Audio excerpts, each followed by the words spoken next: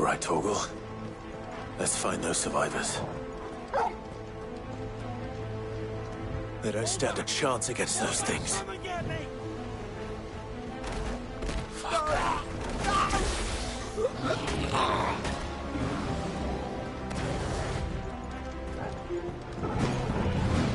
They've been routed. Get him! Sick him! They're wearing Waluda armor. Brutal!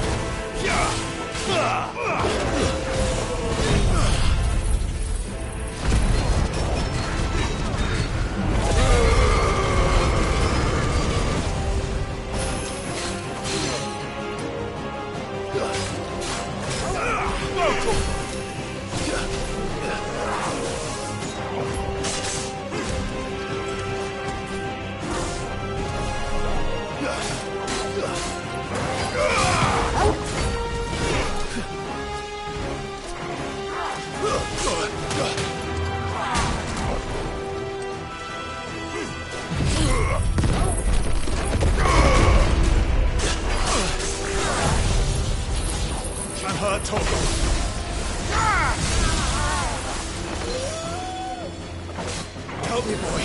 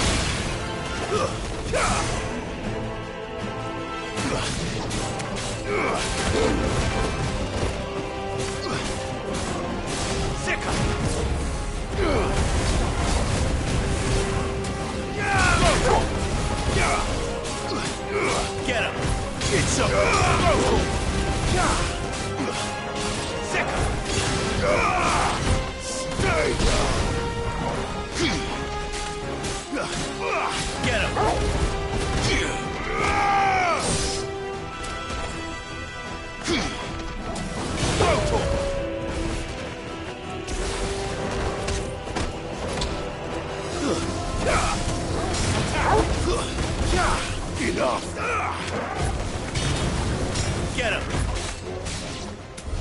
What happened to the Royal Army? There's nothing but monsters here.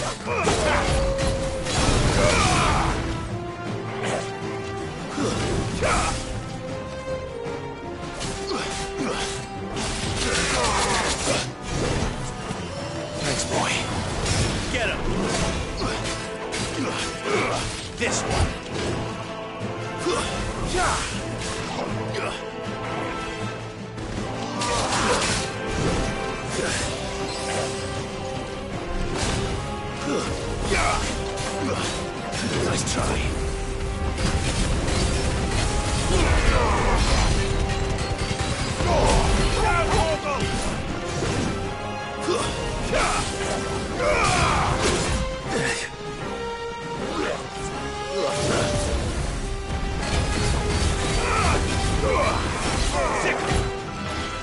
Too slow.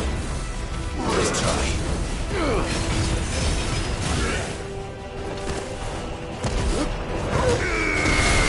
All yours, Torgal. Now, Torgal. Fighter!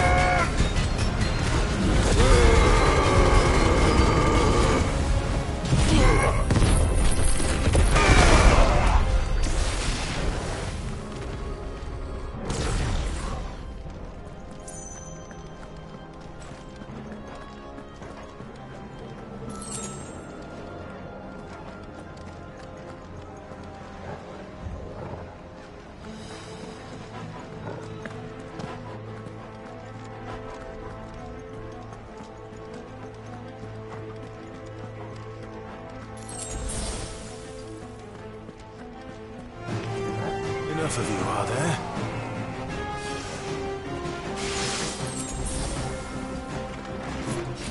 Titan! Go, Tor!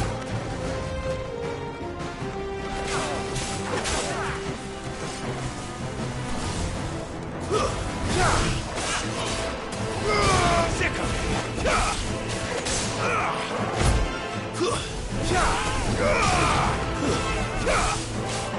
Get him! This one! Get him! This one!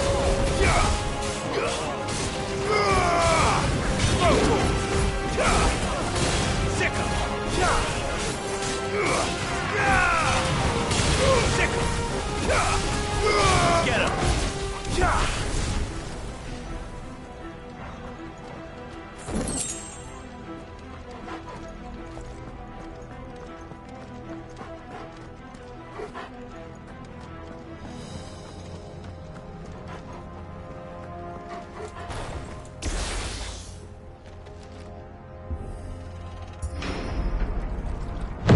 That sounded big.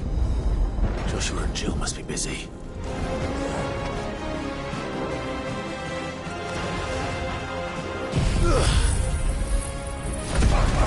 I'm hurt, Torgal.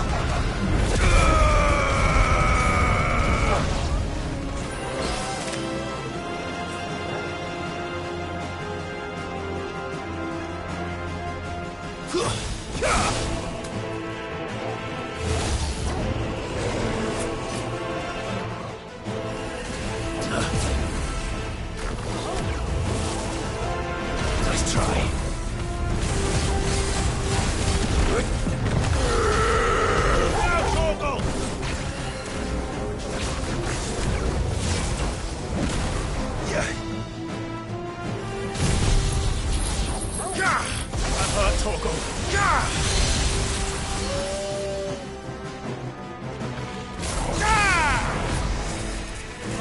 Too slow.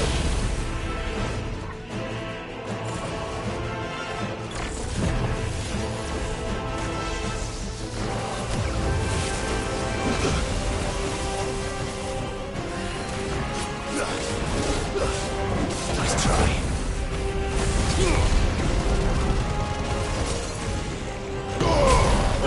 Kill!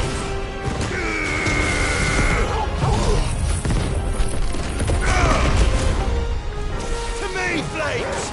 Kill!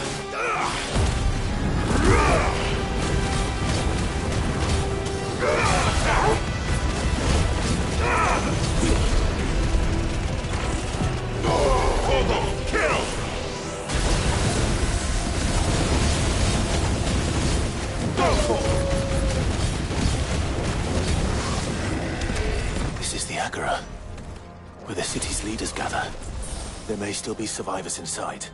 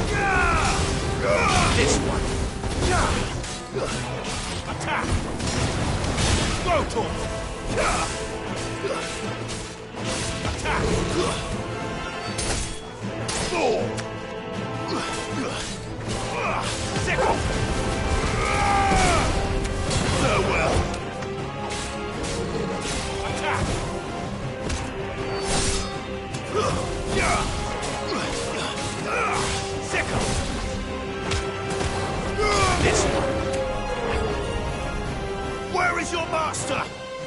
What does he want?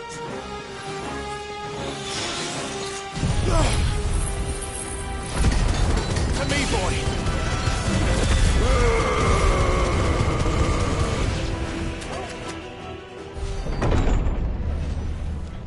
You've caused quite the commotion.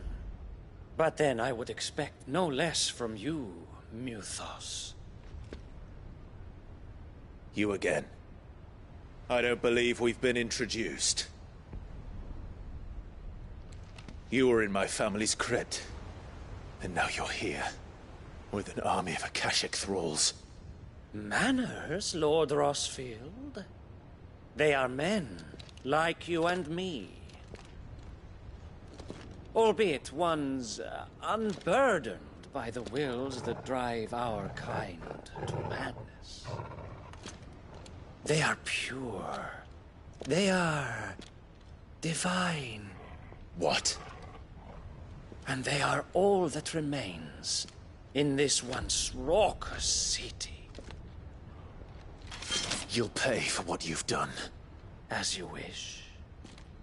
I confess I have been very much looking forward to this. Pardon me this indulgence, Your Majesty. The vessel shall not be spoiled.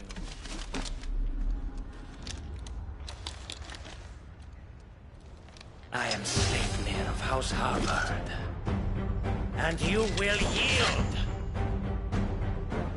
Or not. As long as you don't hold back. Attack!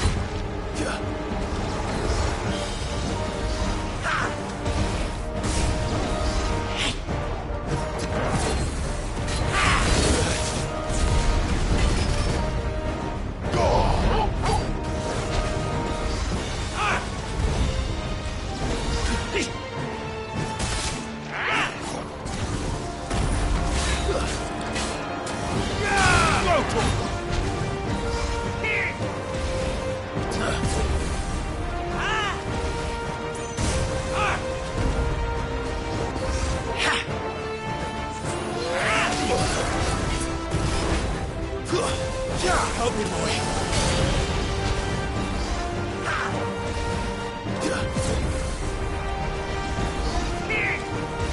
Too slow.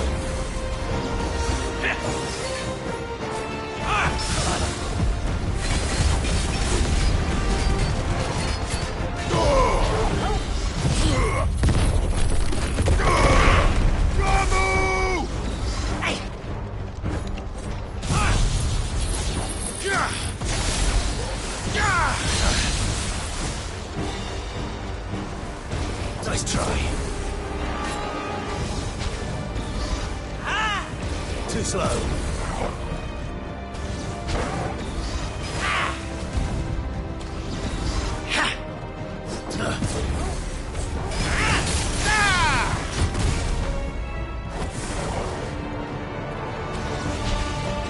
This one. Get him. Too slow.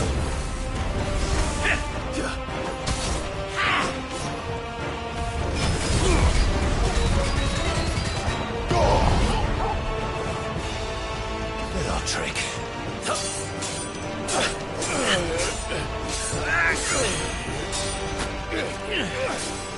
Fuck. You will forgive me if my performance seems uninspired. It is just that I expected so much more from our chosen one. Perhaps this will kindle your flame? What now? A gift from my liege lord's armory. Gungnir. Watch closely, Mythos.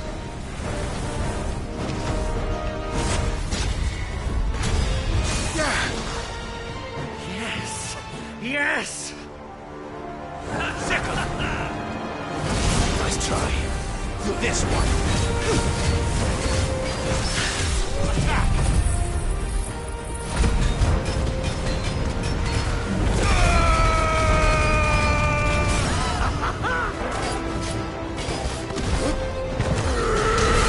All yours, Torgo.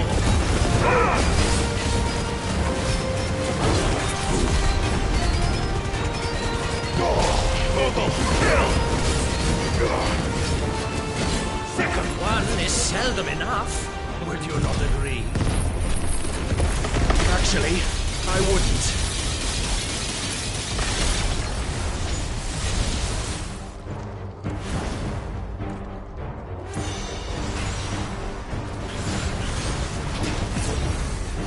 Nice try.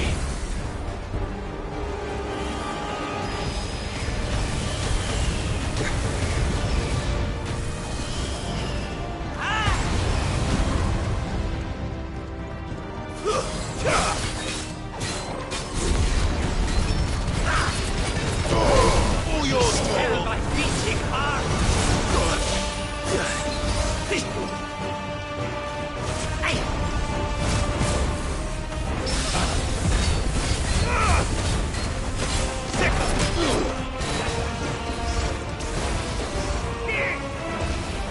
Stop!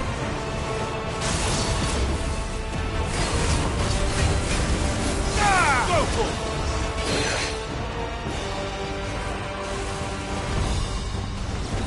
it!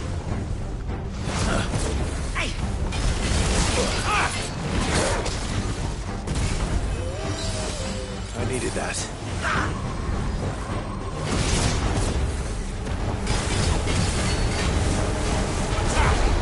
Enjoying yourself? Here, Torgo!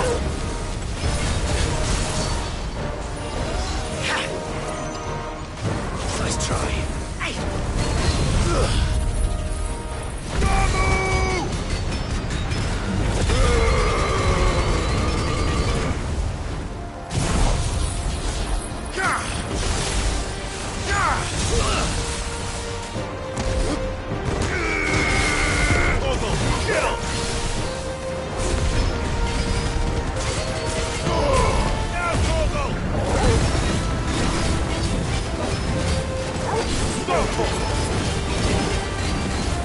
I say.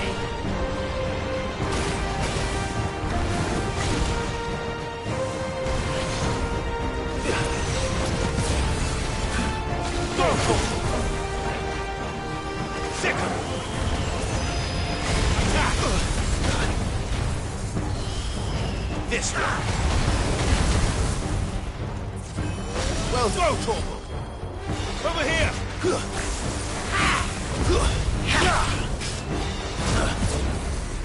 Mythos.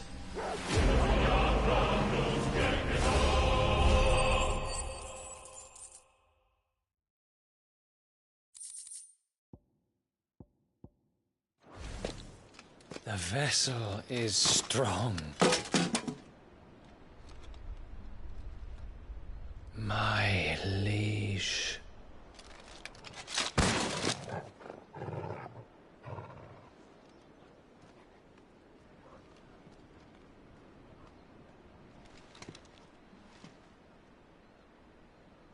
Clive!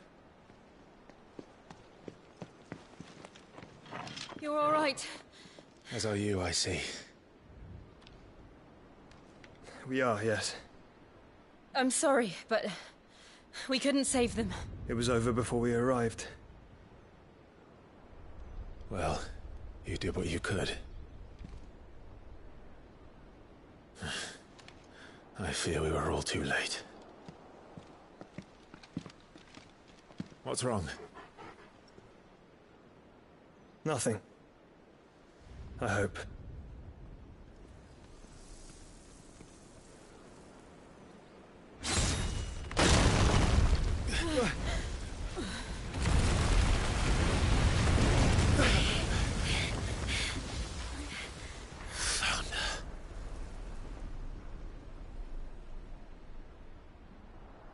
Leaving so soon, Mythos? It's the king. Indeed.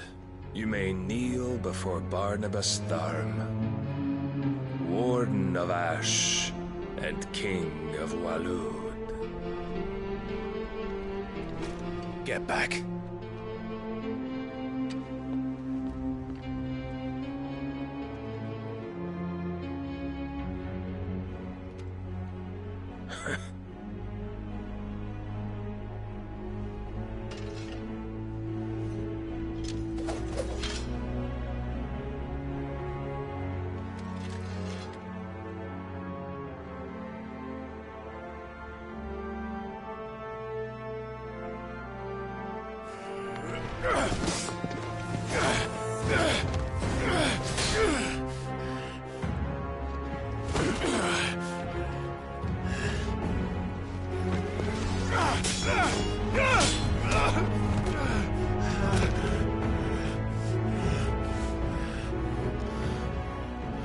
Wild and impetuous. I expected more of the boy who bested my Lord Commander. Yet I see why my master covets you so. The power within you, Mythos. The potential.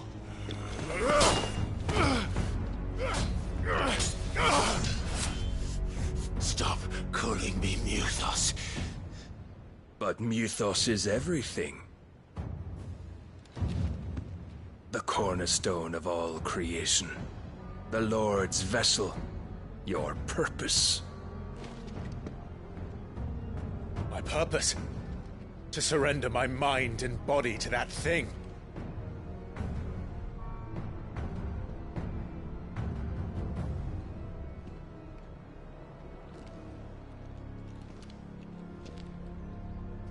No, Your Majesty. My purpose is my own. I made a promise to my friends, to my people. And nothing is going to stand in my way. You would allow this delusion of free will to bar your path to greatness? Truly, your volition is a cancer. One that must be excised.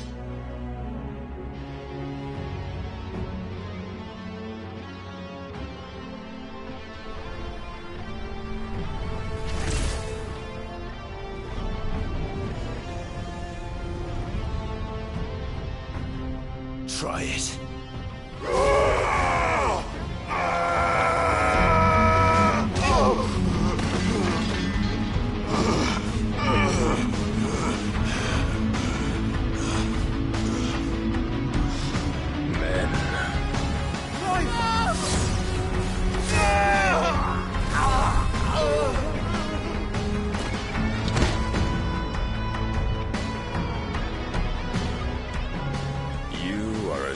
As all the rest. Joshua!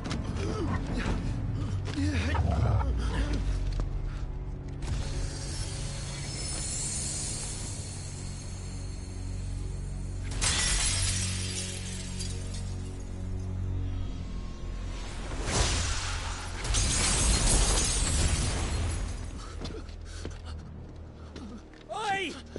Oi! This way! Hurry!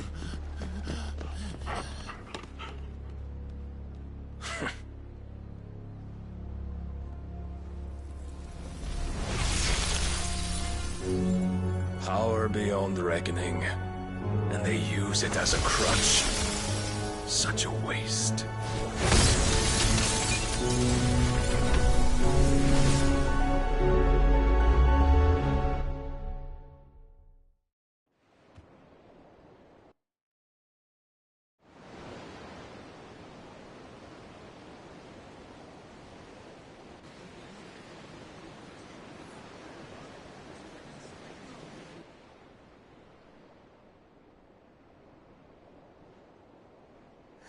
Will he be all right? The phoenix can mend flesh, but the spirit must recover on its own. I'm afraid the rest is up to him. This place is remarkable. Outfitting it must have been no small feat. But why go to such trouble? That beauty's belly's filled with wonders the world ain't ready for. If the guilds caught wind of what we were up to, they'd all want a piece. All right? And how is he? Do not blame yourself. He was barely breathing when you brought him here. We would have lost him if it were not for you. No. Barnabas may have severed nigh every sinew in my brother's body. But he made certain the wounds were not fatal. Nigh every sinew? Allow me, your lordship. Don't know what I was thinking, putting you to the trouble like that. 'Tis no trouble carrying comestibles to my ailing nephew. I know, but you've already done so much for us. Pouring your gil into the hideaway and now the ship. I don't want to take the piss. You risked your life. And for what? Some girl you hardly know. Why'd you do it? You not mad or something?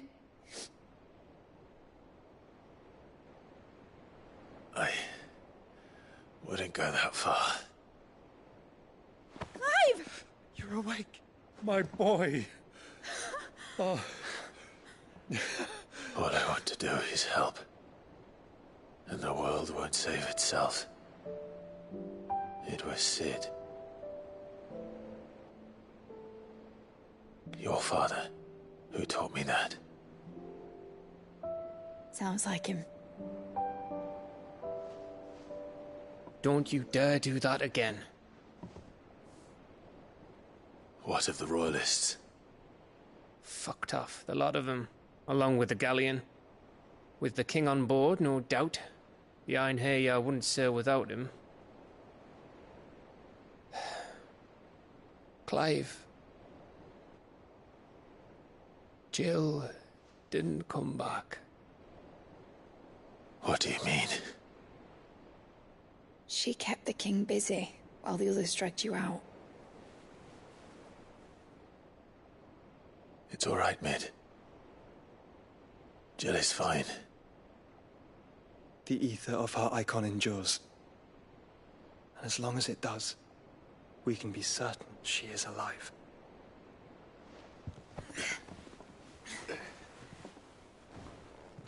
We must pursue the Black Galleon. Jill will be with the king, I'm sure of it. Well, good luck catching him, because my ship's going nowhere. It's the Mithril engine. She's got a kick like a wild chocobo and a mind to tear the hull in half. But you have an idea. Well, of course I do. My dad'll have seen this coming a league off. If I had his old writings... If you had his old writings, you'd be sitting under a fuckload of rubble. The ones Otto didn't save anyway. I suppose he might still have a few pages in his stores. We'll have to hope it's enough. Do what you can to ready the ship. I'll speak with Otto. In your condition, you really are mad. Perhaps. But the world really won't save itself.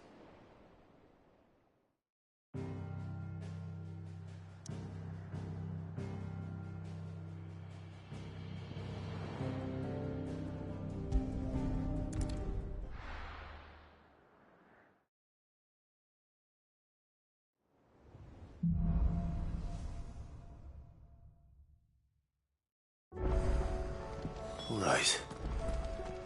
Gav said that Otto might know something. Cole said it was an army of a castle. How are we supposed to do our duty when the hills are crawling with a cat? Clive? But if you're here, where the hell is everyone else? Don't tell me. They're all right. But it's a long story.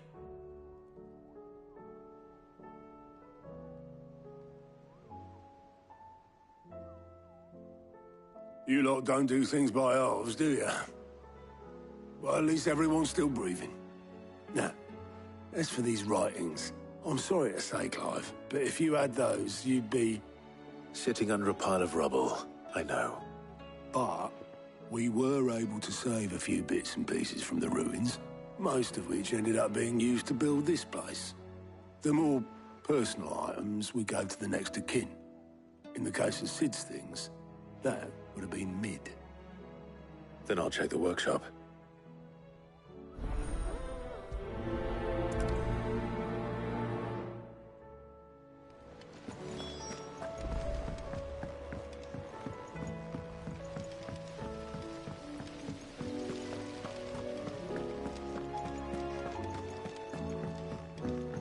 If Amber and the Lazarus are gone, do you think Mid's ship will ever sail?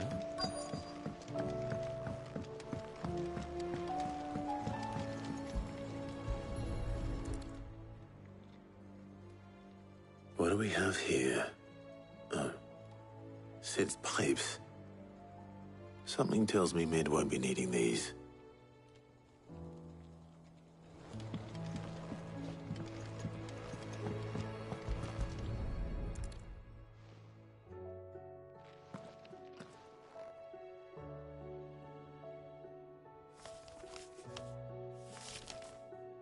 This looks like it's from Sid's old diary. But you'll already have read it. I'd better keep looking.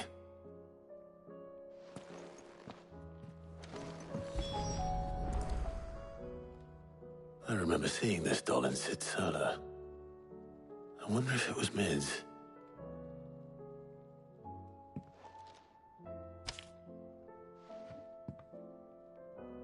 Huh.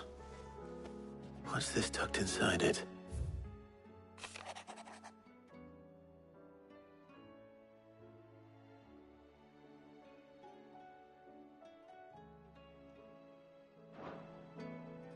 Sid's best invention.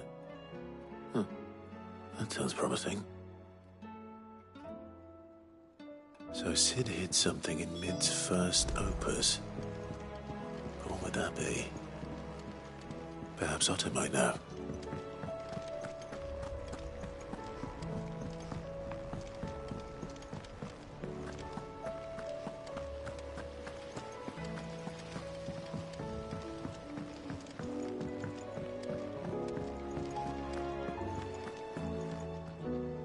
Well, did you find anything? Possibly. You wouldn't happen to know what Mid's first opus was? Opus? That girl's as tone deaf as a banshee. Unless you mean the orchestrion. She couldn't have been more than, what, 11, 12 when she cobbled that thing together? It surprised us all. Not least her dad. You should have seen how proud he was of the little scamp. What's that battered old box have to do with anything? I think Sid may have hidden something inside it. Wouldn't surprise me. Those two and their bloody treasure hunts. Half the things in the hideaway were hidden one time or another.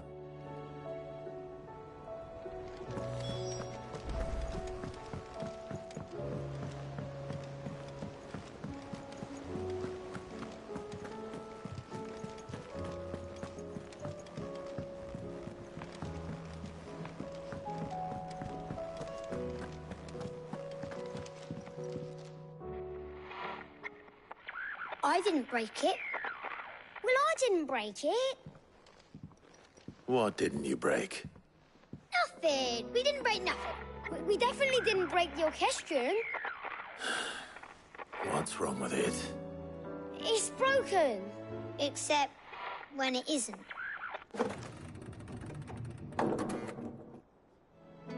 See? And you had nothing to do with this? Nope, nothing. We just wanted to listen to all the songs at once. So we pressed all the buttons. Like this.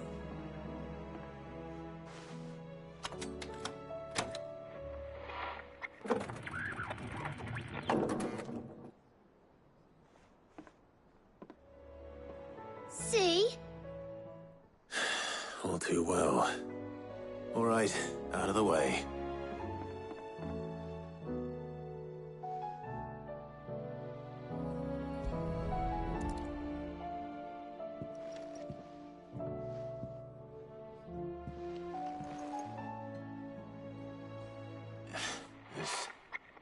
Something caught on one of the gears. Did you break it? Can you fix it? No, I mean, yes. There. How about now? You fixed it! Sid fixed it! He more than fixed it! Yeah, new music! Huh. Never heard this one before. They started playing when I removed this. Whatever it is.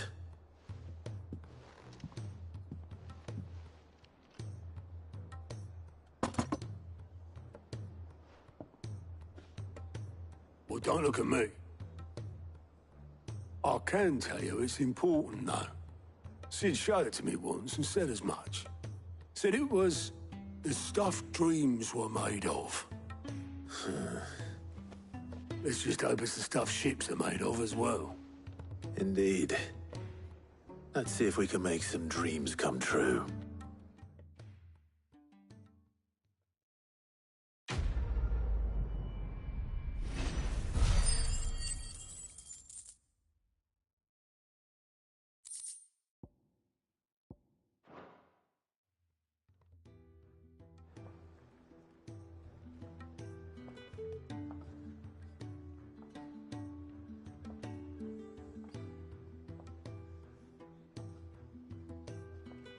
Just the two I was looking for.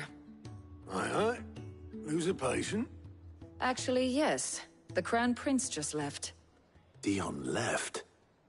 Unless you've another word for stood up and walked off. Yes, left. He did have the decency to leave a message with Obelisk before commandeering one of his dinghies. Should we go after him? No.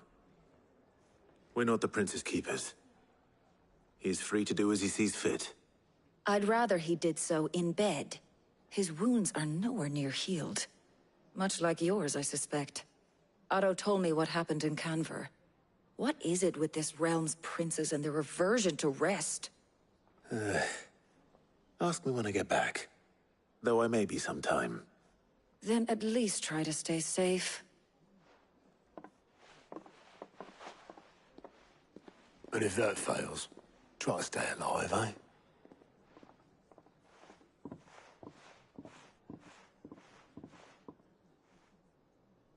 Every moment I waste here, the further the flagship sails. I have to get back.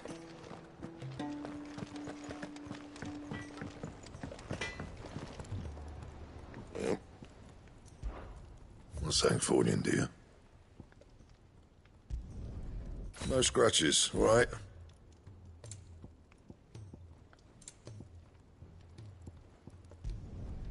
Not bad, if I do say so myself. Not my best work, but it'll do. You can thank me later. That it? Fine. He's a surly soaker.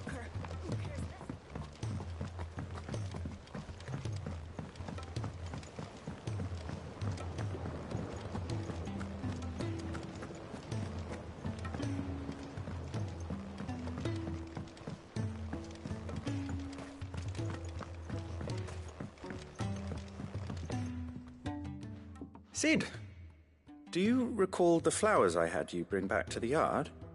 Vaguely. Is something wrong? I'm afraid so. I was able to get most of the Morganbeards to take root, but they rarely flower. I fear the soil here does not agree with them. However, I believe I have a solution. I can't wait to hear it. I'm going to marry the Morganbeards with Morbles. I know. But hear me out. Morbles are possessed of a highly choleric temperament. The fire which drives them appears to be maintained by an abundance of nutrient-rich ether drawn from their environs. I believe that by grafting a Morble vine to a Morganbeard, the appendage's wealth of vigor-inducing nutrients might well stimulate the flower to bloom. The endeavor, I assure you, is scientifically sound. I simply need a vine to prove the theory. And all you need is a single vine from an ordinary Morble. That is correct. A single vine. As for the Morble, I fear ordinary may not suffice. But, as luck would have it, a most extraordinary specimen is rumored to haunt the swamps of Rosaria. Why, a notice concerning this very creature was only recently posted on the hunt board. How timely. Well, I shan't keep you any longer. I know you have much to do, as do I. Now, where did I put my watering can?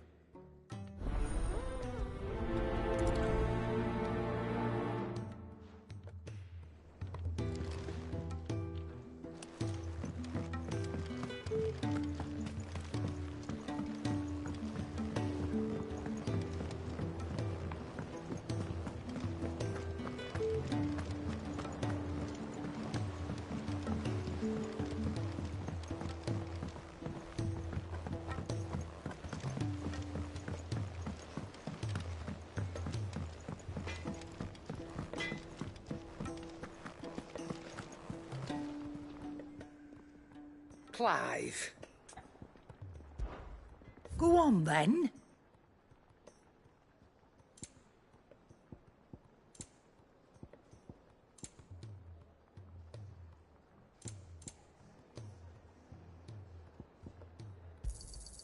You'll not find a better price than that. It'd better all be here.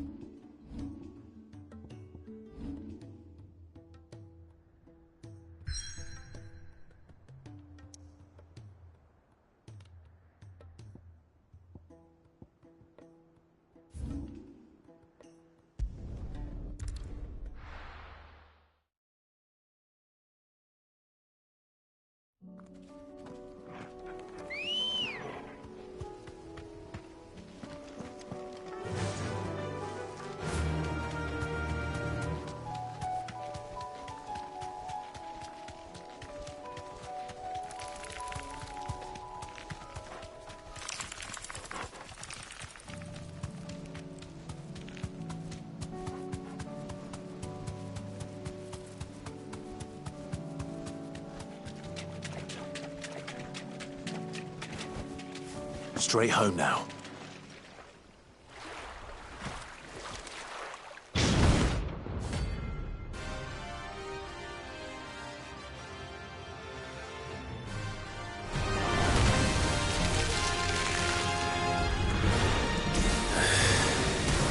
Couldn't have been just any Morble, could it? All right then.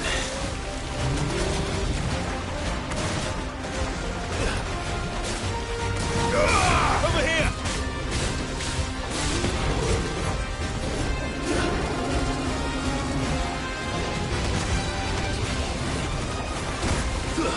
Sick! Get her, Toggle! This one!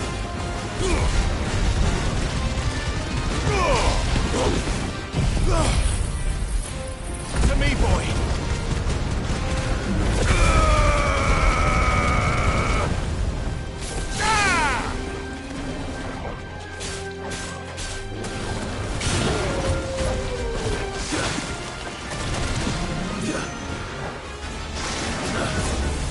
Too slow.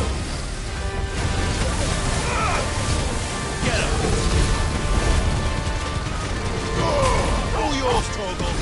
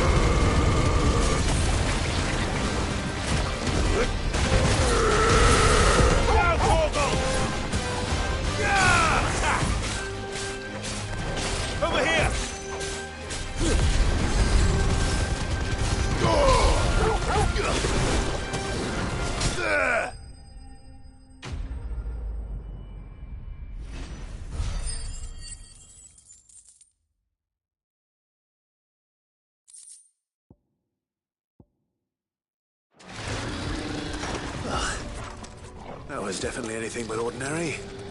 Now, let's get this vine back to the yard.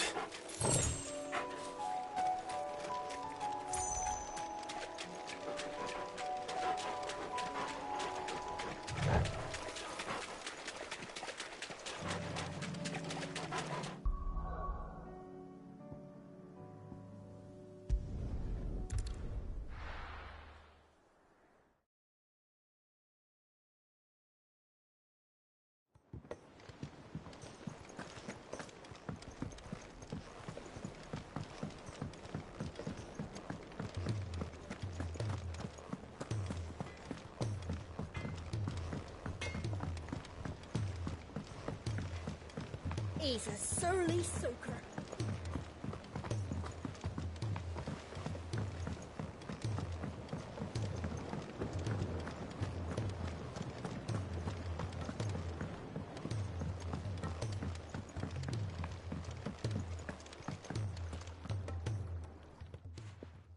Sid, I can't help but notice that your satchel is twitching in a most violent manner. Here. It's your problem now. What an amazing specimen. The flesh positively throbs with vitality. If I can successfully graft this to the Morganbeards... When I successfully graft this to the Morganbeards, I suspect the results will be immediate. I shall begin at once.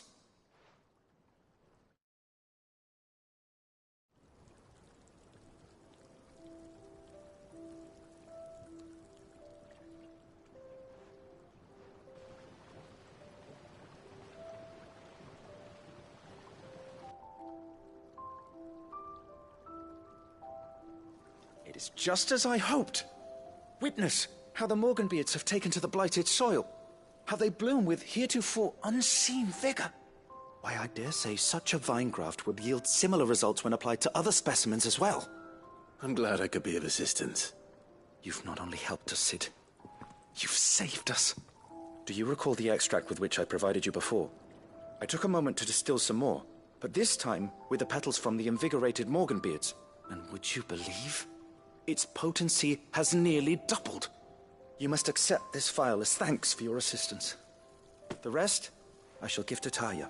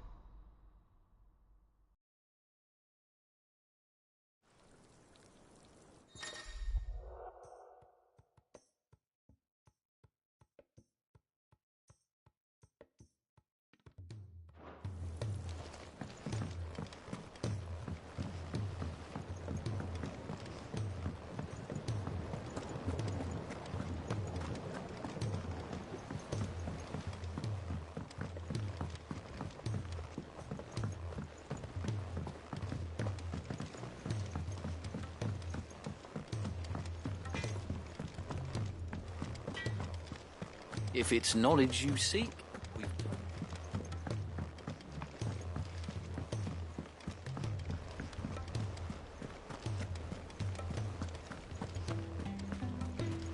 Cole said it was an army of a cash.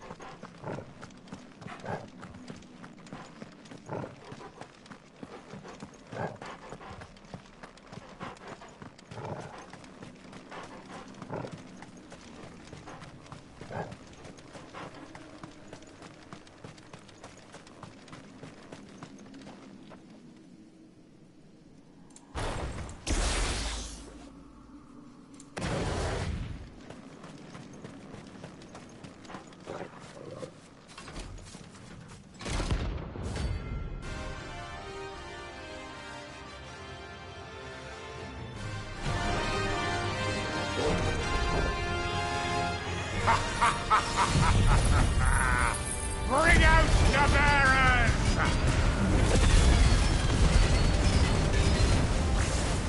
Let me and my mortar purge them of their sin! You'll regret doing my mother's bidding. Too slow. Hold still. You're not leaving. Leave it to me, boy. Well done, Torgal.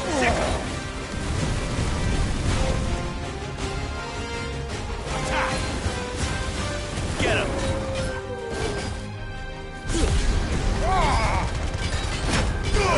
Now, Torgal!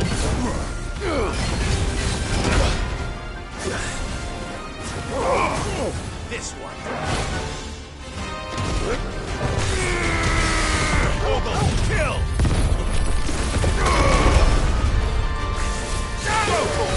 Soil and stone!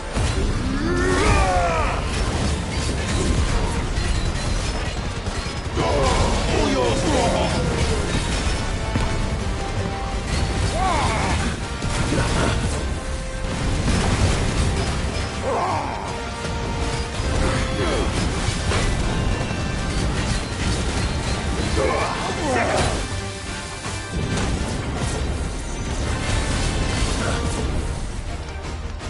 Too slow. Over here! Get him!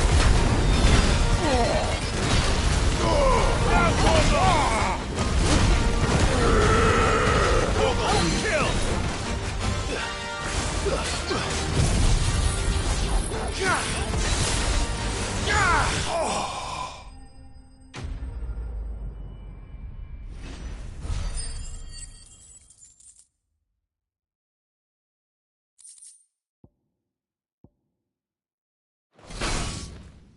Your work here is done.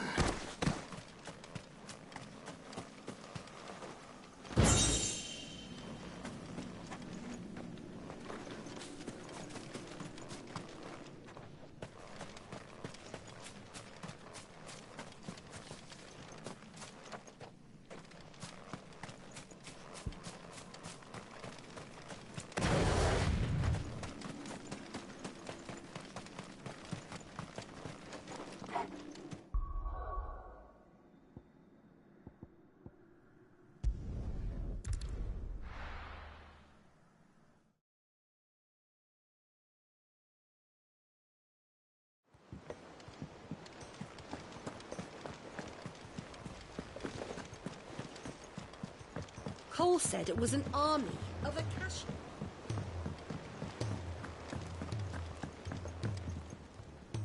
All right, Clive. Blackthorn told me you helped him out again. Tough for that. Speaking of which, I'm actually a bit, Worried about him. And you want my advice? afraid so. It's a bit of a funny one, this, but I saved this posh knob while I was out on a mission, and he gave me this flashy ring to say thank you. So, obviously, I show it to Blackthorn, thinking he'll be impressed, only for him to go white as a sheet and quiet as a curl instead. Try as I might, I can't for the life of me work out what could have got him upset like that. And seeing as how Blackthorn opens up when you're around, I thought maybe... I'd speak to him again. Well, I suppose there's no point leaving him to stew. Cheers, Clive. I'll be sure to pay him a visit as soon as I have a moment. All right, I'll meet you by the forge then. You come along when you're ready.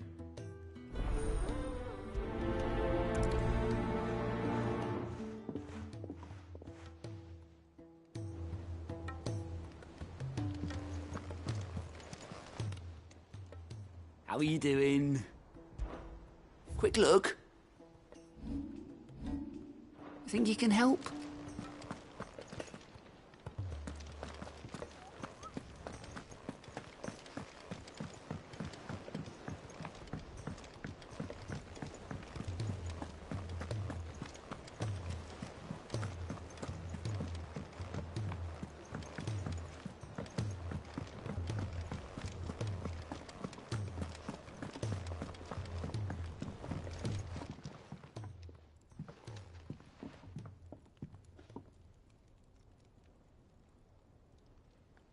Bloody hell, Clive. Not this again. Oh, ain't you got better things to do with your time? That remains to be seen. August tells me he showed you a ring, and that the sight of it clearly upset you. Would you mind telling us why? Come on, mate. Bottling it up ain't gonna help no one. If it weren't the ring, and it was something I said, then I'm sorry. It was the ring, right? It brought back some unhappy memories, that's all. Memories better left forgotten. Memories of what? There are things we'd all rather leave behind, Blackthorn. But sometimes it helps to talk about them. And sometimes it doesn't. Is that so hard to understand? Don't be like that. Fine.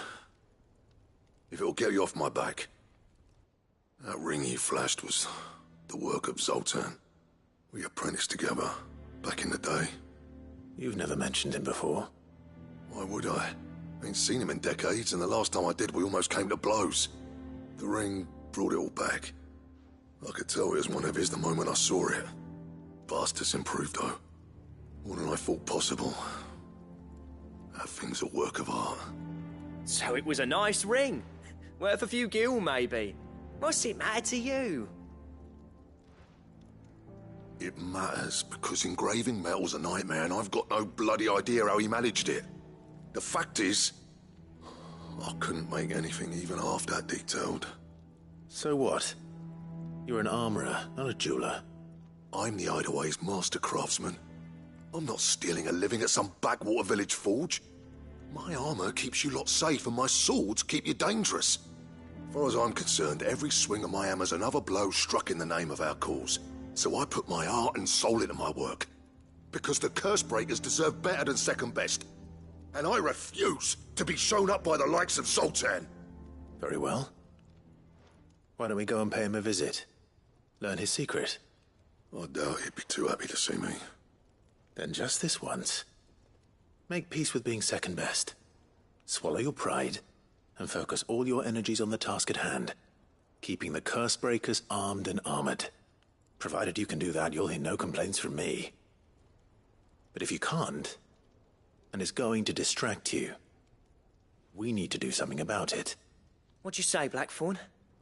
You know he's right. And it's not like you'll be going alone. All right. Magic. So, where do you reckon old what's-his-name is then? Zoltan, was it? In Dravozd, my old village. He won't have left. He's the chief. Dravozd, eh? That rings a bell. Not far from Tabor, right? Just north of the fields of Carava. Got that, Clive? Meet us at Dravozd as soon as you can, yeah? And I'll make sure Blackthorn don't get cold feet. Good luck with that. I'll see you there.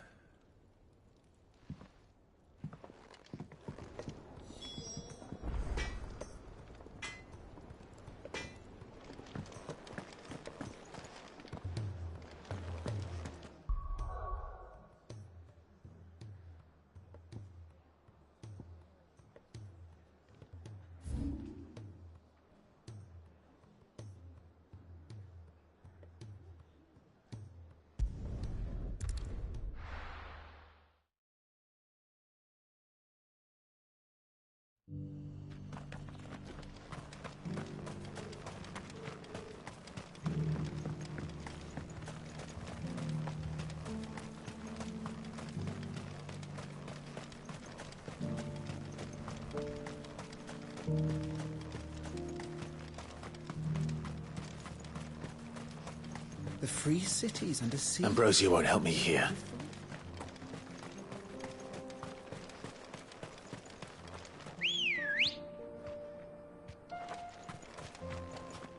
Come on. Faster!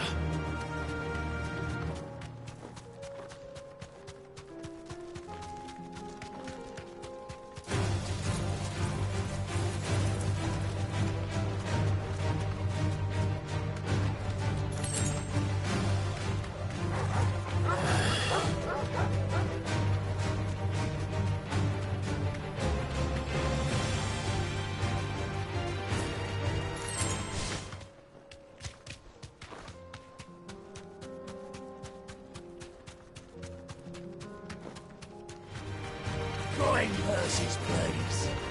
Yeah.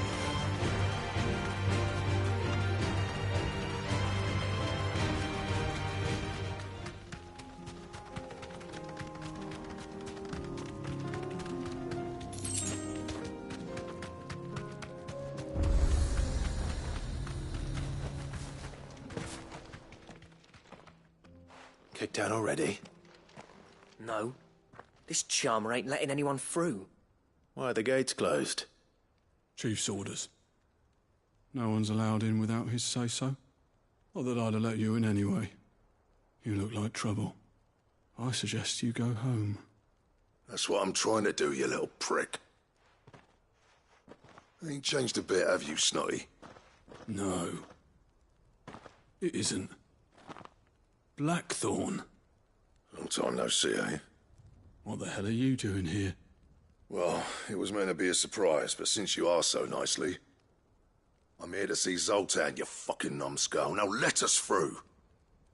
All right. Just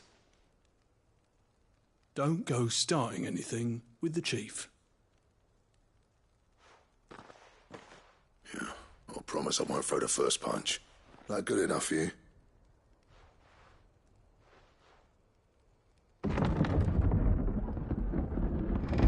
Go on then.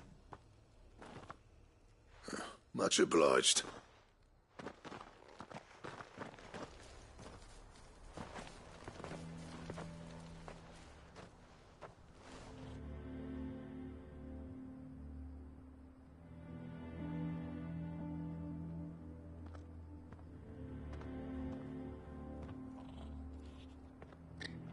So this is Dravosht. Not much going on, is there? It's a smithing town. When I was a lad, you'd have to shout to be heard over the sound of hammer on anvil.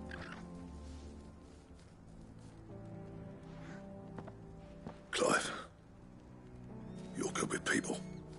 You speak to Zoltan. Hey, you ain't backing out now, are you? There's a river of bad blood between me and the chief.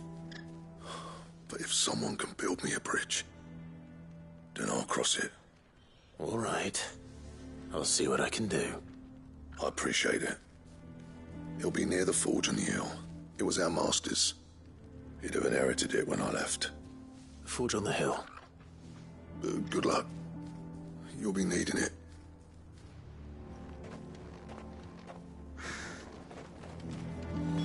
Well, if we can't fire the forges, how are we going to earn our keep?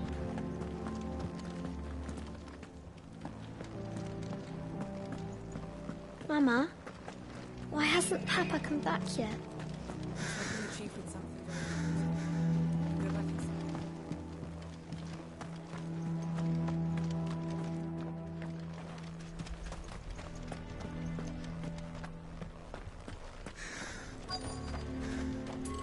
Should be enough to last us a few moons, at least.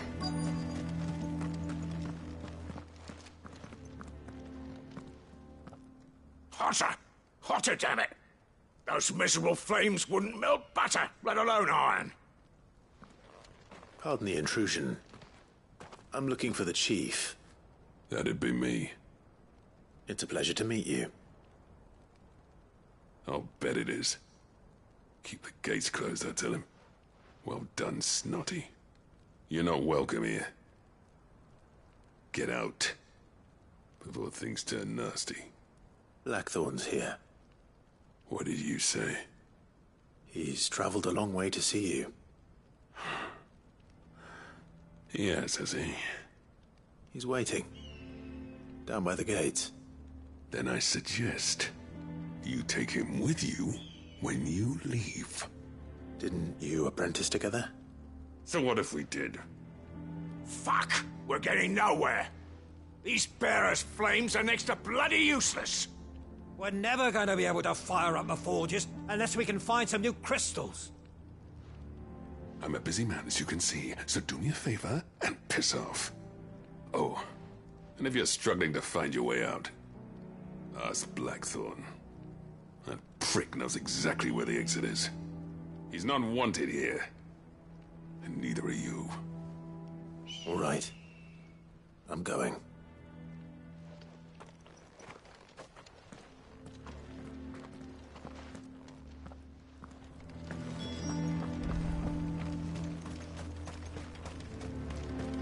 That's my obituary written then.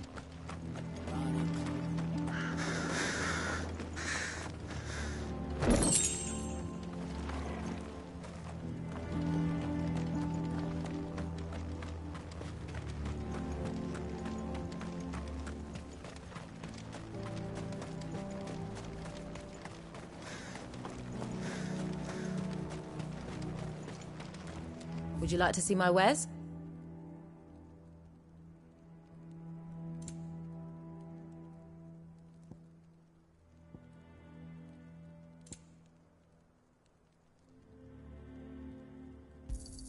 Certainly. Go safely now. But if we can't fire the forges, how are we going to earn our keep? Let me guess. Zoltan told you to piss off. As a personal favor to him, yes.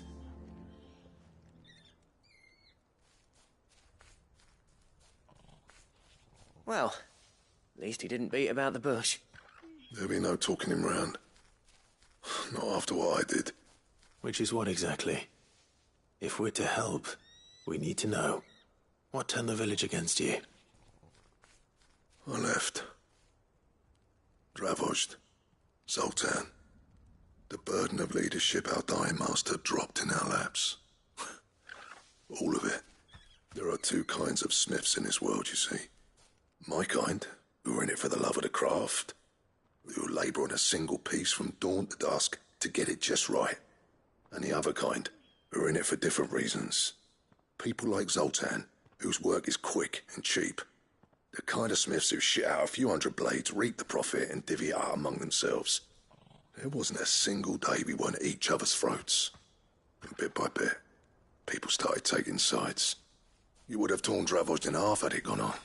So, I left. You didn't have to do that. Zoltan's a better chief than I would have been.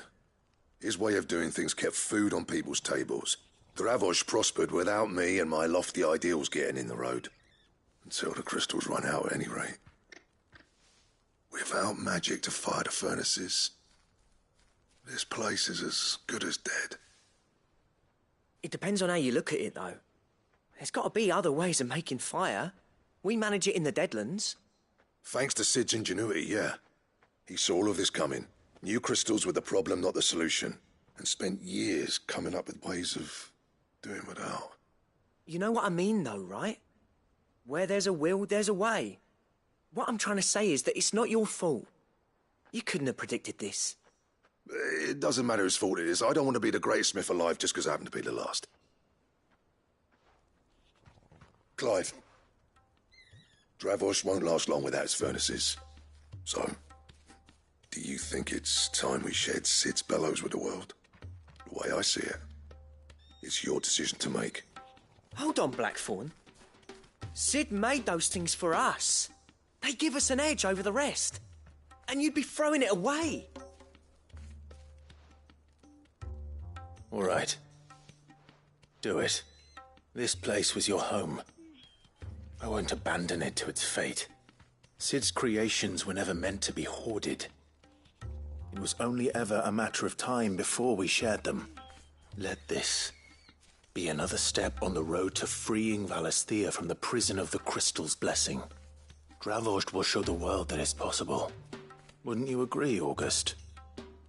When you put it that way, of course. It's like hearing Sid speak from beyond the grave. Thank you, Clive. Shall I go and fetch the plans, then? I know I'm off by heart. I'll be needing some help, though. Building a furnace isn't exactly a one-man job. Do us a favour and round up anyone strong enough to lug a brick or two with you, August. All right, then. And I've got a job for you too, Clive. Finding me some salamander skin. I need leather for the bellows and nothing else will withstand the heat. Luckily for us, salamanders feed out in the fields of Karava. Time for a spot of hunting, then.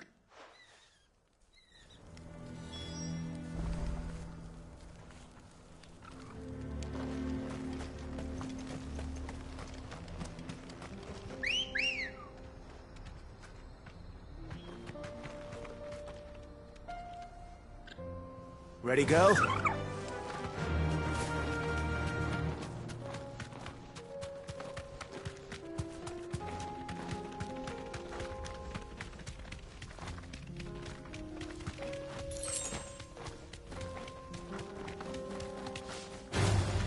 No mistakes.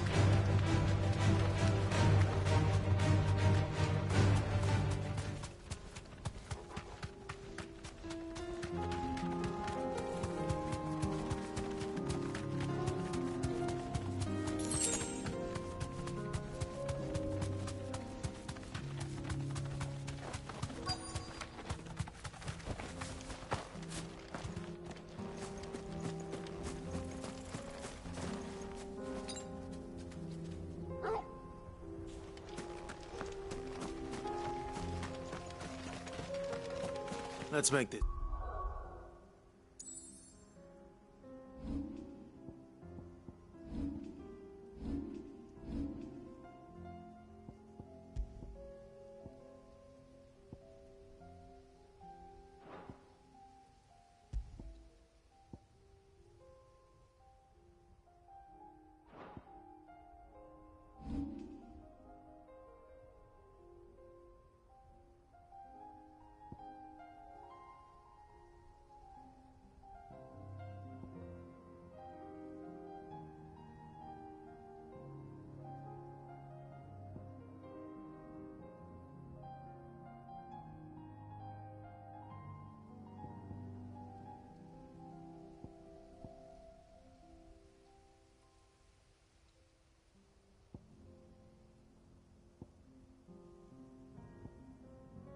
Quick, shall we?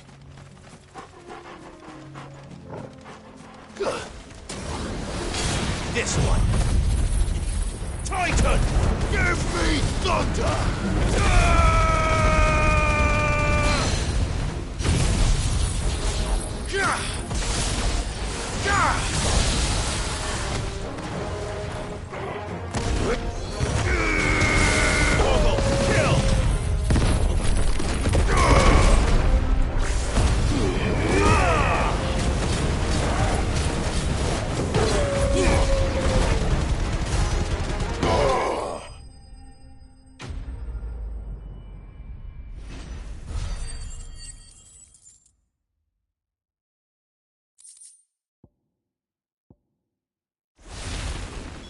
I dare say that will be enough for a decent set of bellows.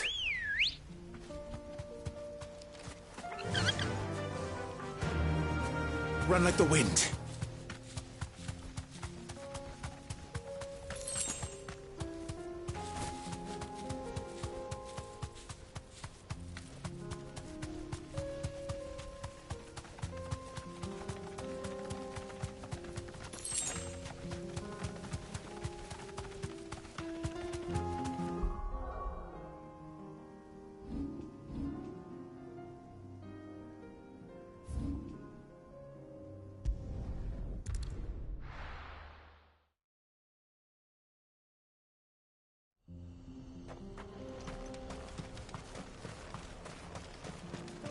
What's this all about, then? Don't know. Any trouble finding the skin? Nothing I couldn't handle.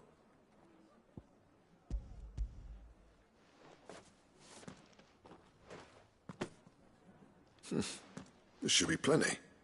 Right then, time to put these louds to work. If everyone pulls their weight, we'll be finished in no time.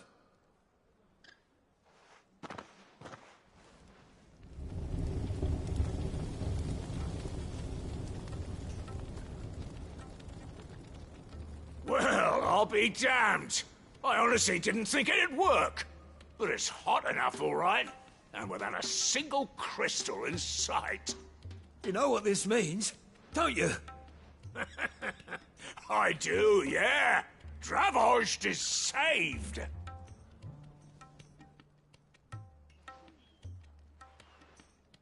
Sorry about earlier.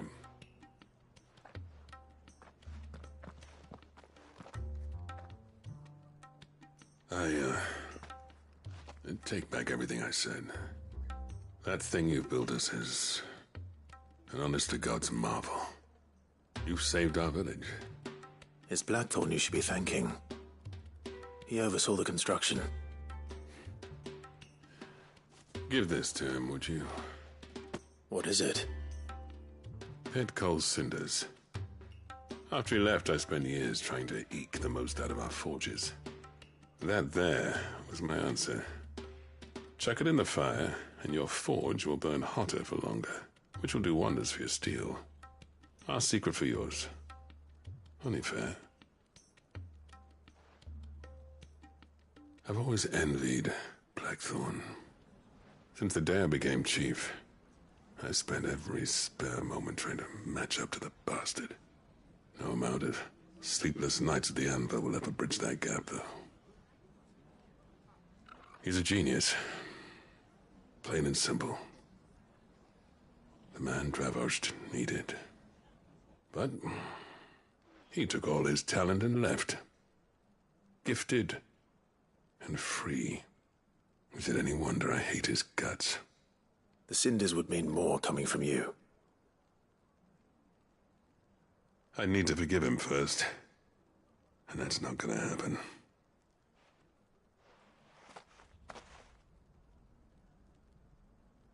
Well, you know what they say. Oriflamme weren't built in a day and all that. These things take time.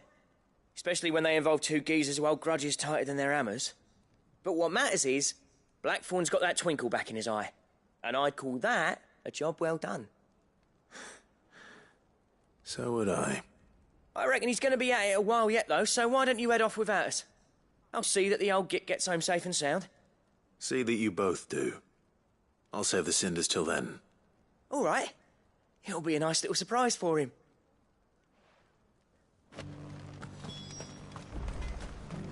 I want a set of these bellows for our forge.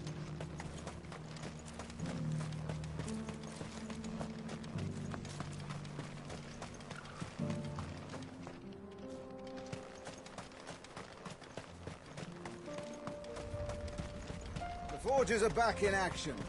I'm burning them.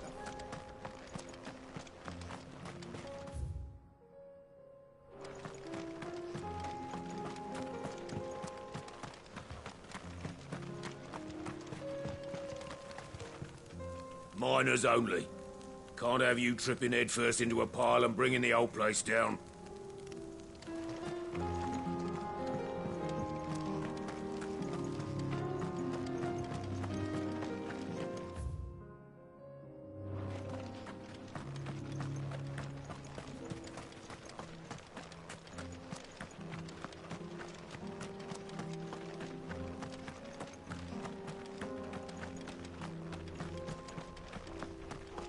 Watch it, stranger.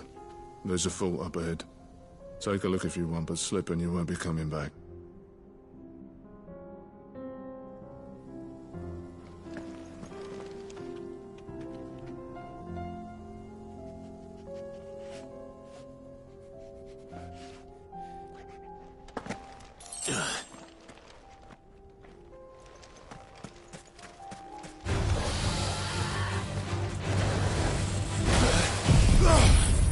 I'm hurt, Torgal.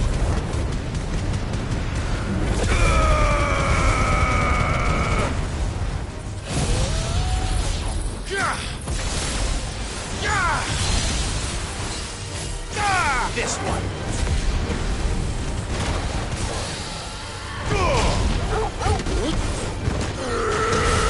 Now, Torgal!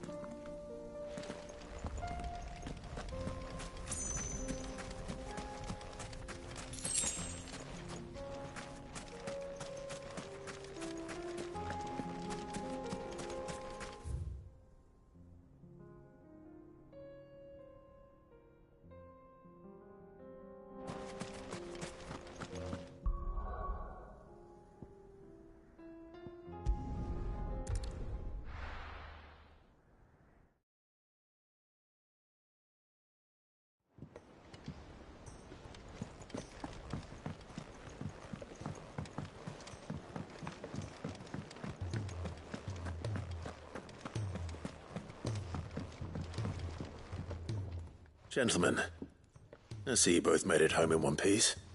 Yeah, well, we didn't want to outstay our welcome. The whole village turned out for a go on the bellows after you left. Everyone except Zoltan, that is. Didn't see hide nor hair of him. Oh, but that reminds me. I have something for you.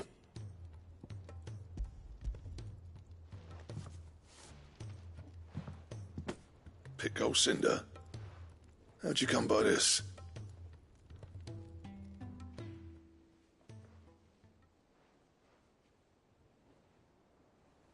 And you're sure he wanted me to have it? I'm sure. He didn't say so, but I think he wants to forgive you. Huh. Imagine that. Yeah. You know I could never leave this place, don't you? Every time you put on mail, you and the curse breakers are trusting me with your lives. There's no greater honor for a smith than that. I'm not about to go crawling back to Zoltan for forgiveness, but I will make good use of his cinder. And if that helps save even a single life, then he'll have my gratitude. What was it you said he called me? Huh? A genius? And he spent sleepless night trying to copy me, did he? Sounds like I better get to work. I've got a reputation to uphold. It's good to see you back on form, Blackthorn. I don't know how you pair put up with me sometimes, but I'm grateful all the same. Now, where was I? Oh yeah, about to put Zoltan back in his place.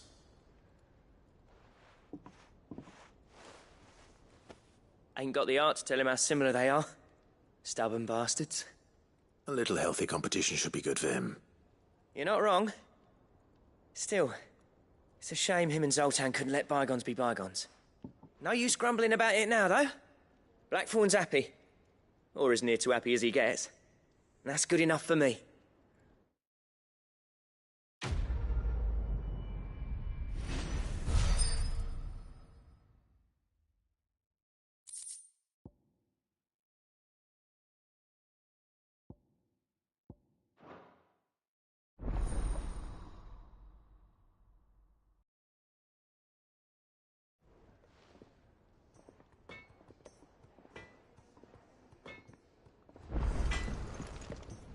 Yep.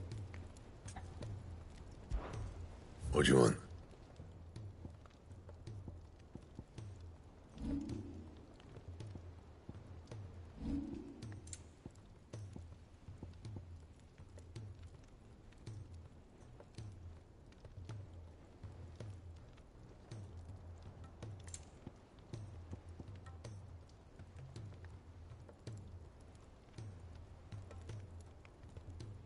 That it? Fine. If it's knowledge you seek, we've tomes aplenty to...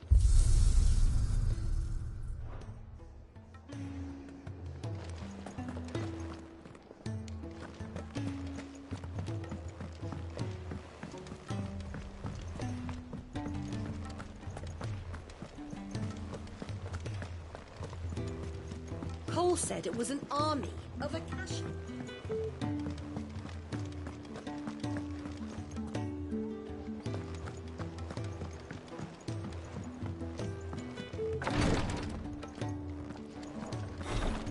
She can't kick this. Glory to Gariga. There you are. And not a moment too soon. What's happened? Taya's busy working herself into an early grave. Since the arrival of her latest patient, she's refused to stop, even for a moment.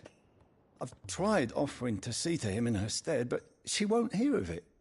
Clive, she hasn't left the infirmary in days.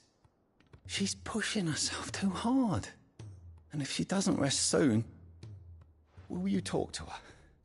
Order her to her chambers if that's what it takes. Because if she keeps this up, I fear the hideaway will be without its best physica before too long. I know better than to order Taya to do anything. But I'll speak to her. Oh, thank you. I pray you have better luck than I did.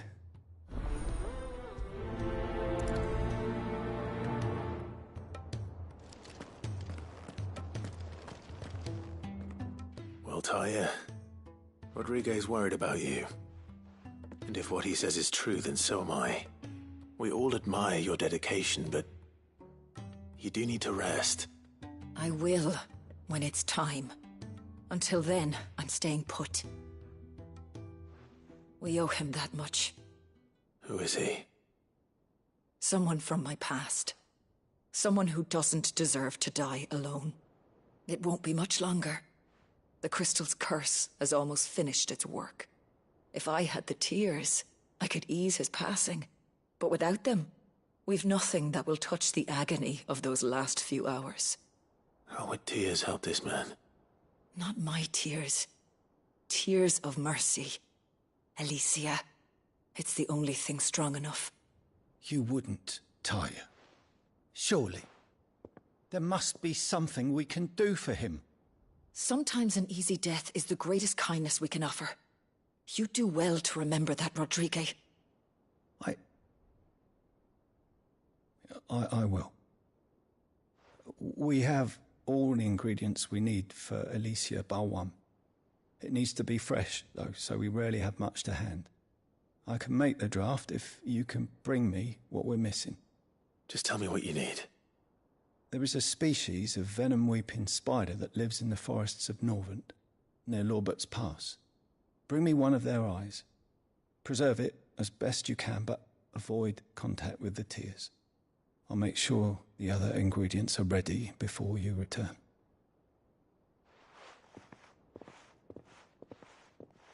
Thank you, Clive. I won't forget this.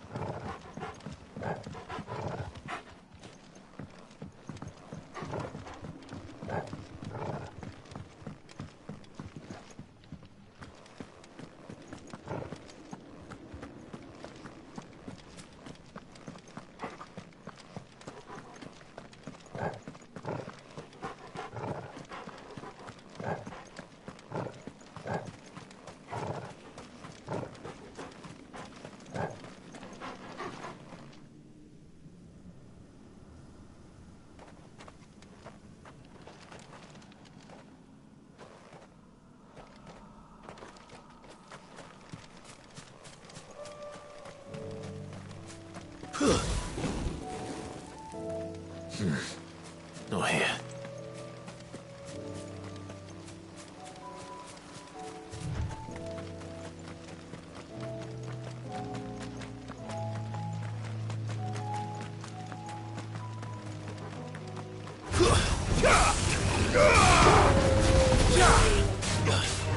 Get him!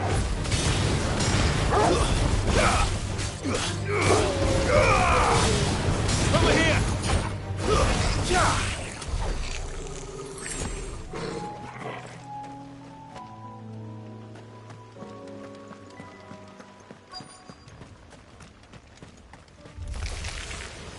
Rodrigue could have mentioned his spiders would be the size of curls.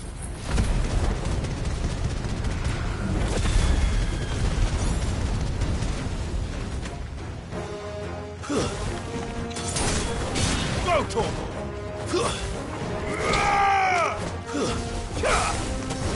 This one.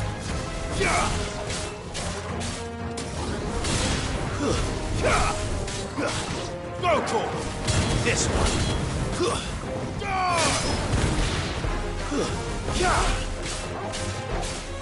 Over here! Go to him! Attack! You lose!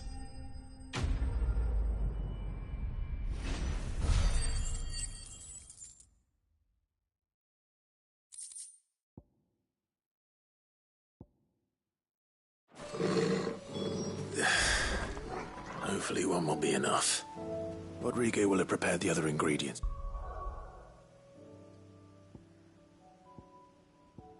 By now,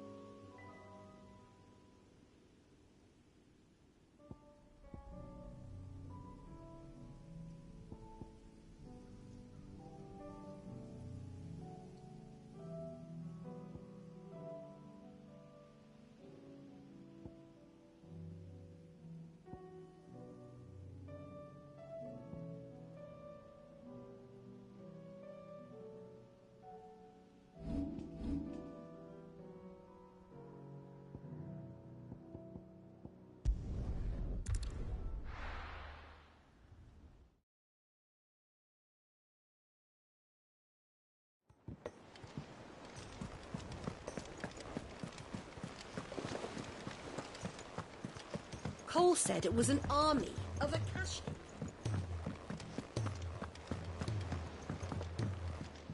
What will it be today? What is it that you wish to learn?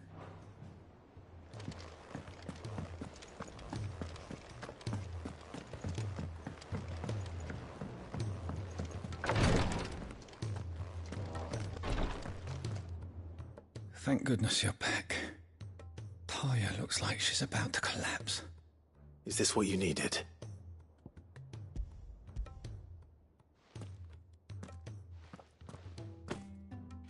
Yes, it is. Thank you, Clive. I'm loath to give a patient Alicia, but Taya's right. Sometimes it's all we can do. A single dose dulls even the most agonizing pain, and all other sensation with it. It may be a gentle way to die, but it is death nonetheless. I wish there was another way.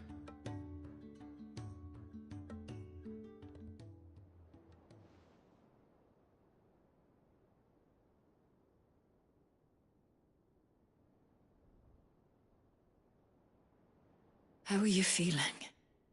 Light, mid-here. Drifting on waves. Good. Just relax. Let the waves carry you to a better place. Thank you, Taya. I'm so proud of you.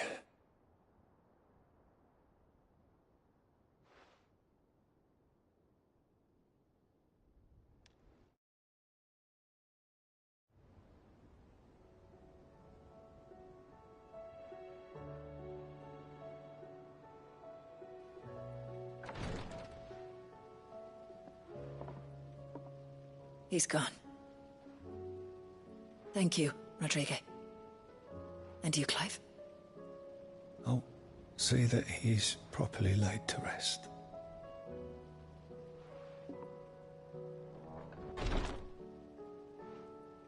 The man you helped today was my mentor, back in the Southern Isles, on the front lines of some meaningless war. I was still a child when they shipped me to their triage tents, to treat the wounded with my gift. But in such blighted lands, I was next to useless. Until he taught me the true physicker's art, that is. An art we would be lost without. Tears of mercy were his gift to the bearers of the world. A respite from the agony of the curse's end. And a kindness Sid would have approved of. You know as well as I what life is like for a bearer soldier. Marched from one battle to the next, never knowing which might be your last.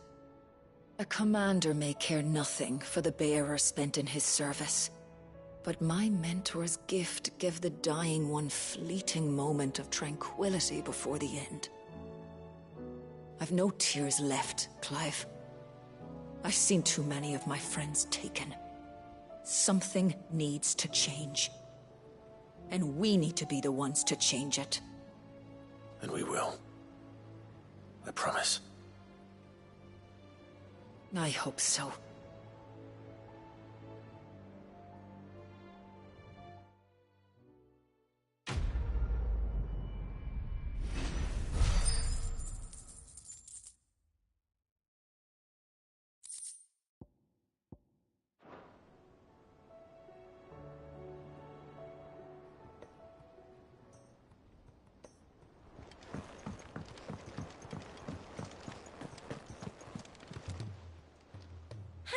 Help you today, Clive?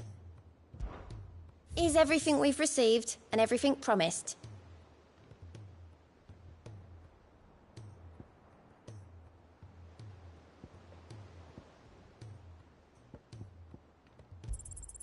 You earned this. All done?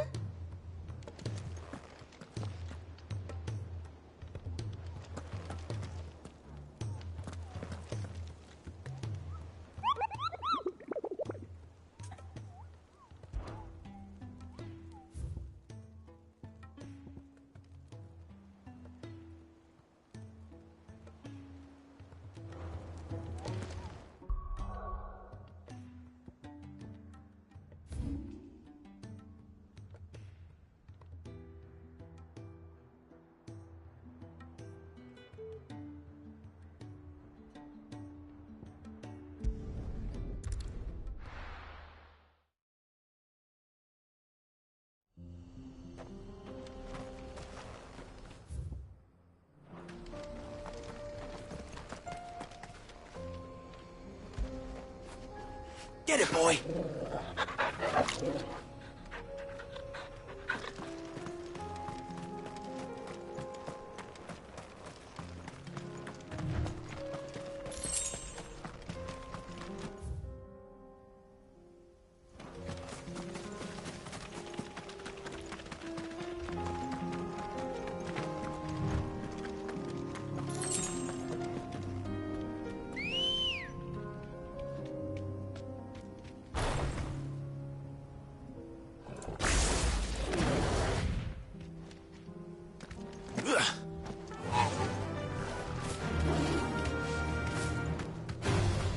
No holding back.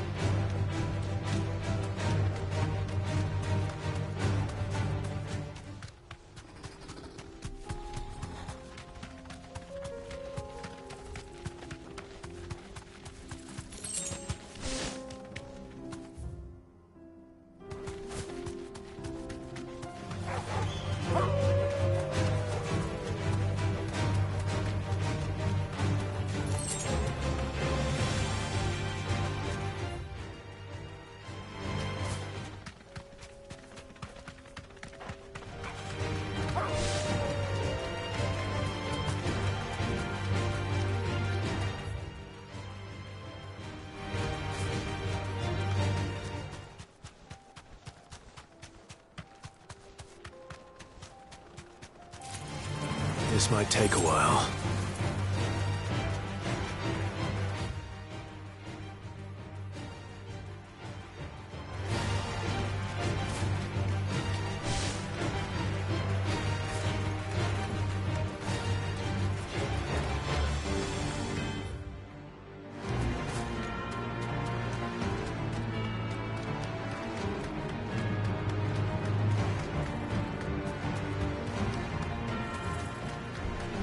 This won't be easy.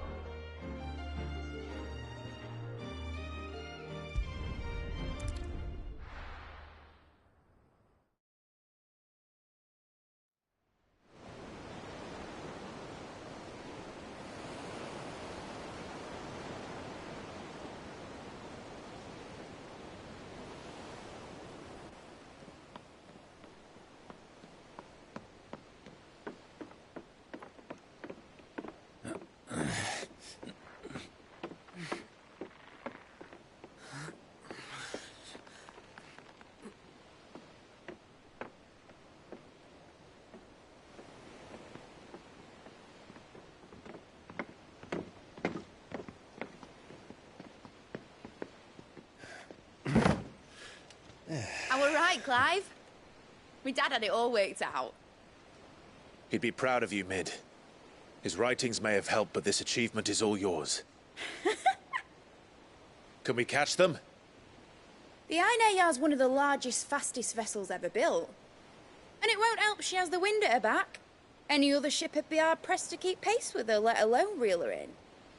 But this isn't any other ship.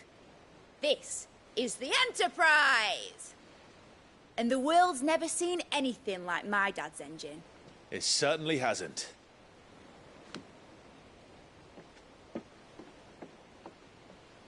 Clive, what do you know of Barnabas Thumb? Only what the bards sing. That he sailed to Ash from southern lands. That it was his mastery of the blade which won him the throne. And that his sword, Odin's sword, can sever the very threads of creation. But don't lose any sleep over a last tilt. We'll do what we must to survive. What we must. The light! I thought this cove was meant to be hidden.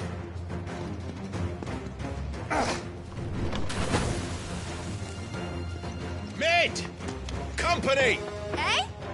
We'll hold them off until the ship is ready. But hurry! Bollocks! All hands! Man your stations!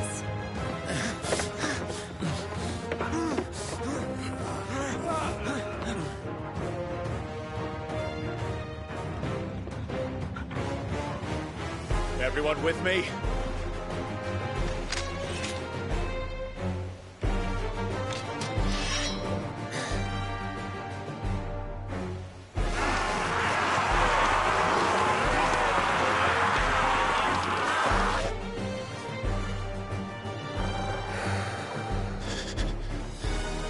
Here they come!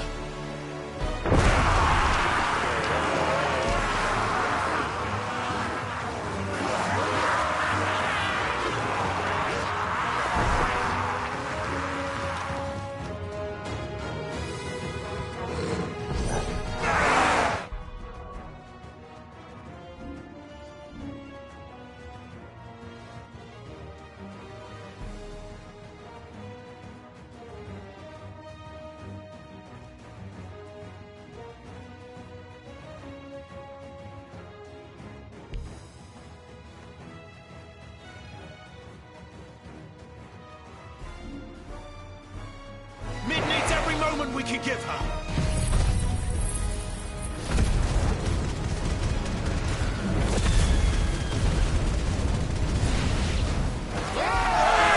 About that offer, Gav?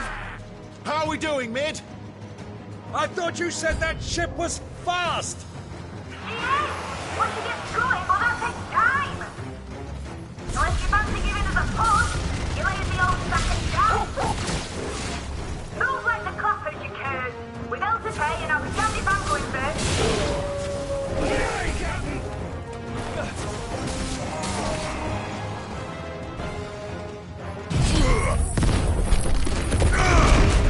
Enough.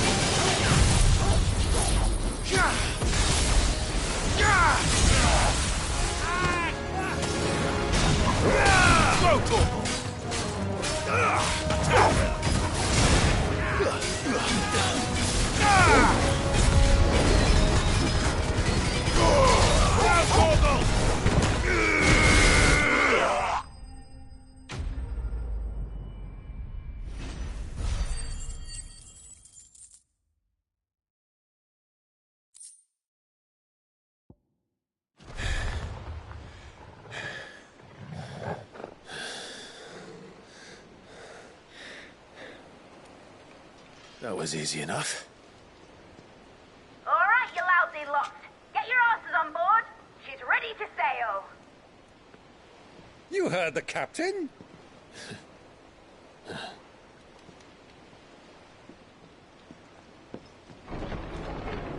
Clive?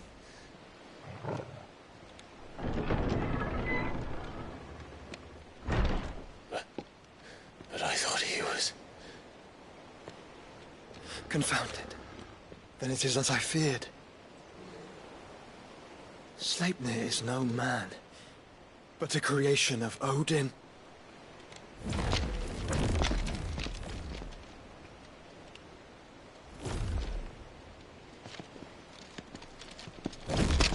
Phoenix's fiery fundament. Have you no normal enemies?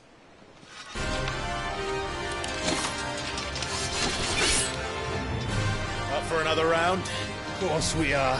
Right, Lord Rosfield? My boy, there was a time people called me the Executioner. Always at my axe.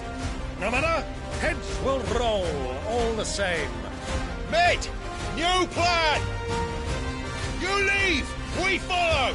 Follow? Swimming, are you? Oh, bugger me! Weigh anchor! Engine's dead slow ahead!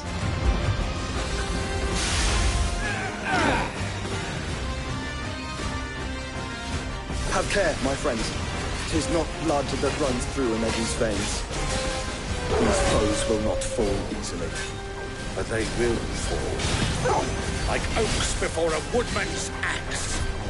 Good thing I brought one! How long are we meant to keep this up? As long as it takes. Unless you have a better idea. Well, I've already killed at least 5 of the bastards. Fuck it. Let's do the lot.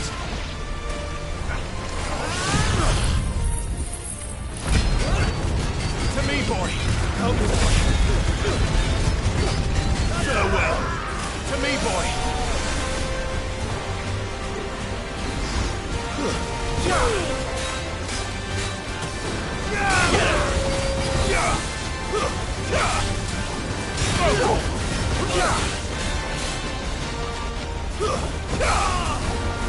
This one. All yours, Torgal.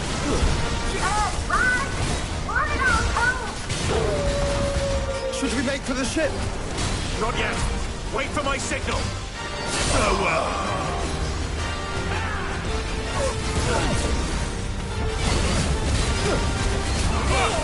Go, Torgal.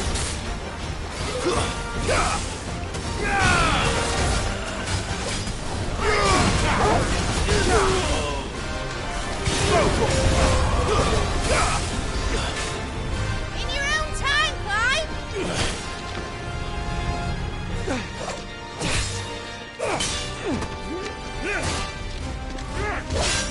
Right, run for it!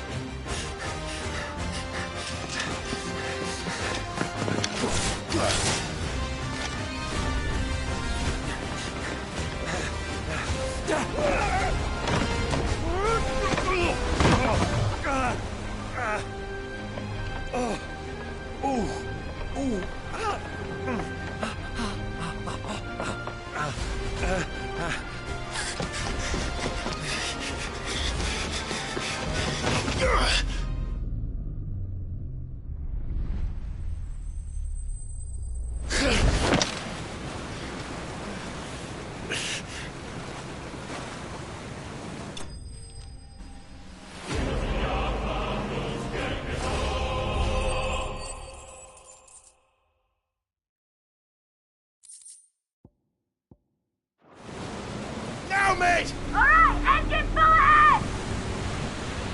And hold on tight!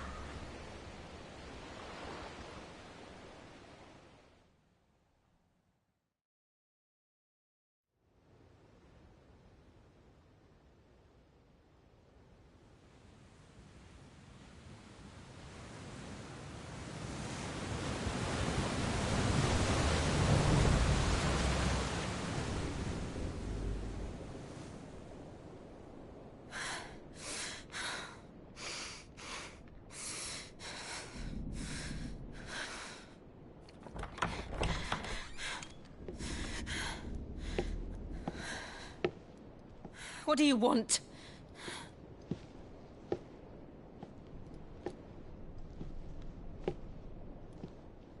That's quite a mess you've made. And wholly unnecessary. You are my offering to Mythos. I would not see you damaged.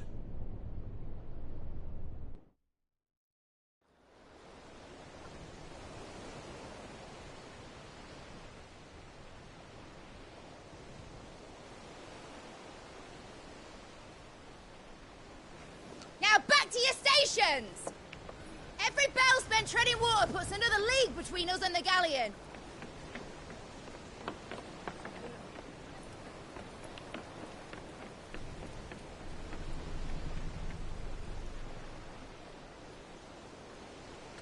I don't suppose Mid has a spare engine?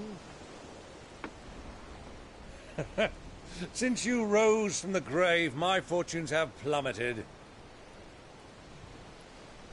Are you absolutely certain of this quest of yours, Clive? The foes you face are as terrible as they are numerous. Aye, and they'd have us live and die on their terms, which should answer your question. Ah. You have that same stubborn look as your father did when he set his mind to something. On the battlefield, I am but a single axe. A deadly one, mind, but a single one nonetheless. Yet what you require is 1,000, and I believe my old friend in Randalar can provide them.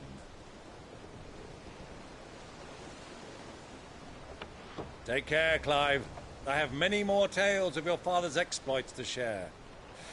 And I cannot very well do that if you're dead. Again. Good luck, Uncle. And may fair winds attend you. As for you, Joshua, take care. I shall do my best, Uncle. Farewell, my nephews.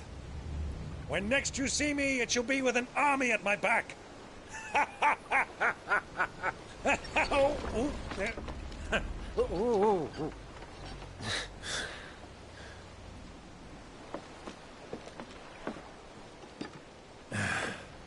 Cheerio!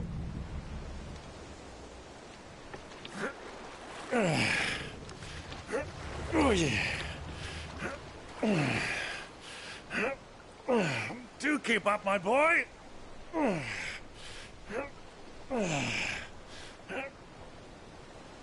Well, you can't have him showing us up now, can we?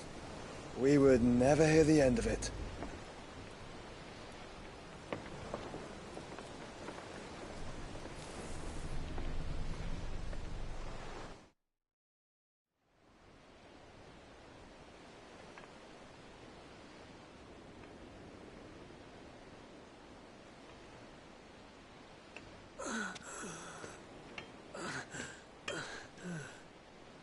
Greek have mercy.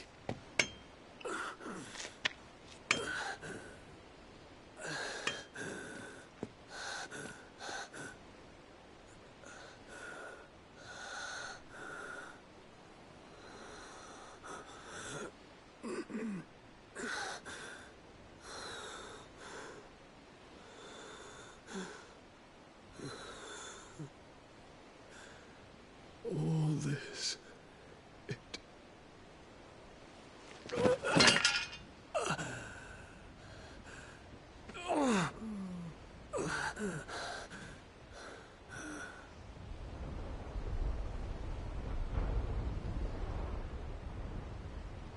What have I done?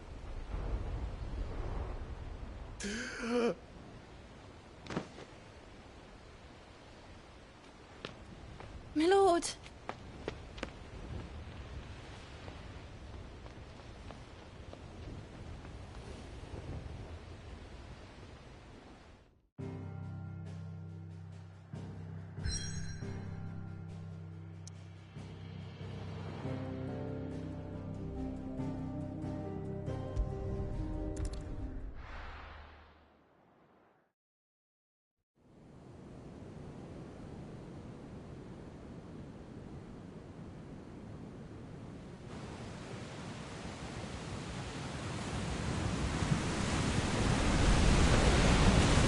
Sea between here and Waloed, but any ship heading north has to round Zemeckis and put through the Narrow. Maintain our current bearing north-northeast, and we'll catch the Black Galleon before she vanishes again. What's to prevent her from circling around Ash from the south? With these winds in those waters, it'd take 'em forever and a fortnight to reach Stonehenge. Mid knows what she's talking about, Clive. Better than any of us lot, anyway. I say we do as she tells... Sails on the horizon. She's ours.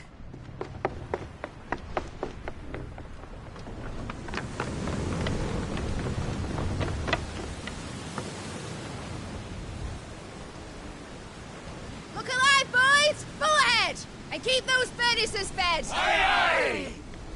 Do you feel that? Jill. All hands! Battle stations!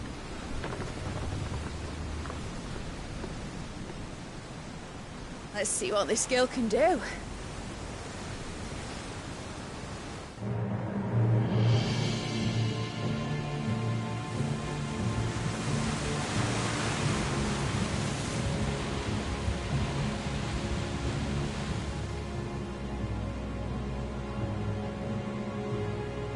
Where one leads, so does the other follow. The bond of consciousness which joins them condemning both to the same fate. Yet my every attempt to strike it from their hearts serves only to tighten its hold.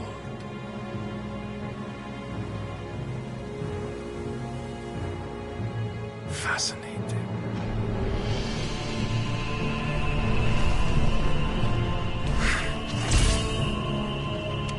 But then, there is naught my blade cannot sever.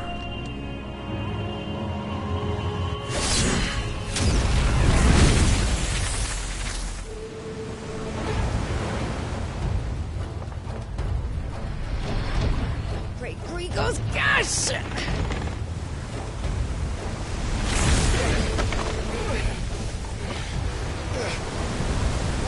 Barnabas.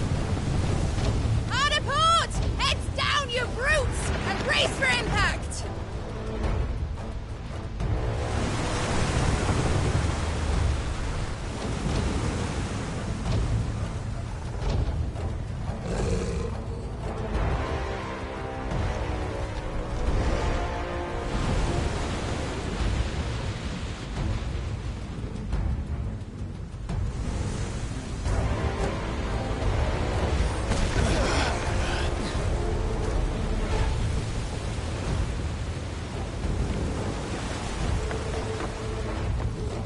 It's now or never. I'll find her.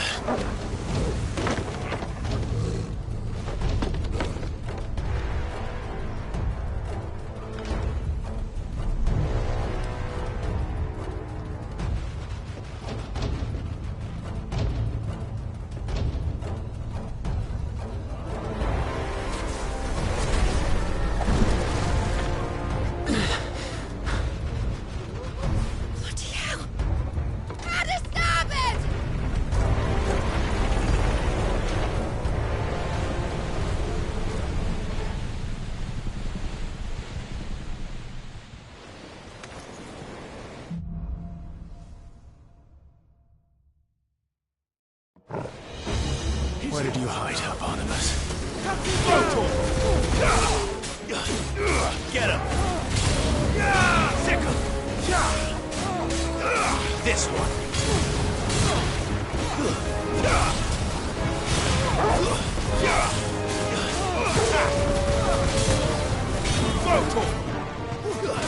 Farewell! Sick him! Attack! Sick him! Get him! Over here!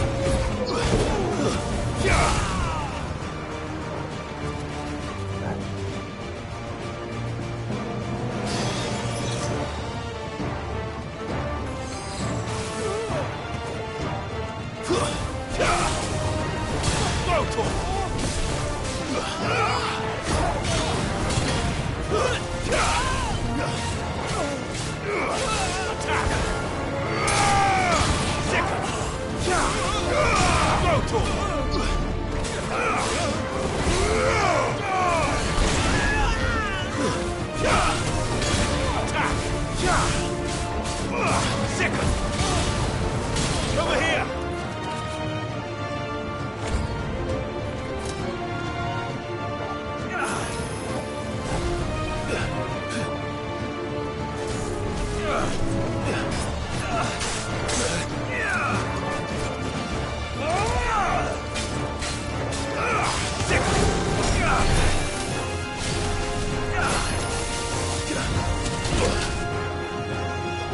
I've heard Torgal.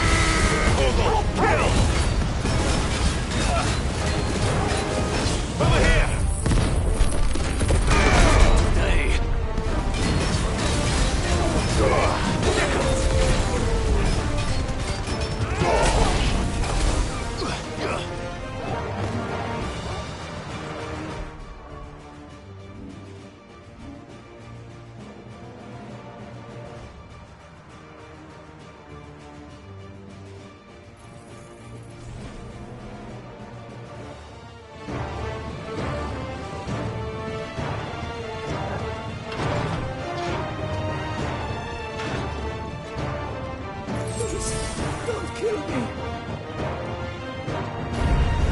I need to hurry.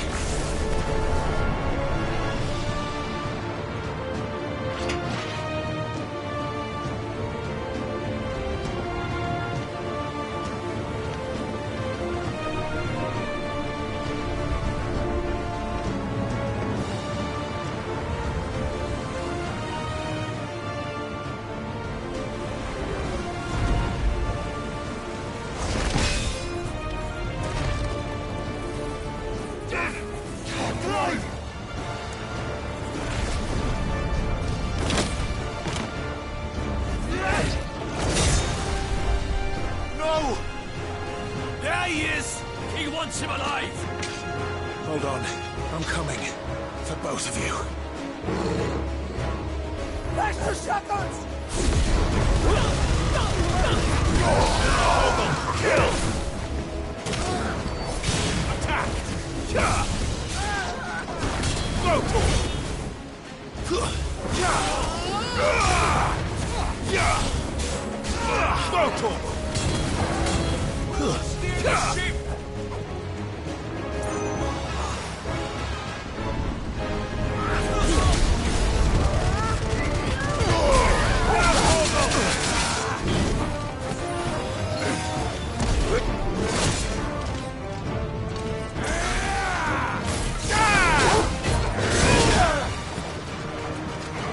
To me, boy!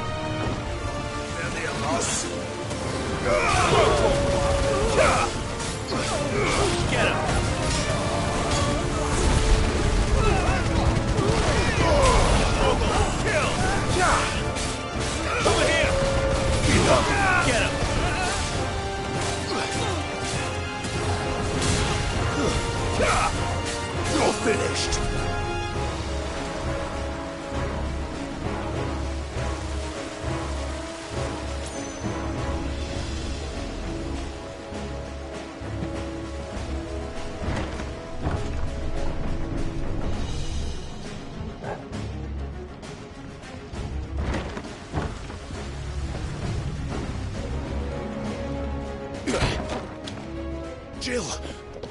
You came. Get back!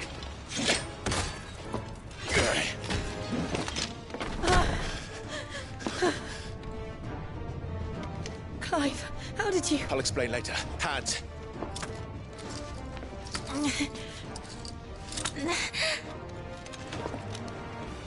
Can you walk? Out of here I can.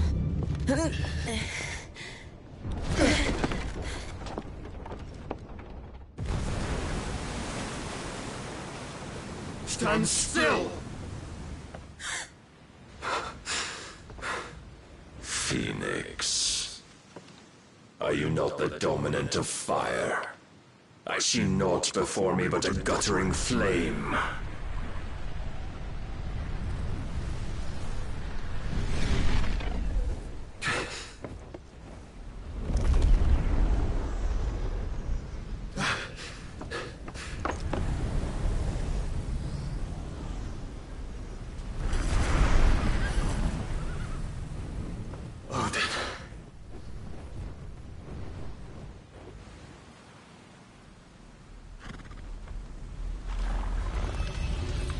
In earnest, then.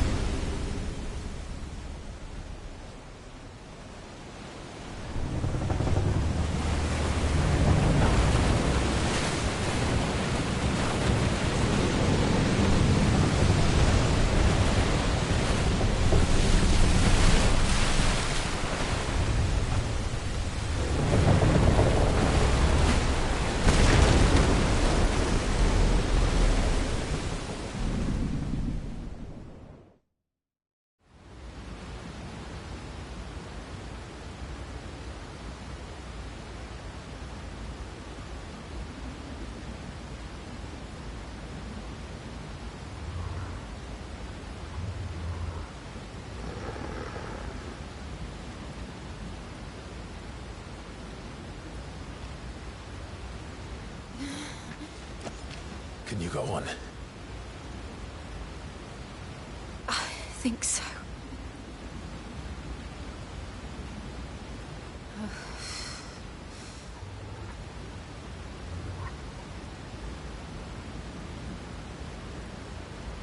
But to where?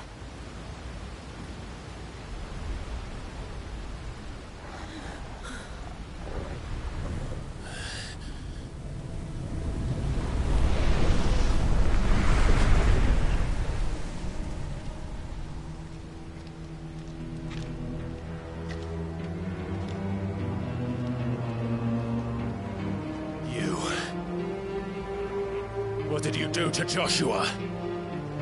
The Phoenix? Oh, I expect he will survive. This consciousness in which you coil your feeble souls is grown thick with desperation. And thus has my master turned to my blade.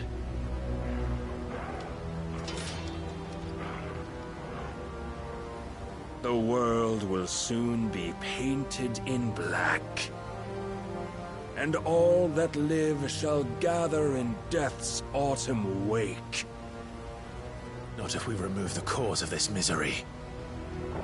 Not if we destroy the last of the Mother Crystals and restore balance to the world. Come. Do you truly think it's so simple?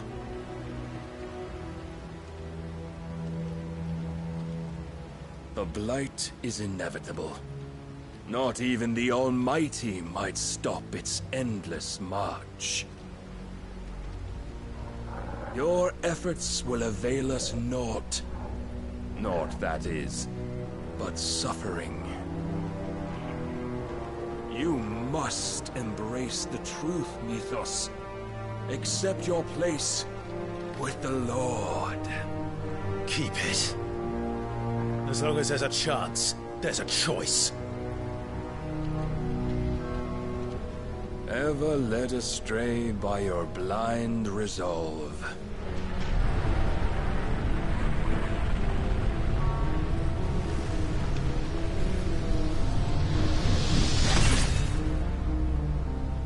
Now, it is time you learn the inevitability of your divine fate. However much it may hurt. Get as far away as you can. Clive, no. Trust me, Jill.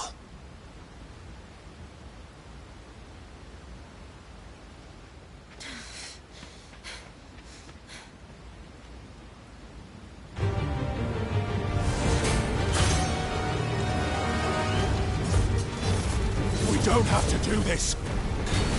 Oh, but we do.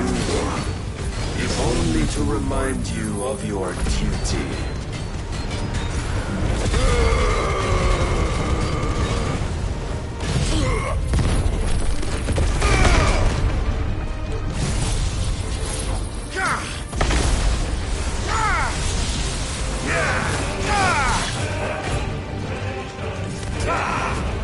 Nice try.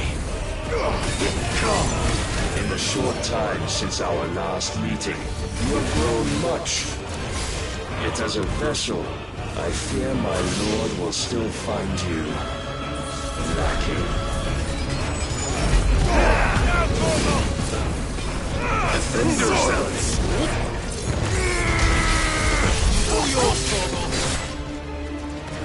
All this fire and fury, and for what?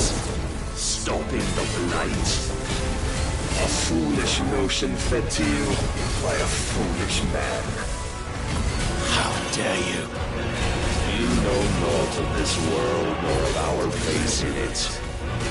If our fates were so easily rewritten, we would all be gods. I have seen enough.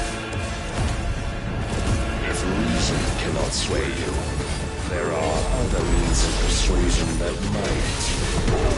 Cast off. Right, nice.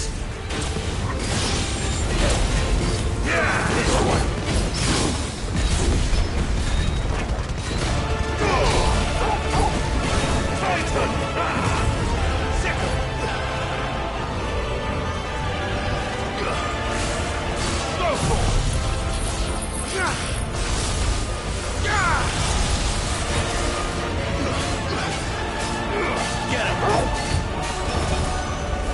Over here! You will assume the mantle you've been given.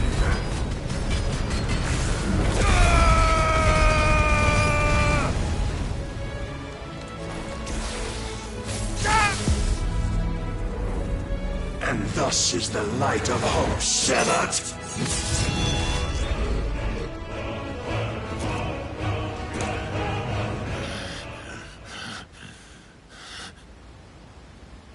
You would yield so soon. Never. Clive!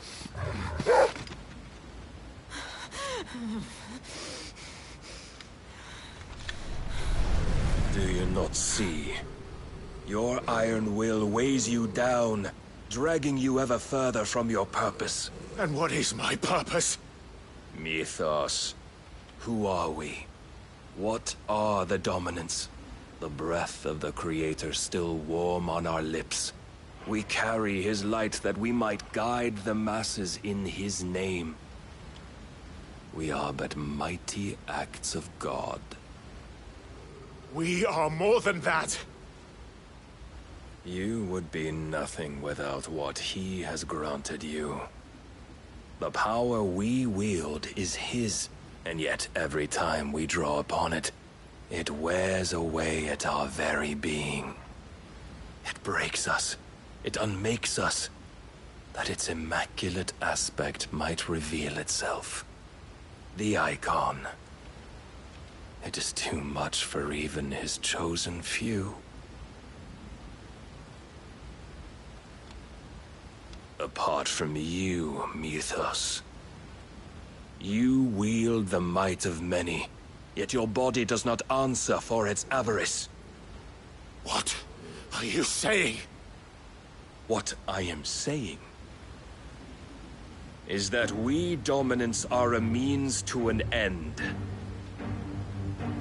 We were created for you, that you might drink deep of our strength and thereby fulfill your divine purpose. Which is? To feed. As you would know, could you only look beyond the walls of your prison of self-regard. As long as you choose to ignore this, you shall never penetrate my defenses. Still, you may take solace in the fact that you are not alone in your plight. The chains of volition shackle all of mankind, but there is yet cause to rejoice.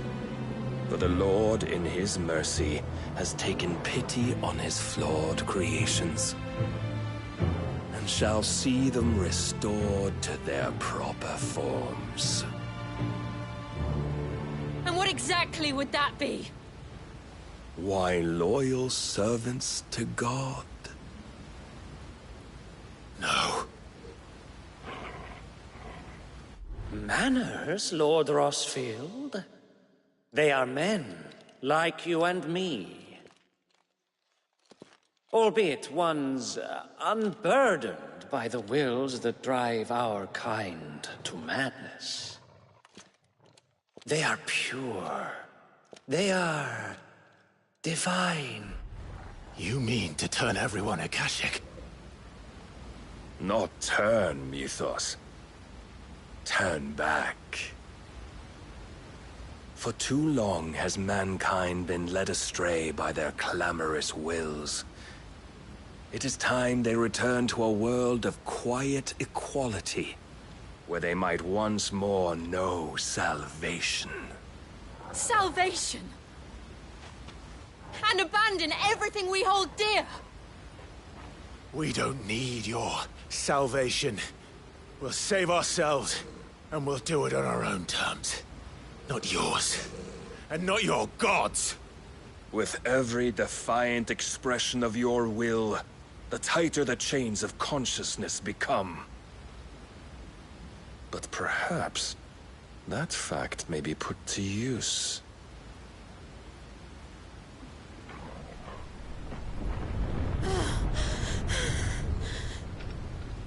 Clive! The faster it binds you to the remaining dominance, the stronger your hunger will become. Until it leads you back to the only answer there ever was. Mayhap not by the path my master intended, but back all the same.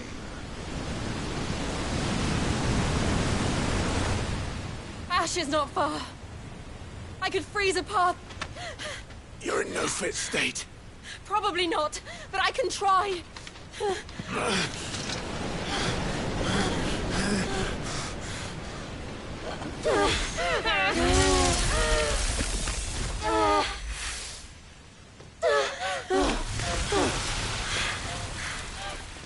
Don't look back!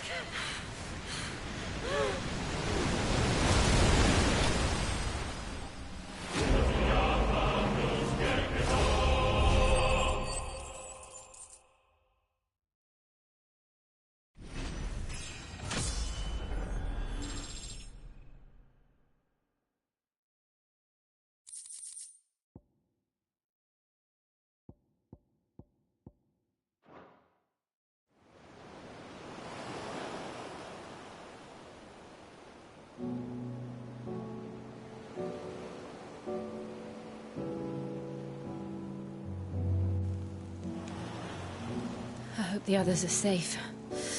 The Enterprise was clear of the gap when we fell. They made it, Jill.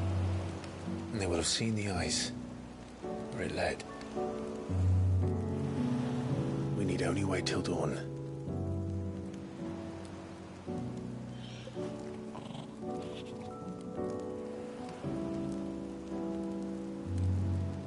This is the second time Barnabas has bested me. I'm powerless against him. Then maybe there really is nothing else for it but to give yourself to his master.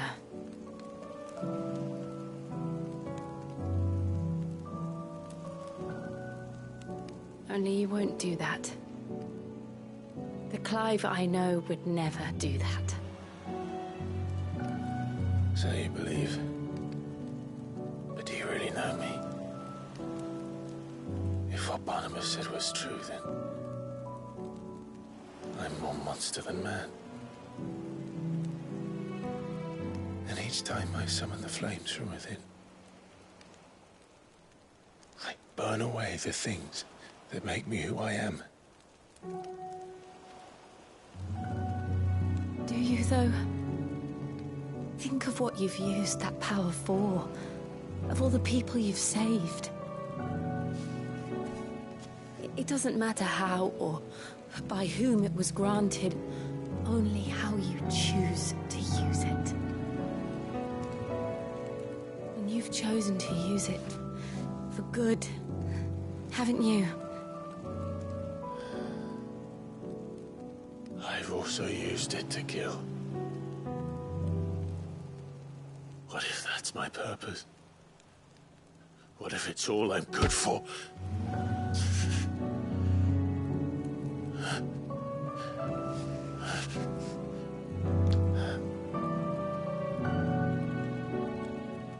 You're still that same boy I grew up with. Always so eager to save everyone around you, and yet always so alone. Because you failed to realize the one thing that needed saving most of all. You, Clive. You. You never once took the time to save yourself.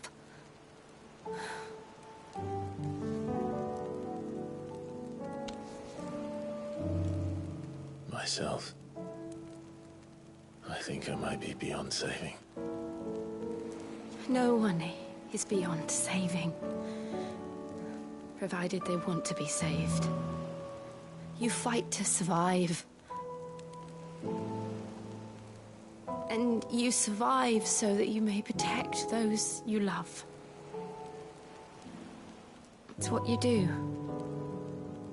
What you've always done.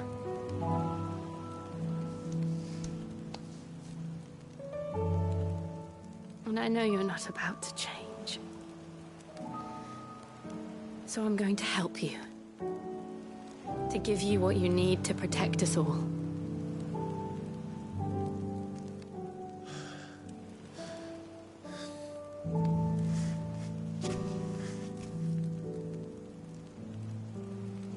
Jill. Are you sure?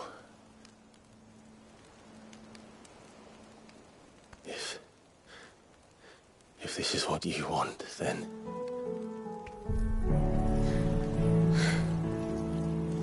Don't worry, Clive. It is.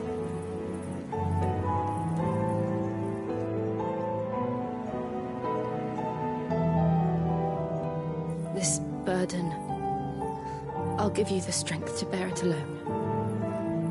But I'm not alone.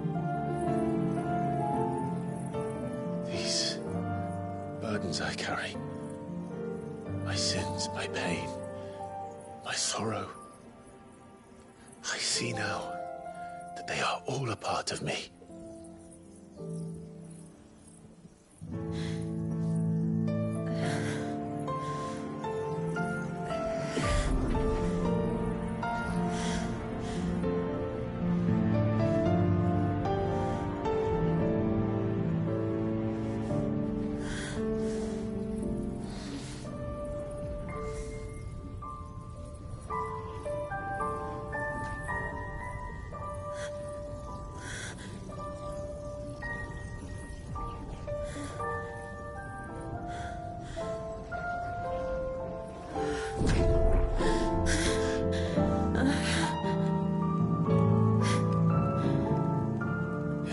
continue on, having pledged my life to those I love.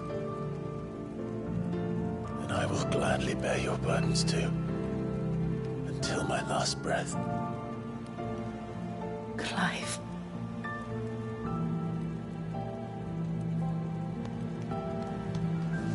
I promise you, Jill,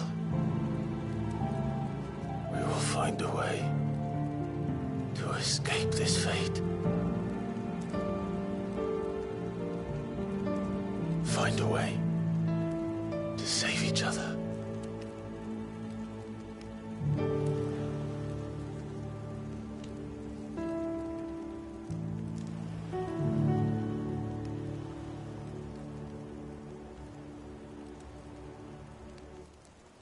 That we might one day look upon the moon again, together.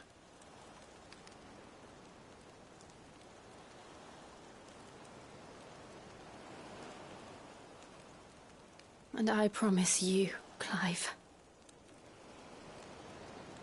that I will be there, no matter what you must become. I know.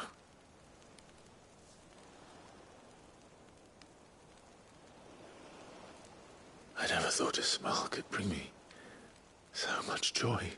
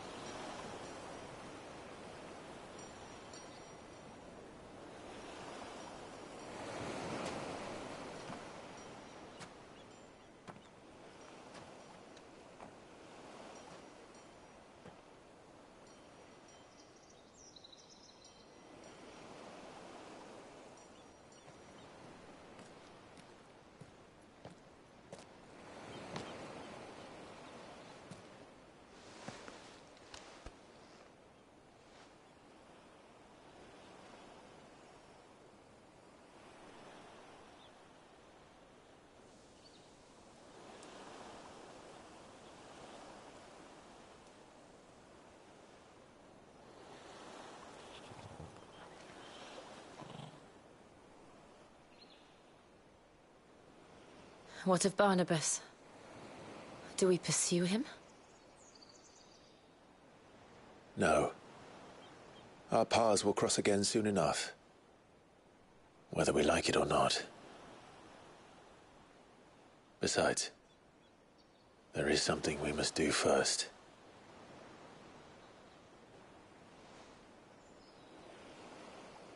Of course. Drake's spine. The last Mother Crystal. The Einherjar is at the bottom of the sea. Waloed won't dare move on Storm without her. But they know we're coming now. We'll need a plan. And a damn good one at that. Then let's go home and find one. Ash will have to wait.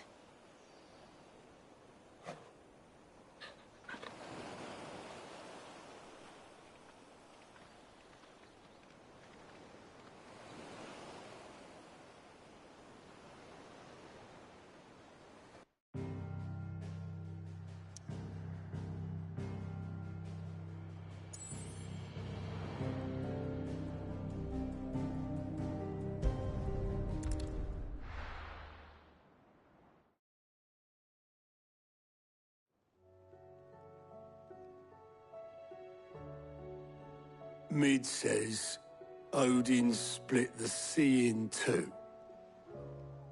She's always been partial to a tall tale. But there's tall, and then there's tall. I struggle to believe it myself.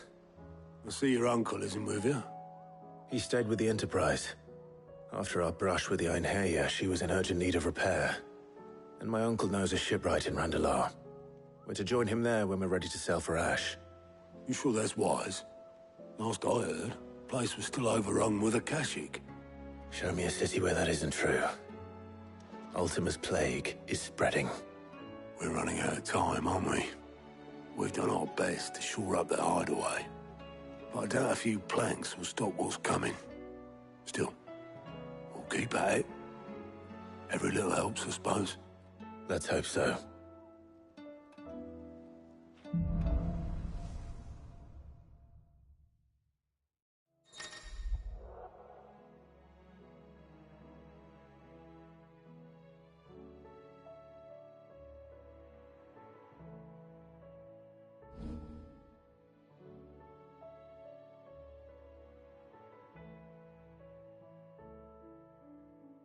I should visit Joshua, assuming Talia will allow it.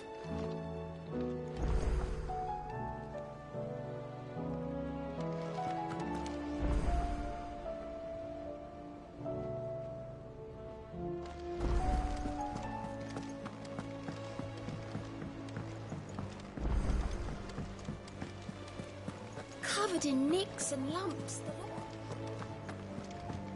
Come back.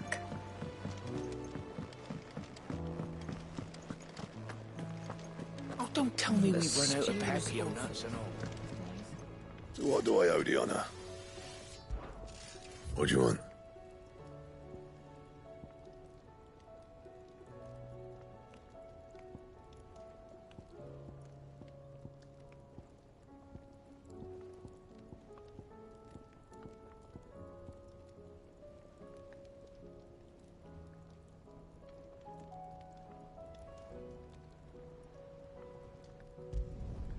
Not bad, if I do say so myself.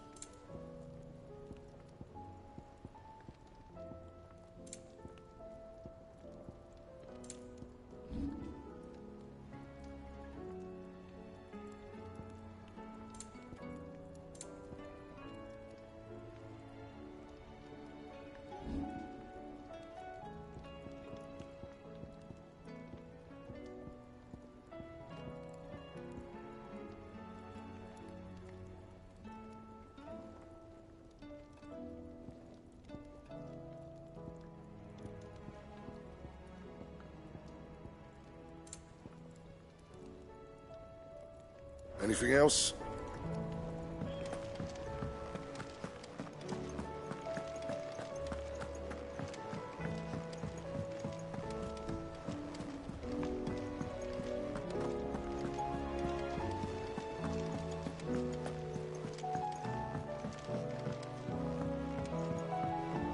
How do you... Clive. Godspeed.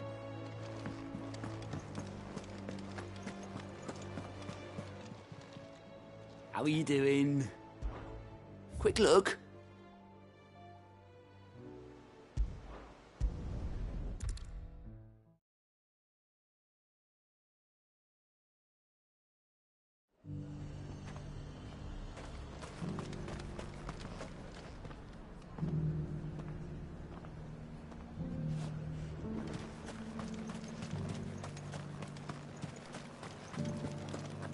There were ghosts at the...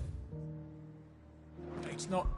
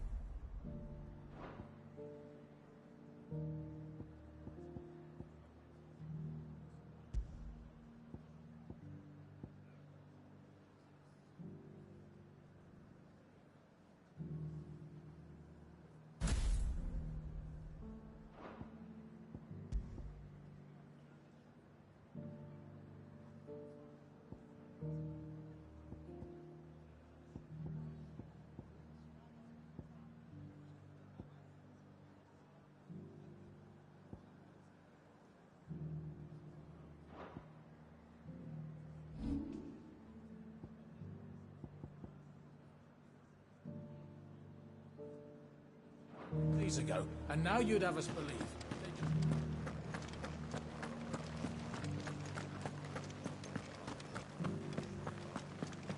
Those things I said before.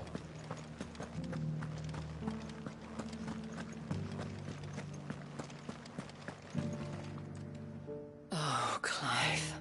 What am I to do? My wards and I may soon be without a home. What's happened? The High Cardinal has descended from his lofty throne and taken up residence here in Northreach. The High Cardinal? Leader of the Council of Elders, second only to his Radiance at the head of the Imperial government. Not that any of those things still exist. Now he goes by his noble title, the Duke of Oriflamme. And what does he want with Northreach? He wants to transform it into a military stronghold, a foundation upon which to build a new Sambrec. He's already secured the support of the various army remnants, with promises that they shall be afforded the respect they deserve in his empire. One built on the confiscated property of the people. He would rob the populace to pay for it. Believe me, I have used every means of persuasion to discourage him from this folly. But for whatever reason, he will not listen to me. What does Captain Philippe make of this? When the town was under attack, it was him the soldiers rallied around. Couldn't he use that influence again? How? By speaking out against one of the most powerful men in Sambrec. A man whose stated aim is to revive the empire Philippe's comrades swore to serve, and to improve the soldiers' lot within it. The captain can offer them a regular supply of gruel, and an occasional trip to the Vale to help them forget the terrors they face each day. The Duke offers them a vision of strength and safety. No. Any attempt to incite mutiny would cost Philippe the support of his men, if it did not cost him his life. But given the mood around town, mutiny may yet be unavoidable. The people have little appetite for further deprivation, least of all when it serves only to elevate others. And who could blame them? Clive, would you appeal to the Duke on my behalf? For your services to Northreach, you have the respect of the soldiers, and they will take you to His Eminence if you ask them. And unlike Philippe, no bonds of loyalty prevent you from speaking your mind to the man. Well, will you try? You could hardly fare any worse than I did. I'll see what I can do. Thank you, Clive. Tell me then, where will I find this Duke of Oriflamme? In the garrison? Overseeing the troops, yes. All right. Wish me luck.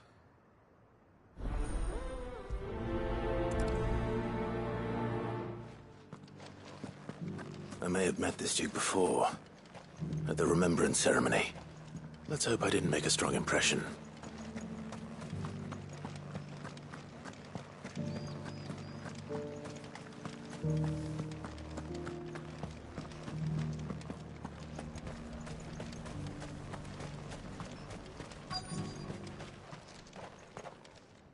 Halt! Oh, sorry about that. You're the dame's man, aren't you? You got some business with the captain? No, actually. With the Duke. I was hoping I might be able to speak with him. We're under orders not to let any civilians pass. But you should be all right. His Eminence has heard all about you and your heroics. Wait here. I'll go and ask.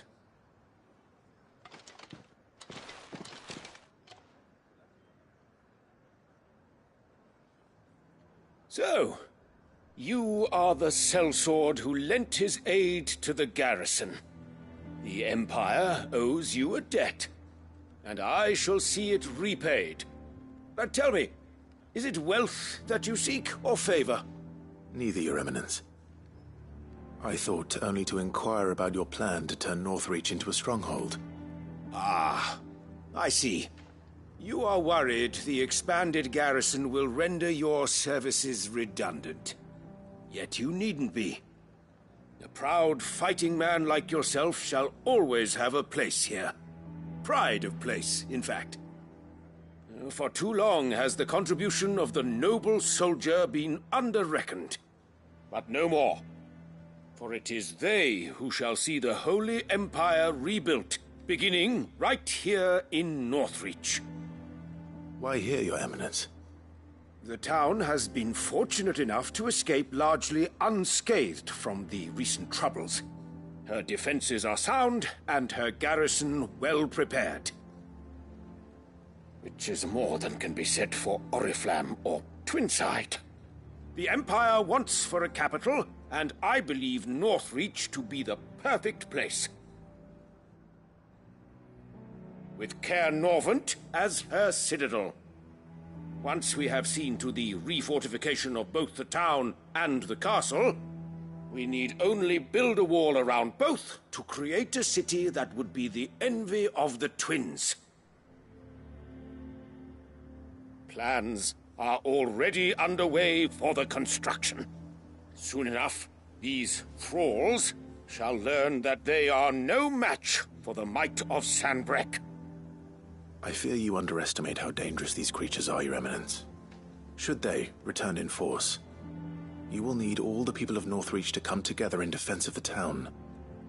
Something they may be loath to do if they've been deprived of their worldly goods.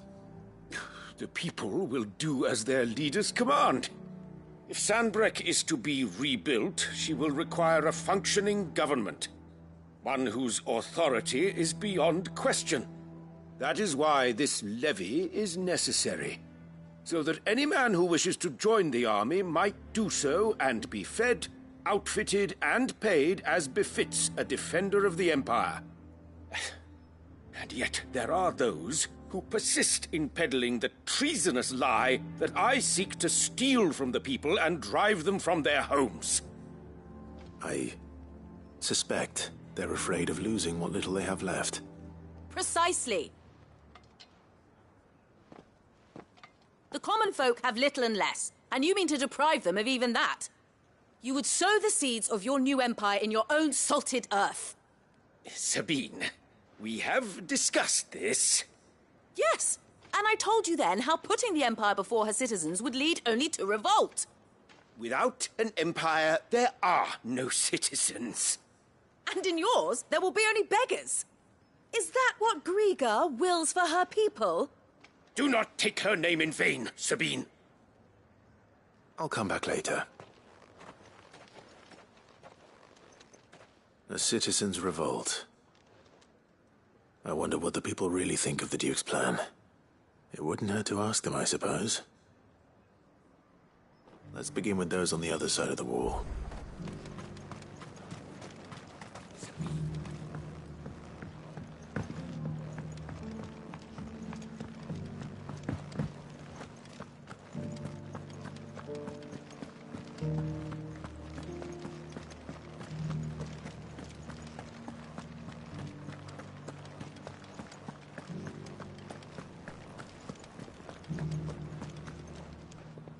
All right there.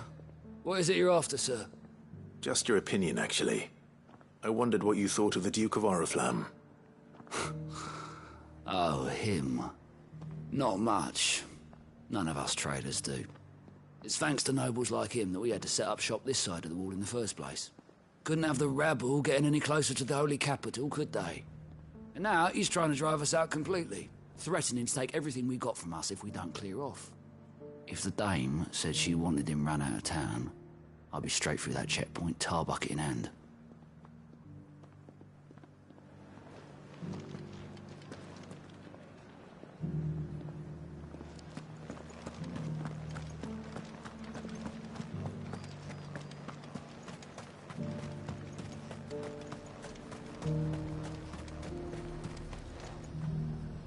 I've been hearing a lot of talk about a certain Duke. Nothing good, I'll wager. Going around acting like he owns the place. And with hardly a word to the dame. This is her town, not his. I take it you'd rather she was in charge. As far as I'm concerned, she still is. Just need his eminence to sod off back to Oriflamme.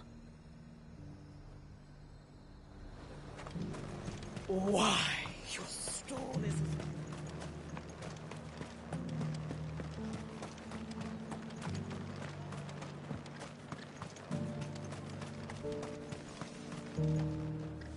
A question, if you don't mind. What do you think of the Duke of Oriflamme? Don't get me started. You build a life for yourself somewhere, only for some noble to turn up and tell you got to hand it all over to him. If he thinks his name and his chains give him the right to empty our purses, he's in for a rude awakening. We'll do whatever it takes to keep what's ours. Whatever it takes. Well, the people seem united enough. What about the soldiers? I heard the dame got an eye concert with the meadows.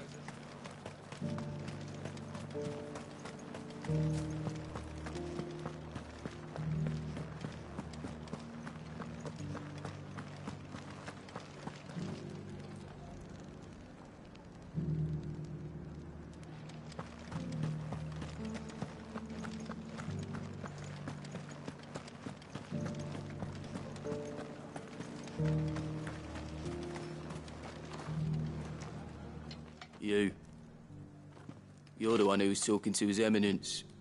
On the dame's behalf, yes. I was trying to persuade him not to take the people's goodwill for granted, but it seems my words fell on deaf ears. What do you think of his plans? I'm a soldier, mate. He tells me what to do, not the other way round.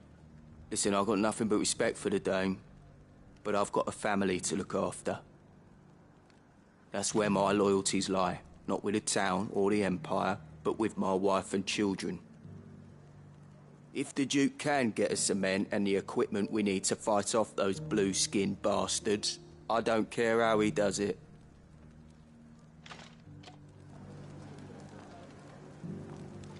I left everything. As long as you remain, the veil will... Sabine, you are embarrassing me. You're embarrassed. I hear the Duke of Oriflamme plans to turn this town into some sort of fortress. Do you think that's a good idea? It's not for me to say. All I know is that unless the Emperor orders me otherwise, His Eminence's word is law. Look, no one likes all these taxes and tariffs, but empires don't come for free. Once Sandbreck is back on her feet, we'll all reap the benefits.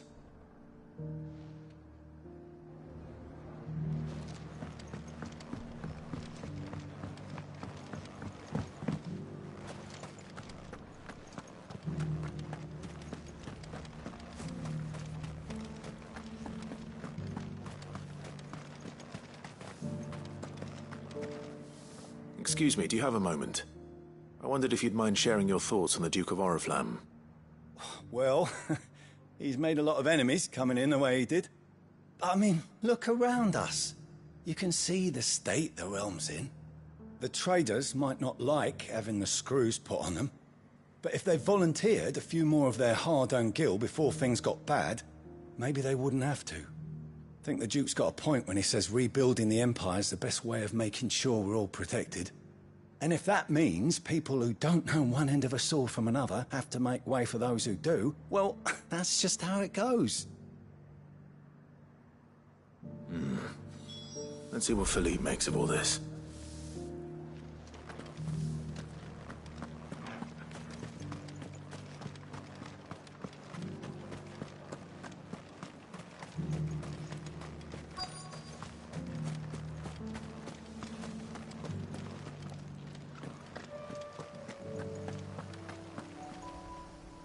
Captain, do you have a moment? For you? Certainly. Clive, wasn't it? Thank you for last time. How can I help you? I wanted to ask you about the Duke of Oriflamme. Do you intend to go along with his plan? But to tell you the truth, I'm in two minds. It's my sworn duty as a captain of the Imperial Army to obey his orders. But I can't say I agree with him. Philippe, I remember you saying that you became a soldier to protect the people you loved. The dame included. That's right, I did.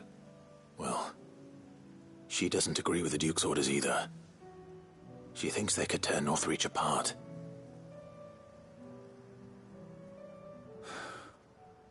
and she's probably right. Thank you, Clive. I know what I need to do now. Protecting the people I love is what matters. Doesn't matter how. Well, duty calls, so I better go. Thanks again.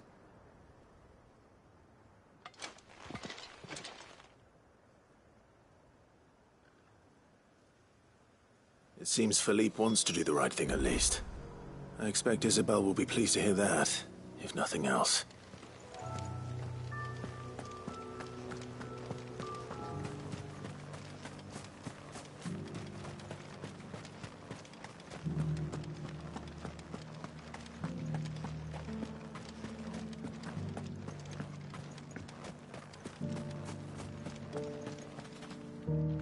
Ah, Clive. How did you fare? Were you able to speak with the Duke? I was, but...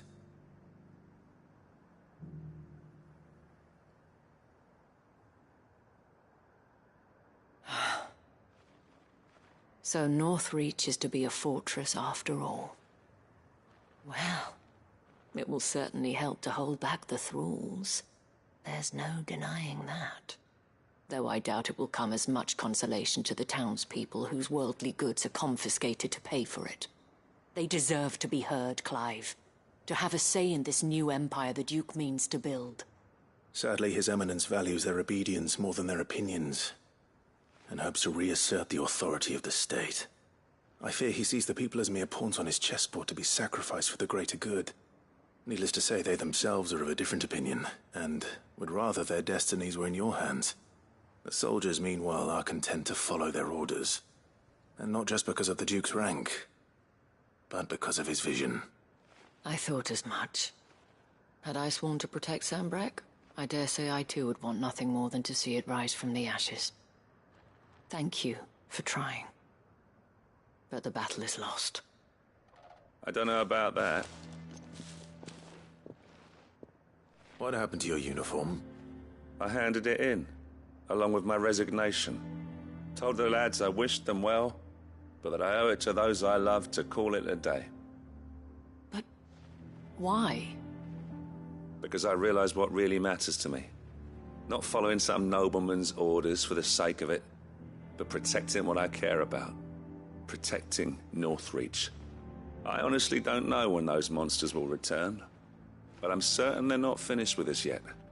And when they do come back, we need to be ready for them. We need to stand together, all of us. And with you to lead us, milady, I reckon we can do it. It was you who finally convinced me, Clive.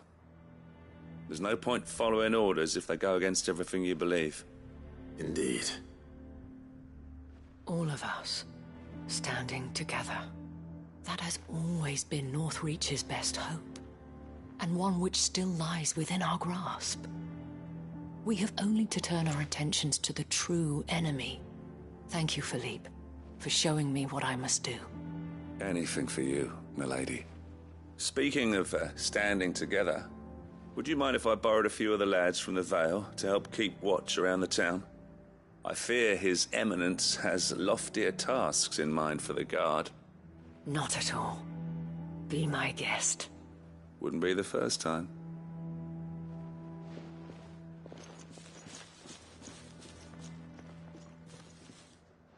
There may be hope for Northreach yet. Especially with men like you and Philippe to champion our cause. I, for my part, shall continue to work upon the Duke, in the stubborn belief that I might still tempt him into joining hands. But I suspect I shall have to call upon your aid again. Until then, Clive. Until then.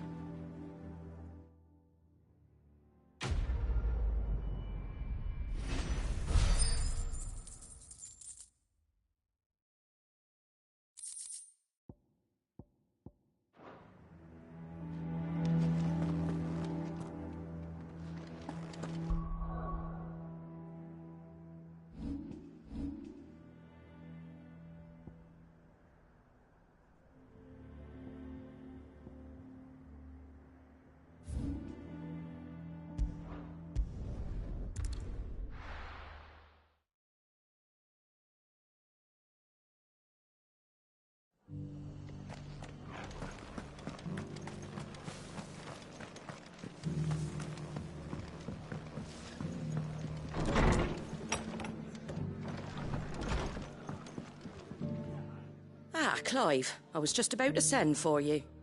I'd like you to take something to Sir Wade up in Eastpool. Seeds for planting. Thought it was about time they started growing their own food. I'll keep providing them with whatever they need in the meantime, of course. But if Eastpool's going to survive, it's got to be able to fend for itself. As of those poor bearers. They've lived their whole lives in servitude, but now they're their own masters. Small wonder they ain't got the foggiest how to provide for themselves. So it's up to us to teach them. And if you're wondering why you, well, the Wagoneers taking supplies up that way have been coming back with more and more reports of Akashic around the village of late. Sir Wade's putting a brave face on it, but I think even he's starting to worry. And if he's likely to share those concerns with anyone, it's you. All right. Thanks. Wouldn't ask if I didn't have to. There. That should be enough to keep him in Gazal Greens for a few years at least. Gazal Greens? Not the most mouth-watering crop, I'll admit. But they're hardy, they grow fast, and they fill a hole. Better that than something that'll wither away at first frost. And chocobos love them too, which is no small thing. When I say all of us need to pull together to get Eastpool back on its feet, I mean all of us. They ain't exactly succulent, but cook 'em right and they're just about bearable.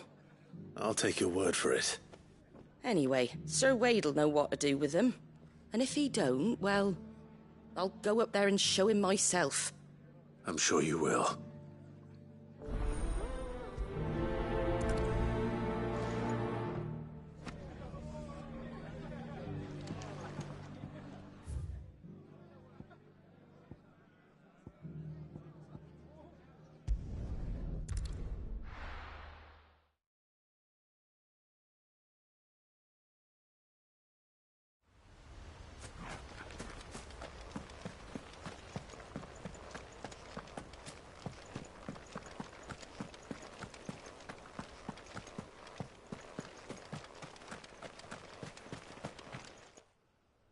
Ah, Lord Rossfield.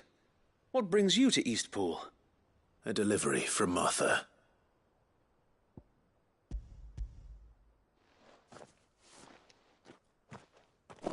These are Gazal green seeds. Martha's keen to cut the apron strings, then, is she? I jest, of course. You see, I had thought we might be able to revive the old wheat fields, but they'd long since gone to seed. Only without the seeds.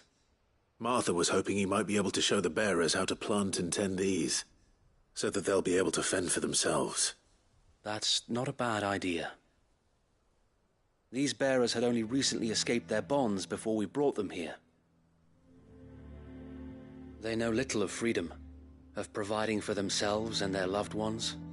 Unless we teach them how to live like free men, I fear that all we have achieved in bringing them here is to exchange one master for another. Not that myself and the Guardians have been the best example to them so far, subsisting almost entirely on Martha's charity as we do. It's about time we all started to provide for ourselves, bearers and Guardians alike. Unfortunately, we've been a little too busy of late to focus on much besides bolstering our defenses. There have been alarming reports of... The Horde is closing in. They're coming, so wait, all of them. Time it all. I thought we'd have more time. Gather the men in the square. Send to the rest for reinforcements. Yes, Sir Wade. The Horde. Akashic, a veritable legion of them. They've been seen prowling around the northern reaches for a while now. We don't have the numbers to hold back a swarm that size. I had hoped to build a perimeter wall so that myself and the Guardians might be able to defend the village, but... Now you're out of time. Precisely. If reinforcements from the rest arrive before they do, we may just scrape through, but I fear that's rather an enormous if. What if you could call on reinforcements from Eastpool? You mean the bearers? We brought them here so they might live, not die, fighting for their lives. So wait. You said you lack men to defend the village. Are the bearers not men? Do they not wish to see Eastpool saved? Though they may not be trained soldiers like your Guardians. What help they are able to offer could still prove the difference between victory and defeat. You're right, my lord. I will appeal to them.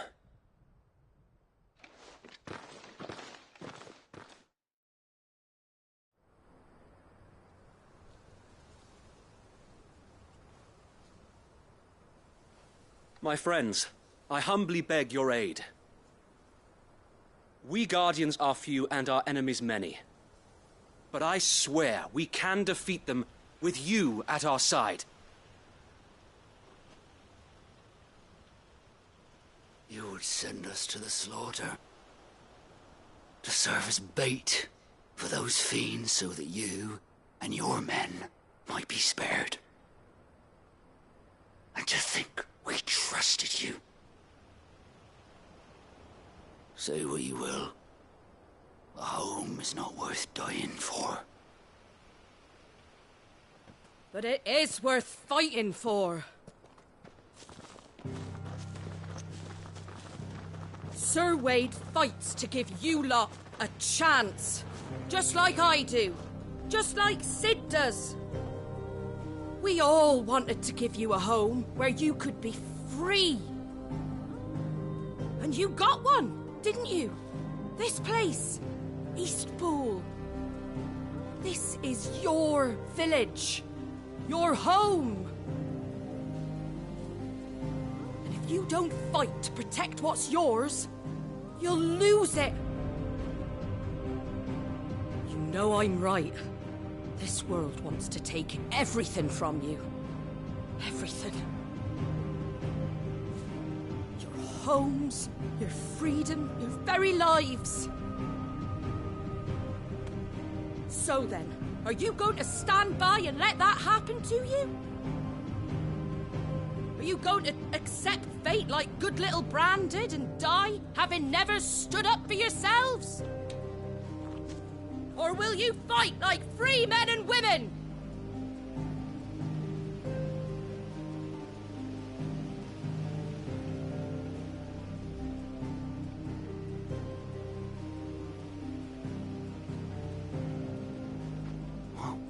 What are you doing? All right. Give me a sword. I never dreamt I'd have a home of my own. And now that I have, I don't want to lose it. I will protect what's mine, or die trying. We all will. Free men and women, fighting together.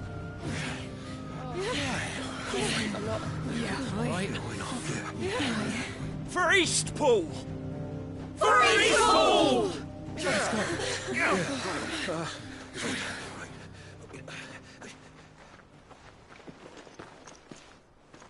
Thank you, Martha. Don't mention it. Just promise me one thing. That you'll show them how freeborn fight. Gladly.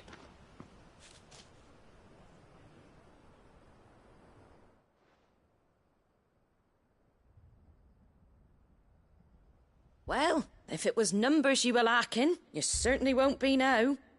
Thanks to you. Me? Oh, I just love the sound of my own voice.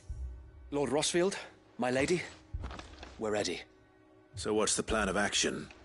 We'll divide our forces into several small detachments, each made up of guardians, bearers, and guards from the rest. These will position themselves at strategic points around the village. Upon engaging with the Akashic, each detachment will keep the creatures occupied as best they can, steadily retreating all the while. You're going to lure them into the village? I am. We will have neither the time nor the resources to treat the wounded, so injuries must be avoided at all costs. Instead, we will focus purely on defense at first. By coordinating our withdrawal through the use of messengers drawn from among the bearers, we will aim to have the swarm converge at a point of our choosing. With luck, that point will be the village square, the perfect place for our most able warriors to surround them and fall upon them, and for you and I to finish them off. A sound plan, but one that'll require a leader with a cool head and strong nerves to coordinate the retreat. I'd say you have both in abundance, Sir Wade. But you'll be needed. Please, leave the last of the fighting to me. Ha!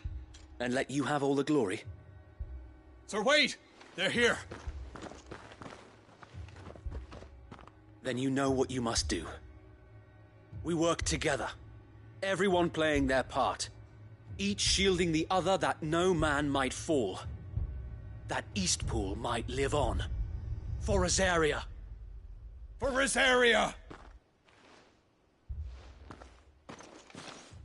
We've no time to argue, my lord. I'll do as you ask. And I will do as you ask. Suppose we'd better do our bit too, then, eh? Right you are, Martha.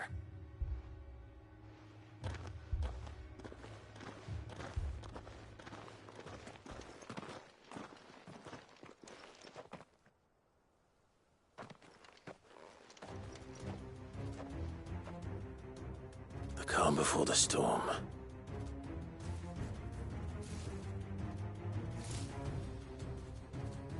And here it comes. I will not let this village fall.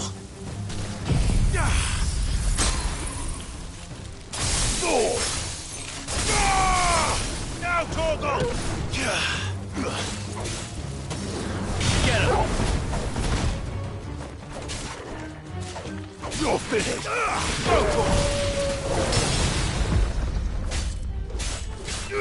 Get him! Over here!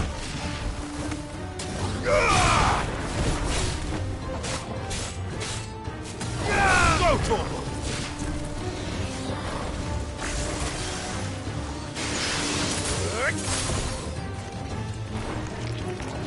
Give me thunder!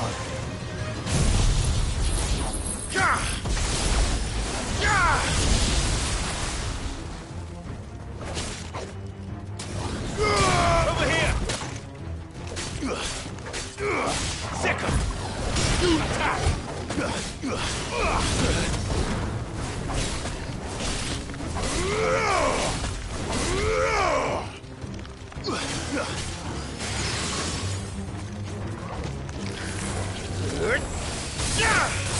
Over here!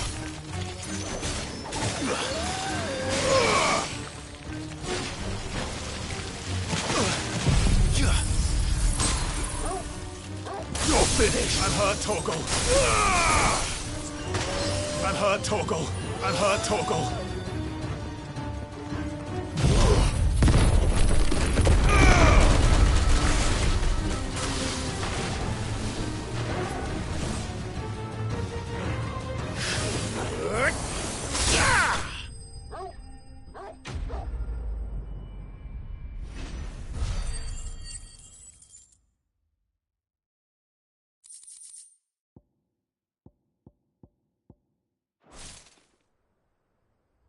Looks like that's the last of them.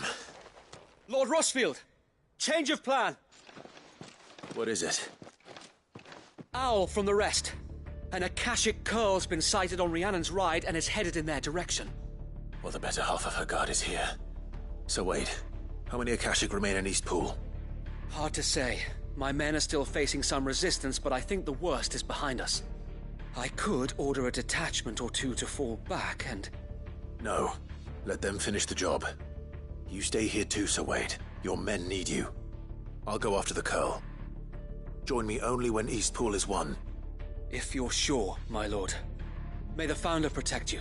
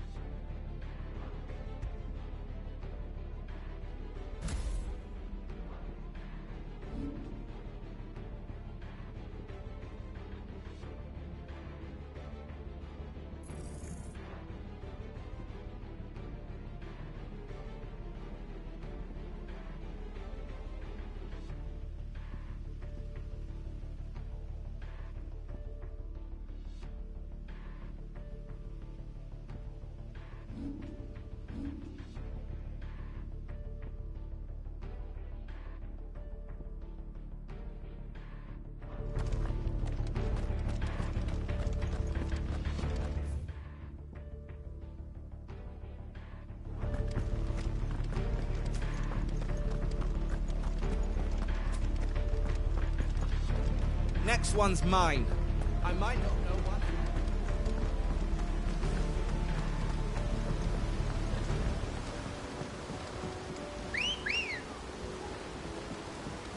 Come on. Faster!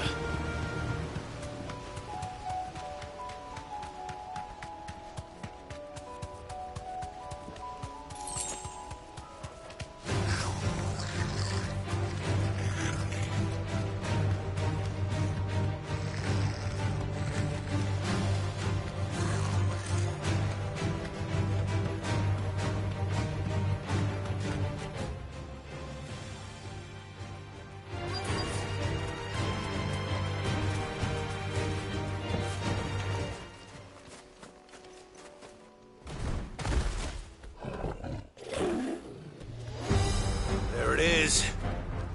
With me, Torgal.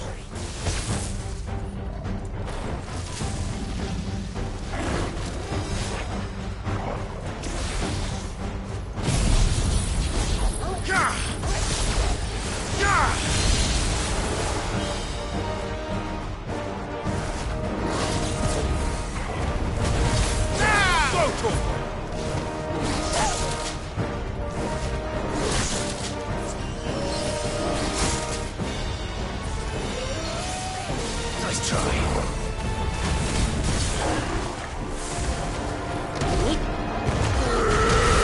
Now, Torgal! The main blade! Attack!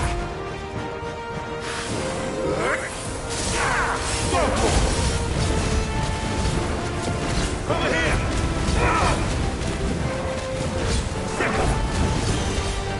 Too slow.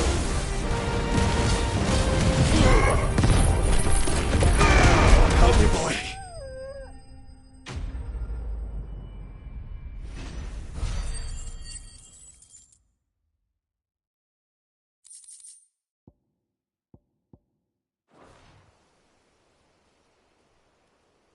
All right. Back to Eastpool.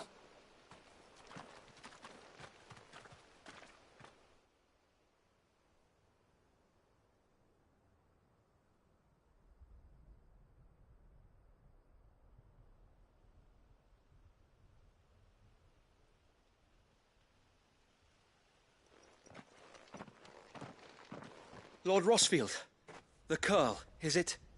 It's dead. Thank the Founder for that. And for you, my lord. We were able to eradicate the rest of the Horde. I have guardians posted around the village to keep watch for further attacks, but all seems quiet for now. I hesitate to say it, but I think it might be over. I think it might.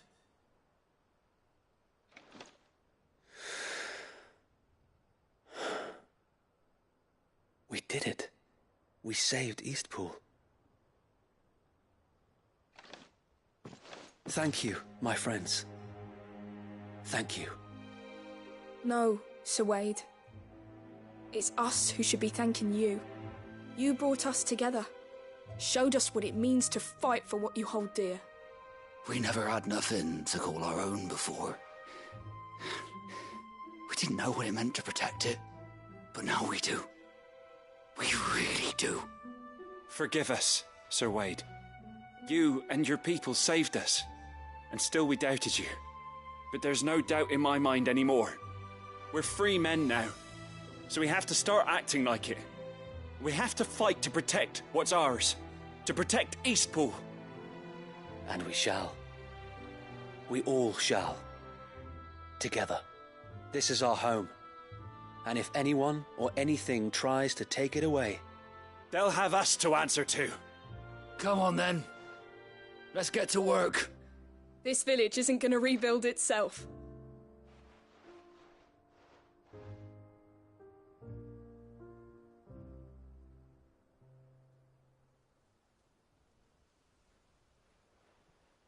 They're not slaves anymore.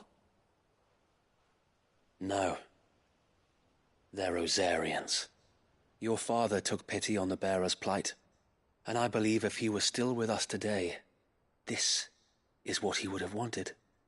I believe you might be right. I shall remain here, my lord, and do what I can to help rebuild the village. After all, this is my home now too. And I could hardly call myself an East Poolian if I didn't pull my weight. I think you'll find it's East Pudlian, Sir Wade. But you should be proud all the same. I'll have to pull my weight too. Can't have the rest getting outclassed. Speaking of which, I ought to be getting back. Can we continue to count on your support, Martha? Of course, and I'd be counting on yours too. Us Rosarians have got to stick together, haven't we? Indeed we have. And Clive, come by the Golden Stables when you get the chance. I ain't paid you for delivering them seeds yet. All right. I will.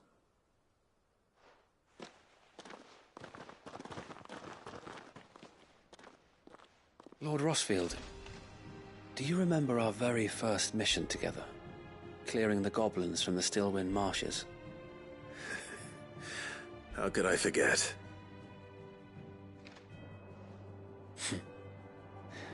There's one sight that I shall never forget. You, facing off against that giant Morble. Not a trace of fear on your face. Since that day, there have been more than a few times when I felt like giving up. When the odds seemed so stacked in the enemy's favor, I thought I may as well just lay down my sword and surrender.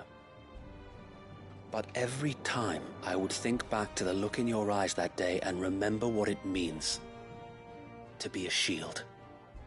Know that whatever trials Eastpool may face, I shall never lose courage. Thanks to you. So Wade, you have always been a true shield. I know that Eastpool, and indeed all of Rosaria, will be safe in your hands. Thank you, my lord. I know the rest of the world will be safe in yours. I'll do my best.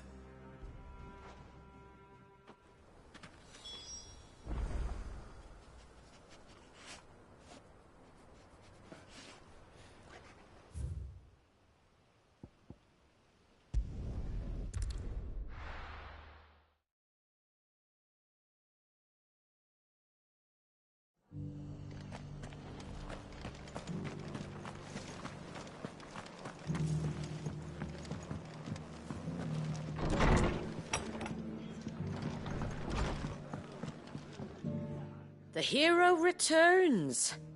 It's lucky you came by when you did, eh? Not only did my seeds get delivered, but you went and saved Eastpool and all. I just did what I could. And it's only right that you get rewarded for it. Take it before I change my mind. Thank you, Martha. So, Eastpool's finally back on its feet again. And a home to free bearers. Who'd have thought we'd see the day, eh? Well, it was your idea. I know that, but I never stopped to think what it would mean. Bearers in charge of themselves, thinking for themselves, working for themselves. Like your hideaway, but not even hidden away. Though I suppose the rest ain't much different. Bearers living free like that. Reminds me of when I first met Sid. Loath as I am to recall that particular day. I take it you didn't always see eye to eye. What happened? Well, if you really want to know, I started doing what I do long before I met Sid. In fact, that's how I met him. Or at least how he came to meet me. He showed up at the stables one day, asking questions about who'd been buying up bearers. Founder knows what he thought I was doing with them. Running a hunt, poking around in their innards. Something awful, anyway. Me, I thought he was a new constable. Thought the game was up. But somehow we both managed to work out what each other was about. And before I knew it, the cheeky arse was rattling on at me about how I was doing it all wrong. After all my hard work. Told me I was giving them relief, but not freedom. That my bearers were still dying as slaves. Got right under my skin, it did. Told him if he didn't like it, he could bugger off and report me to the garrison. And do you know what he did? He smiled. And then he laughed. And then I did the same.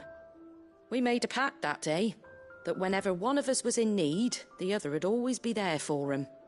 And you were? Well, we both wanted the same thing. To make life better for bearers. Just like your dad. Do you know I was born right around the time Elwyn became Archduke?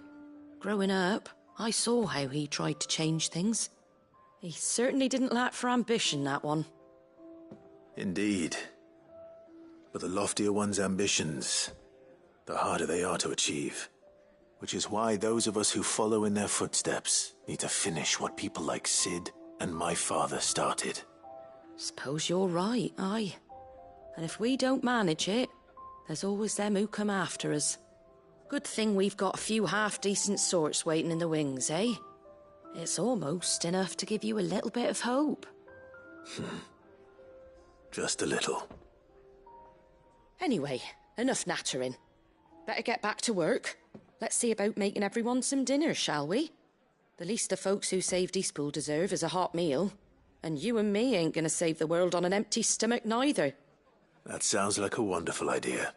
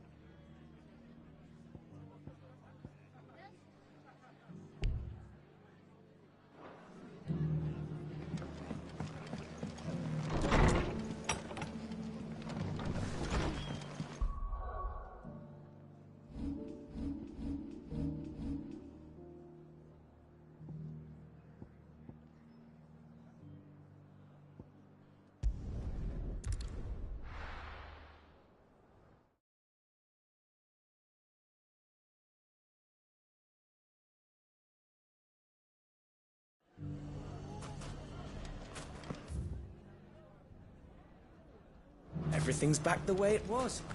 Take that, you naughty thing! Clive! To what do I owe the pleasure? I just wanted to see how the town's been faring since you brought everyone together. Since we brought everyone together, all is absolutely wonderful. Conrad and Natalie's hands remain safely away from each other's throats and firmly at the helm. Our stores are full, and the bandits still too disorganized to raid them. Just as the good Lady Jane and Lord Underhill intended. Are you a lord? Lubor's going to be one too. They're going to make him the Lord of Dalamil, because of how he stopped all the grown-ups from fighting. It's the mayor of Dalamil, dear child, and the vote hasn't taken place just yet. But if the people wish me to lead them, I shall. And my first act will be to build a school so that menaces like you two learn not to interrupt your elders. Speaking of menaces, there may be a rather worrying one just over the horizon. May there indeed. I'm afraid the example Conrad and Natalie set in putting aside their differences and presenting a united front might have caught the bandits' attention.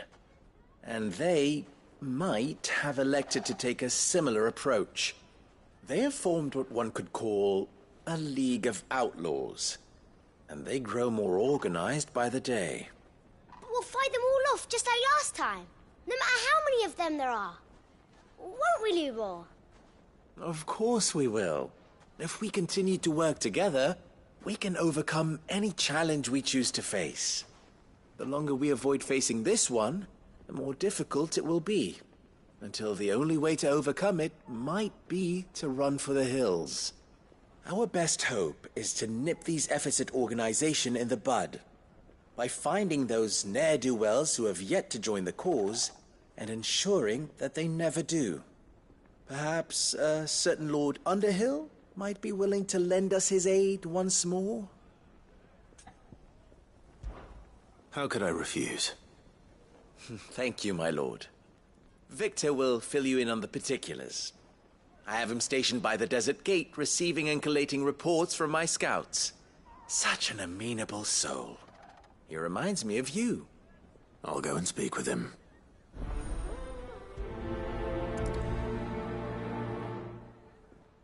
What's the difference between a lord and a mayor? That's... A League of Outlaws. Sounds like we have some competition.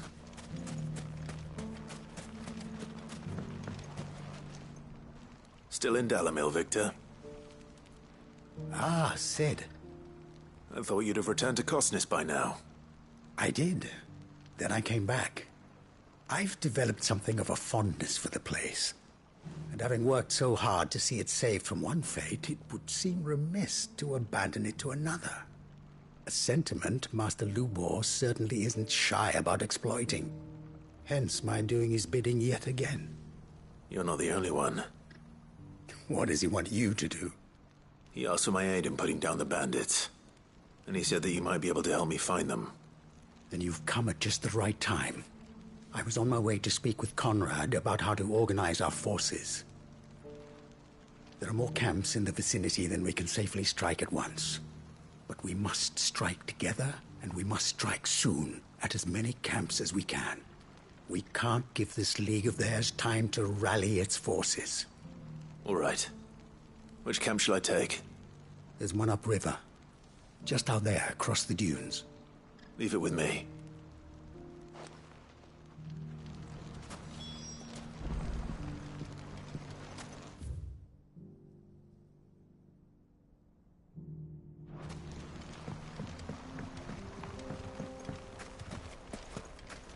Those ne'er-do-wells are bad.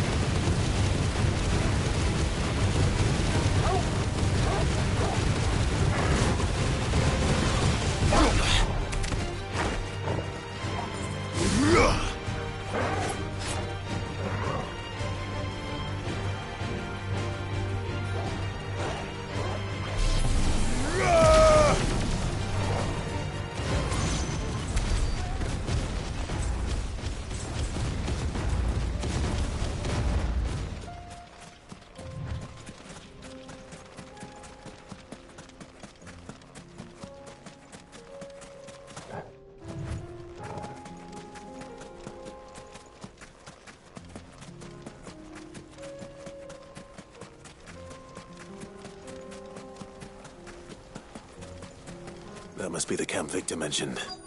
Come on then, Toggle. That's him! The one who killed Locke and Fingers. Take his head off!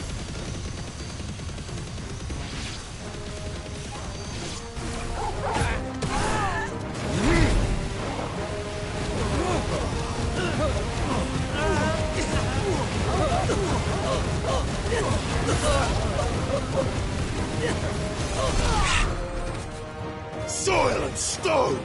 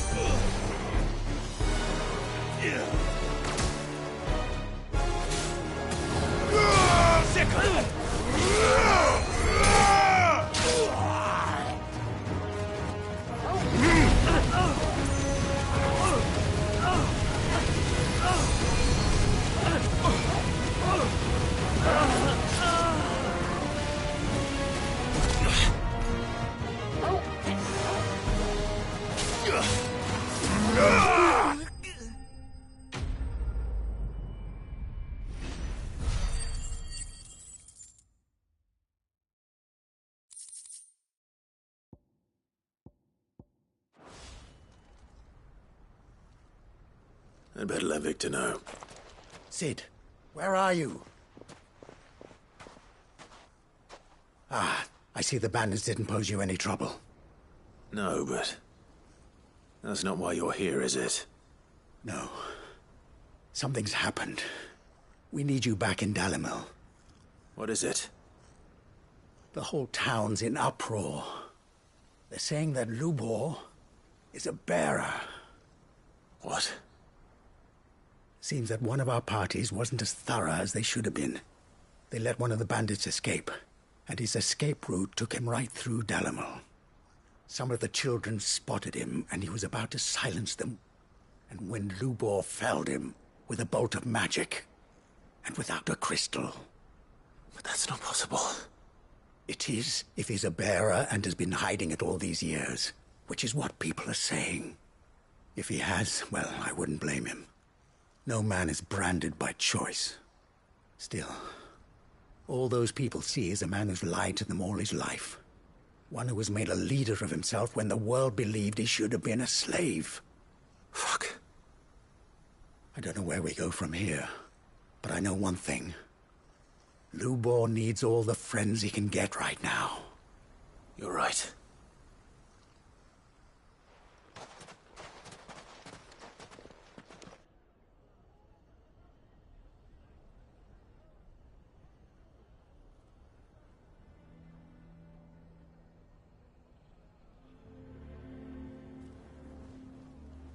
And now everyone knows. I made it a habit to keep a crystal close at hand for just such an occasion. And when that occasion arose, I forgot to reach for it. Well, it was bound to come out sooner or later. We're sorry, Lubor. We tried to keep running, but we just couldn't anymore. There's nothing to be sorry for. I rather enjoyed playing the hero for once. All that matters to me is that you two are safe.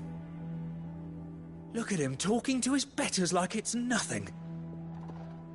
All lies, I'll wager. Just like the ones he fed us all these years. Once people make up their minds, it's hard to change them. We need to do something, and quickly. Convince the people not to let their prejudices blind them. Convince them that nothing has changed. That their enemy lies outside these walls, not within them. You're right. We should speak to everyone. I'm glad you agree. I'll handle the townsfolk. I'm a Dalmec born and bred. They listen to me. You head to the tavern. Make Conrad and Natalie remember who Lubor really is. They know that Lubor and I are friends. I might not make for the most impartial of interlocutors. Lord Underhill of Randalar's League of Merchants, however, is a trusted and impartial mediator of note. I'll do what I can.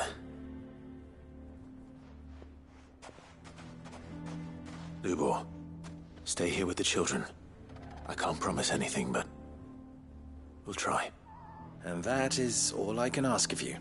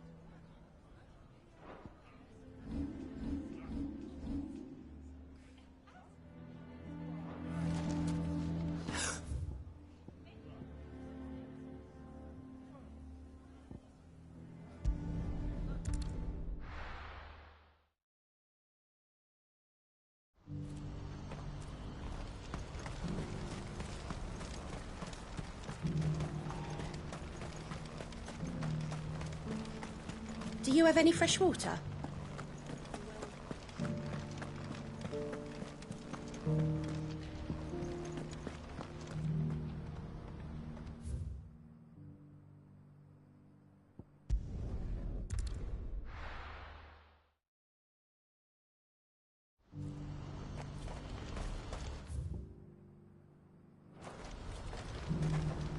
What's happened?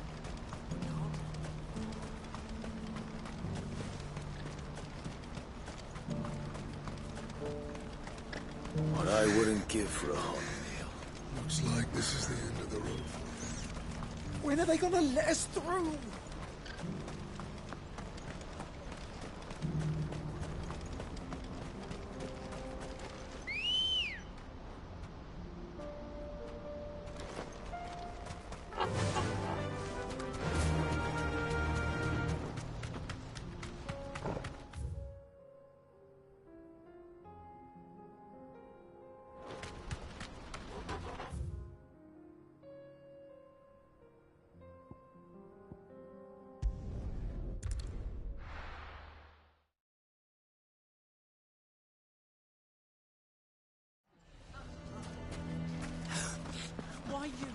Why do they always have to make such a... He knew all along that...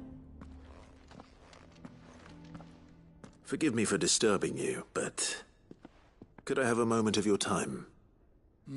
I've seen your face before. As have I.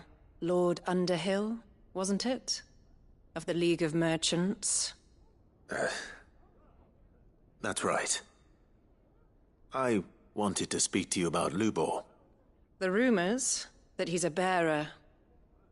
All true, I'm afraid. He'll never be mayor now. Not if I have anything to do with it. But what of his wares? Bearer or no, his steel is highly valued throughout the Republic. In this at least he's done the town a service. Might that not earn him a little leniency? Leniency? He pretended to be one of us when he was laughing behind our backs all the while. I'm sorry, my lord, but he lied to us. He lied to you. He cannot be trusted. So what do you propose? Will you drive him from his home? Close his forge? Perhaps. That is a question for the people of Dalimil. And they will thank you not to get involved.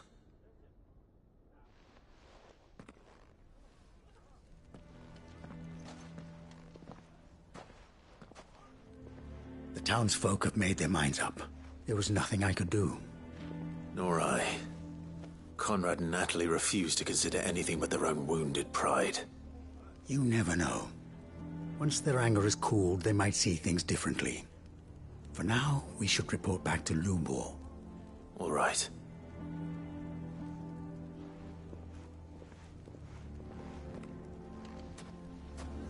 Why do they always have to make such a fuss out? Why the hell would Victor take the bearer's side?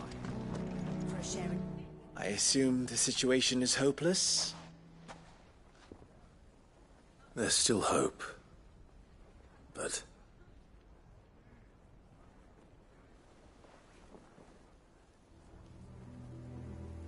But perhaps not in this lifetime, I think it's fair to say. You mustn't think like that, Lubor. Give them time. They'll come around. We'll talk some sense into them in the end, you'll see. No, you won't. And your efforts would be better spent elsewhere. But Lubor... Rosina would often tell me that steel does not lie, that a blade is a reflection of the smith who forged it. To yourself be true, that was her point. Rather an ironic one when you consider that her life was taken with a blade of her own making. But I do not doubt that she was always true to herself and what she believed in, right to the end. And so must I be. I must do what I know to be right, no matter what others might think of me. And now, I know what that is. I must embrace my new role of villain so that the people of Dalimil have something to unite against. For only united can they hope to stand against the threat that awaits them. I'll need to make a suitably dramatic exit, of course. Don't go, Lubor. You're the only one who was ever kind to us. We'll be all alone. Again. Trust me, little ones. It is for the best that I go. Not only for the town, but for you, too. How could it possibly be for the best? These children need you. The least you can do is give the townspeople a chance to change their minds. They would not take it, Victor. It's over. Over, you say? And so just like that, you're going to throw this town and these children to the wolves? I thought you were better than this. But it seems you had me fooled as well. Victor. Forget it. Do what you will. You sure you're making the right choice, Lubor? Of those available to me, I believe it's the best one. Yes. Ah, but where are my manners? Here. A reward for clearing out that bandit camp. Right then. I have packing to do. If there's anything I can do. Anything. I'll bear it in mind. Thank you.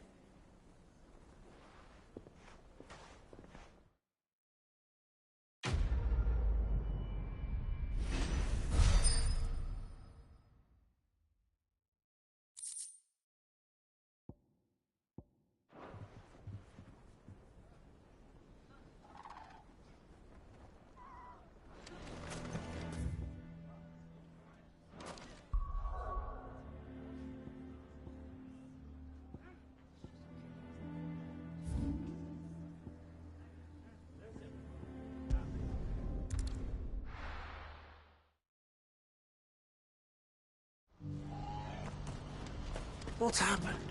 The guards at the gate are all right. Panic. They're saying twin sides.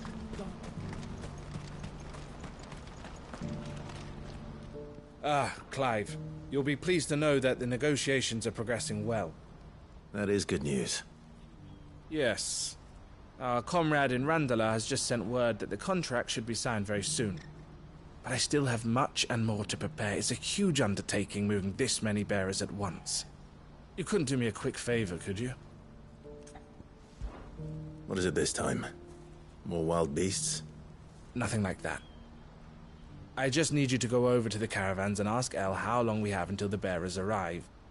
Find out exactly how much faster I need to get all these supplies moved. All right. I'll go and ask. Thanks, Clive. I owe you one.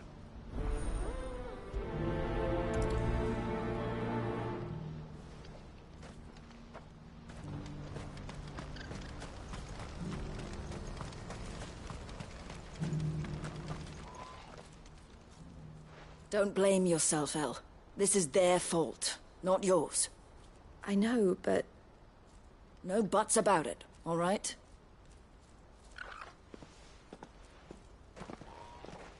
Is something wrong?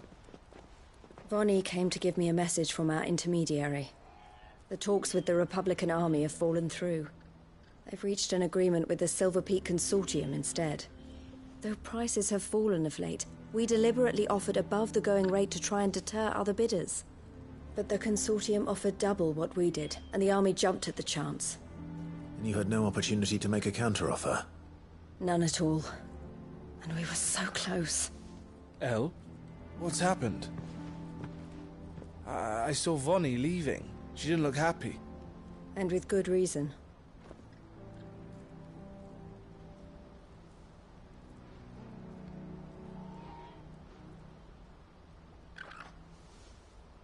But I thought we were the only ones the Fist were speaking to about the bearers.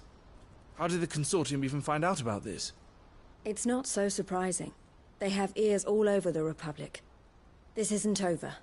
The Consortium will have to sell these bearers eventually, and at the price they paid, buyers will be few and far between. I'm going to Randalar myself. Alone? You sure that's wise? Are you offering to be my bodyguard? How kind. Meet me at the checkpoint near the capital gates. I'll send an owl ahead and request a meeting. You go to Cashlock, Theo, and get everything ready. We've waited far too long as it is. Even if I fail to free these bearers, there will be others. Someone needs to prepare the place and keep any prowling beasts at bay. Oh, and that's me, is it? Well, it looks like I'm following orders till she gets back from meeting the Silver Peak Consortium, who've been doing their best to undermine our scheme. She'll never join them after this, surely. No, she said it herself. She still has plans for Cashlock, even if this one falls through. She means to stay with us, then. I can't say I'm not happy to hear it, but... is this what she really wants? You have to trust her. You're right. It's what she wants now. And if Elle's off fighting for the cause, I should do my part too. So I bid you farewell and safe travels, my friend. We'll make sure the place is well stocked and defended. Sister biting the Consortium's heads off. If she won't consider her prospects, someone has to. Looks like this is the end of the road. When are they gonna let us through?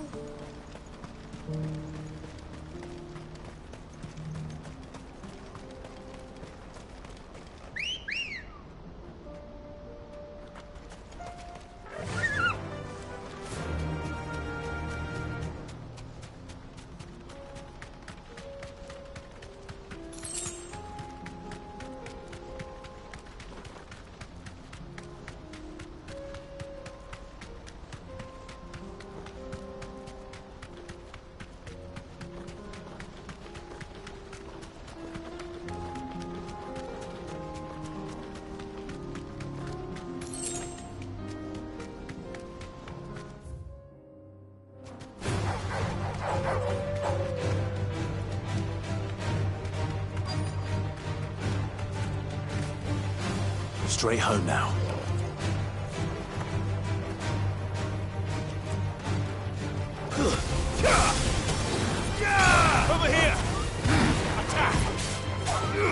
This one. Get him! You're finished!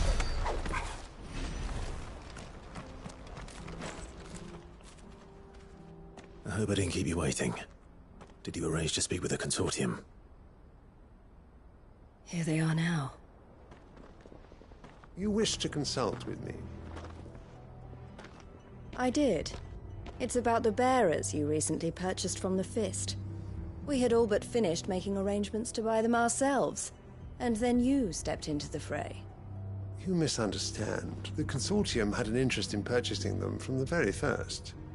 It was only our regard for you that kept us from bidding. But your hesitancy in accepting our offer to you suggested that the regard was not mutual. And so we resumed our business. I did not hesitate.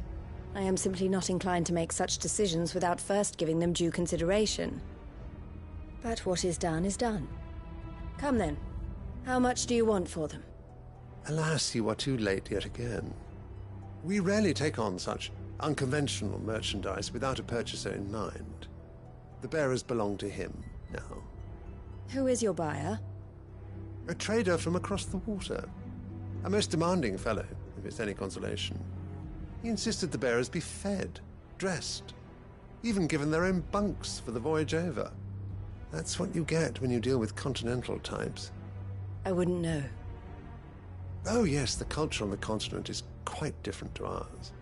They pay good money for bearers not fit for the knacker's yard, and treat them like kings. But as long as they pay... That does sound unusual. No matter then. If they've already left our shores, there's little that can be done. Allow me to withdraw my interest. And with it, my interest in joining your organization. My associates will be sorry to hear that.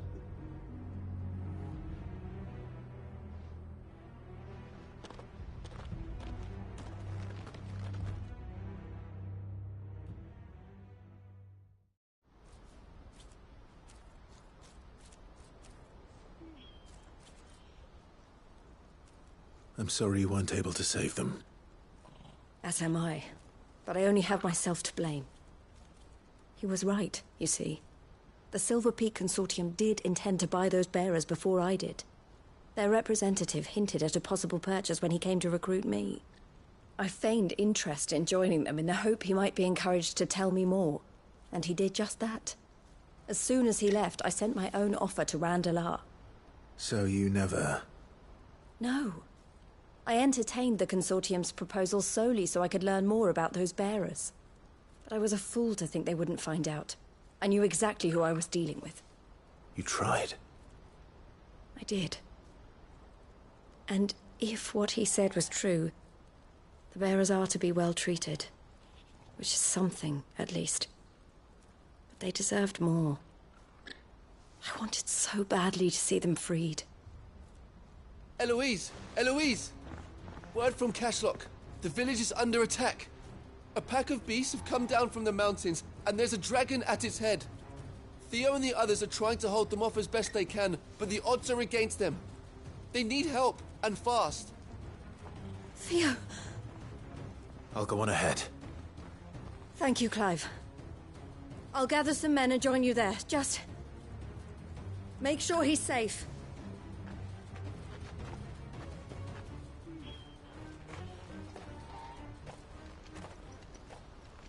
Hold on, Theo.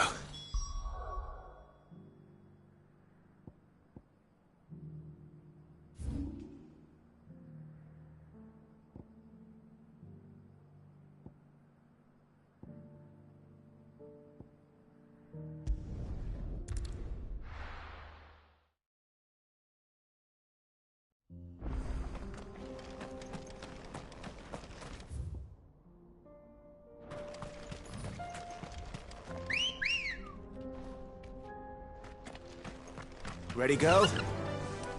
Fly, Ambrosia!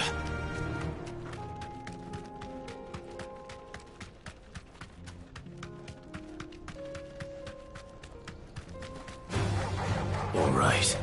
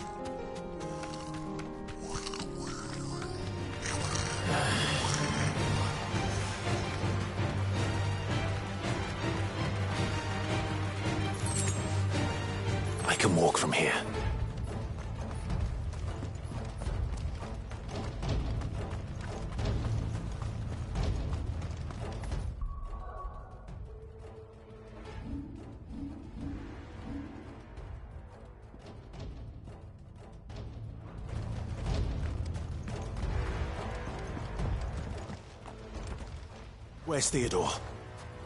Upriver! He led the dragon that way to keep it from the village, but the whole area's flooded with ether.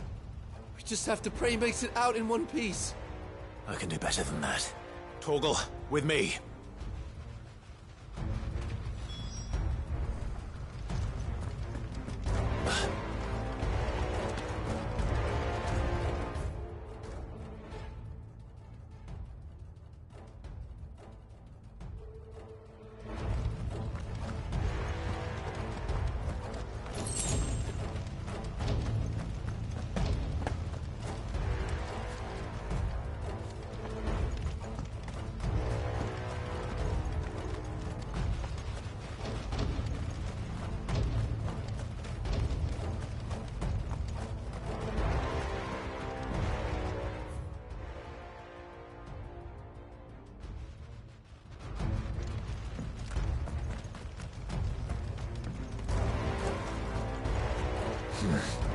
Not here.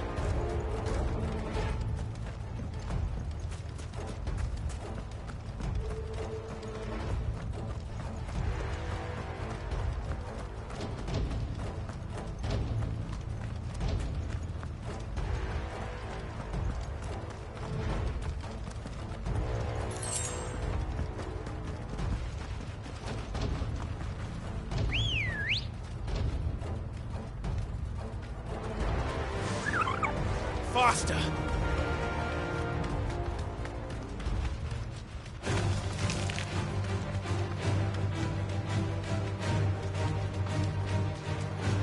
Where are you, Theo?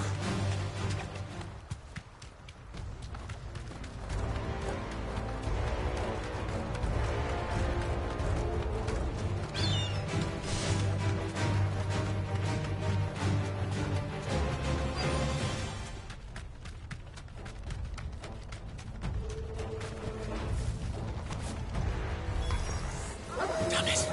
The ether's too thick. These creatures have already turned. Vogel, kill!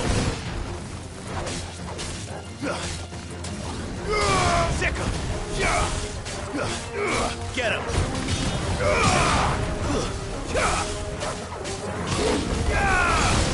Eat some! Get him! Sick him! Brutal! Get him!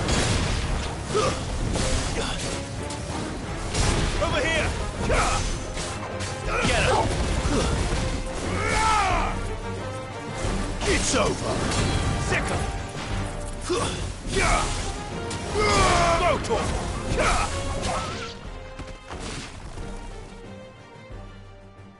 I can't waste any more time. I need to find Theodore before that dragon does.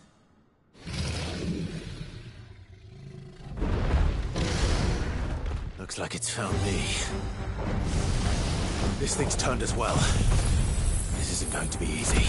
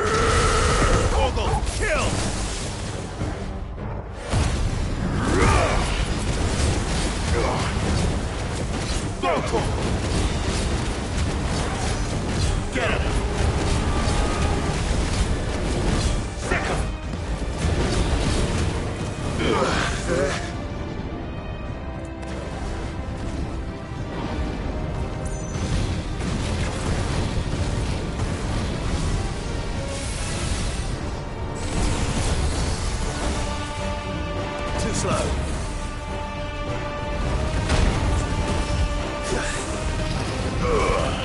All yours, Torgal.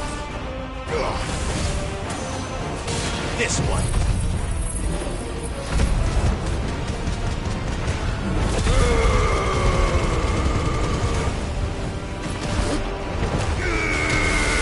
Now, Torgal. Gah! Gah!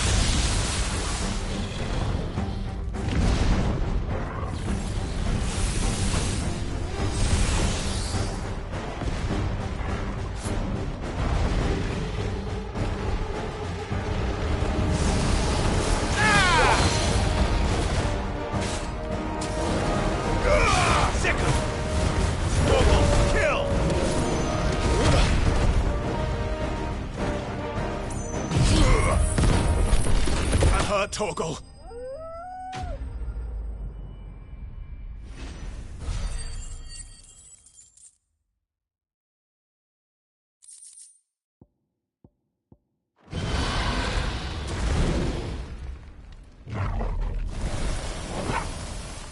Clive? Theodore, you had me worried for...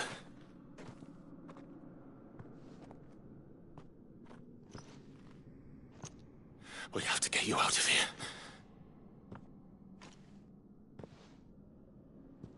I think it might be a little too late for that. Bearer or no, there's only so much ether a man can take, and that Drake just wouldn't let me leave. You have my thanks, Sid. For finishing what I could not. For keeping Elle's dream. Theodore!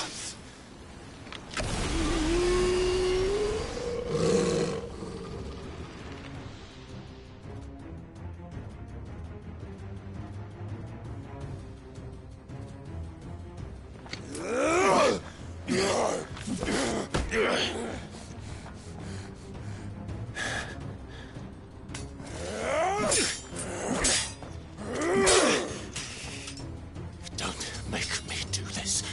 Stop it, Theo! Stop! Stay back, Eloise! He's turned. And so will you!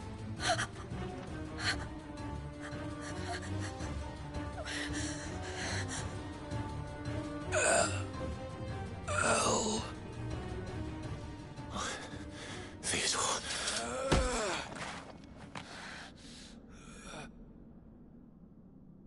Take care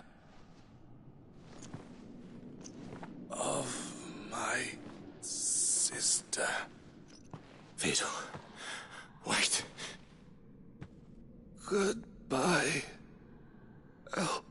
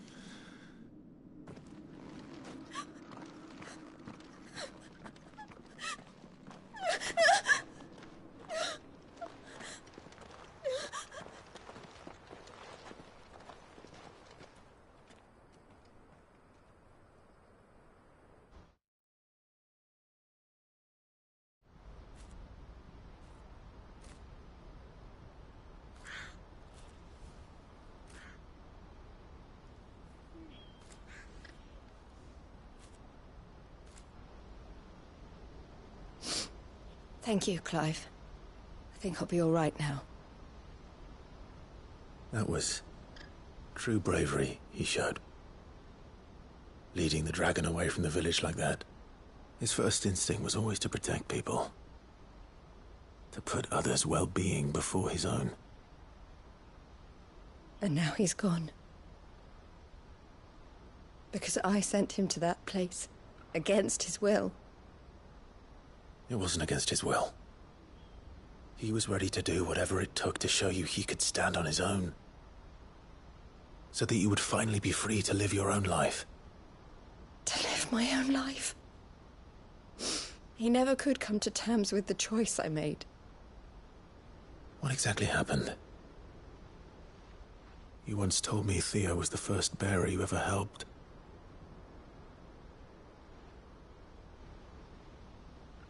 We grew up in Canva. We were born to one of the great trading houses. And I was chosen to inherit the family business. I had my father's head for figures, you see. Theo did not. While I studied the art of commerce, he played at soldiers instead. A late bloomer, in more ways than one. For unlike most bearers, it wasn't until his 15th summer that his powers awakened. My parents tried to drive him out of the house and into the care of the constables. But before they could, I took him into mine. Theo told me something else. He clearly admired your devotion to the cause of freeing others like him from slavery. But he said you deserved a better life than this. He wanted to free you from what he called your bonds, just as you freed him from his. I would be lying if I said I had not wondered from time to time how much easier my life might have been if I had allowed Theo to be taken and devoted myself to the family business instead.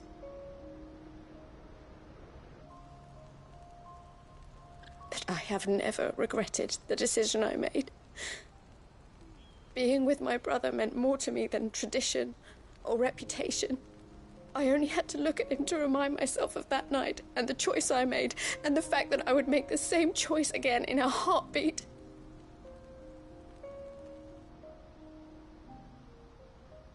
He was never a burden. How could he even think that?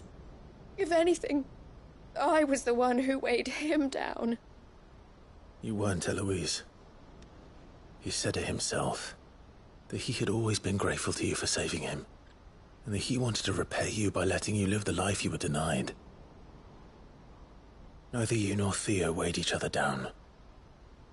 You loved one another. You did whatever was necessary to continue living your lives together, and you always would have. You're right. All I ever wanted, all I ever did, it was so we could be together. Oh, Theo, why did you have to...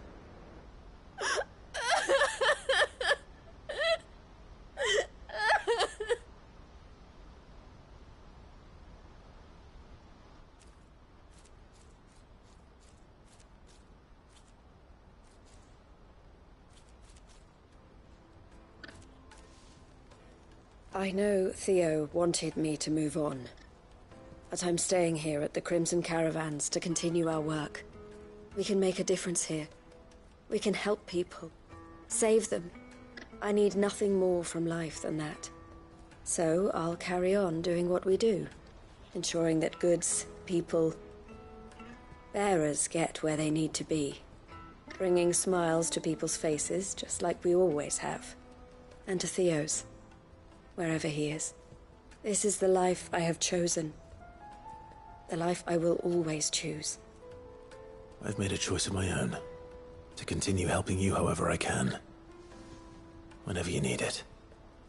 Thank you, Clive. Let's go on together then. For Theodore.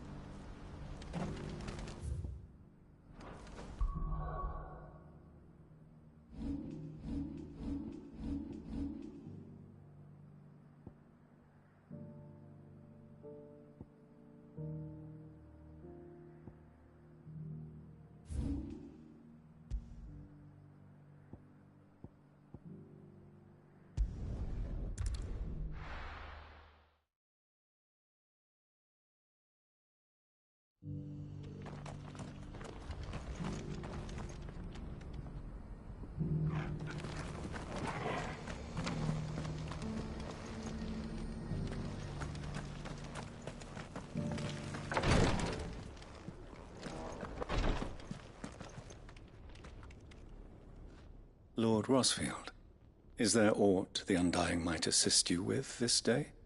Perhaps. My brother said that your order was helping him with his quest to uncover Ultima's origins. Have you learned anything of note since last we spoke? Little and less, I regret to report. I see. Be assured, however, that we will not rest until the truth is known. Even now, our archaeologians scour ruins in every corner of the realm for traces of Ultima's touch. Fallen ruins, I take it. Dating back as far as Phoenix Gate. Indeed. Ultima's thralls are oft sighted among the remnants of the fallen civilization, as if protecting the secrets concealed within. Secrets we'd see unearthed. Should our methods be of interest, my lord, mayhap it would please you to observe some of our number at work. Would that be possible? Of course. A survey is being conducted not far from here. Perchance you are familiar with Kretov, a small hamlet built around a fallen airship. I was due to visit my colleagues there to collect their preliminary findings, but if you would consent to do so in my stead, I'm sure that they would be honored to relate any discoveries they have made to you directly. All right. I'll go and meet with them. They will be most gratified, I am sure. Might I suggest you take the road through Titan's Wake? It will lead you straight to the village after but a short walk. Thank you. I will. I wish you a safe journey, my lord. May the Firebird's flames burn ever in your heart.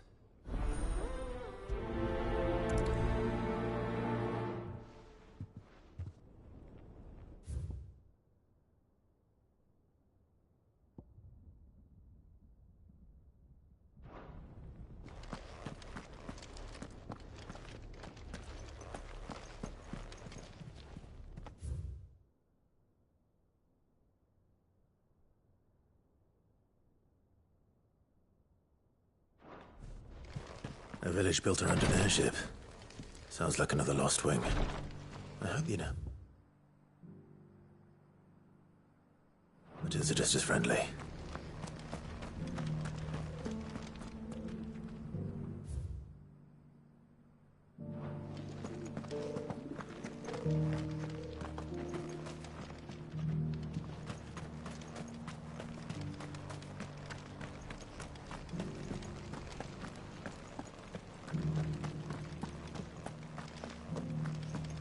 Beneath the flood, yes.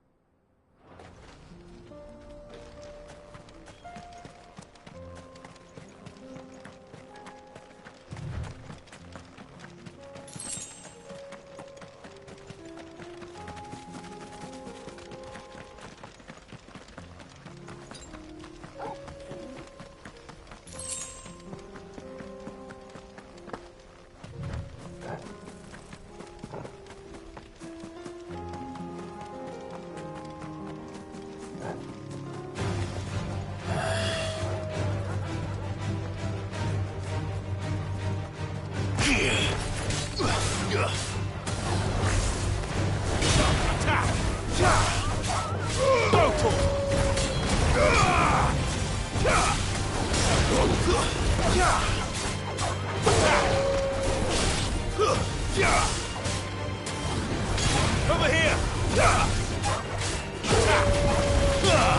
Go, Torgal! Go,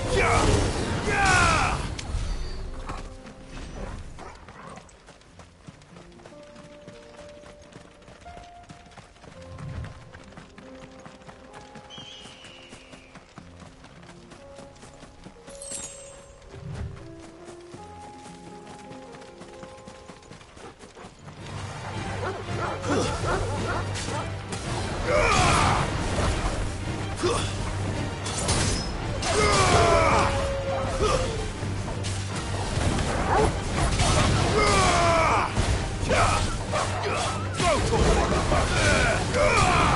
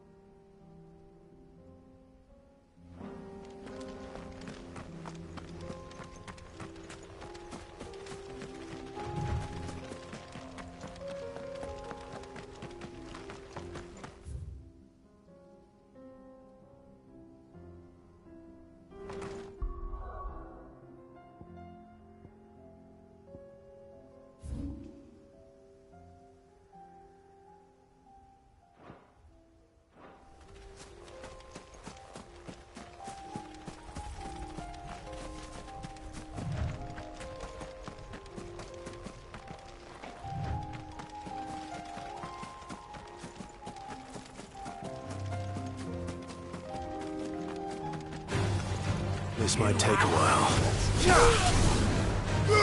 Get him! Sick him! Get him! This one! Sick him! Go to him! Over here! Sick him! This one! You're finished! This one! Sick him!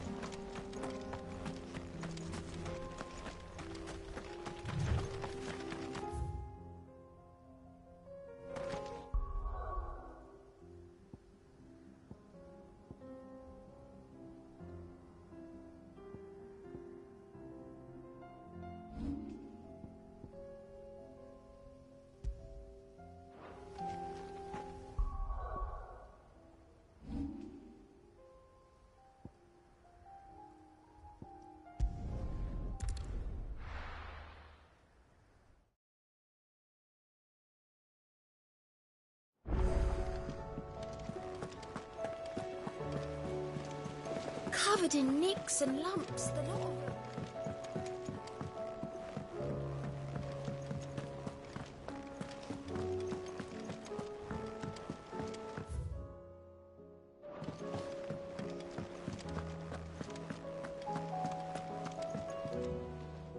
Heard the bad news then, did you? What bad news? About Dravost. Blackthorn's old haunt. With the forge and all that. Well, anyway, the mine's just down the road from there are spewing out ether like no one's business. And the village? Safe from the flood for now, but they've got other problems. Akashic. Every creature in the area's either turned or on the way to turning, apparently. Zoltan and the others are living on borrowed time. They need help, and quick. Doris sent a few curse breakers to keep an eye on things, but there's only so much a couple of scouts can do. Except get eaten. If something ain't done soon, the whole place will be overrun. I won't let that happen. Didn't think you would. Does Blackthorn know? I thought it might be better if he didn't. He'd only do something stupid. You reckon we should tell him? No. It's better this way. Yeah, well, I can't stand about knowing what's happening out there, so I'm off. I'll see you in Dravost.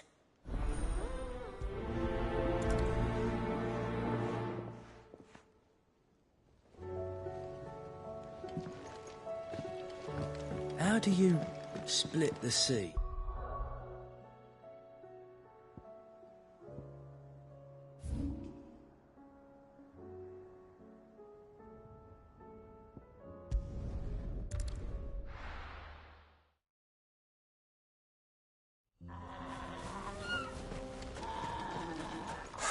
So Dravost is still standing.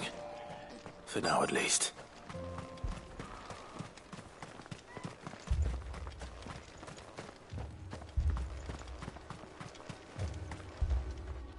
Clive!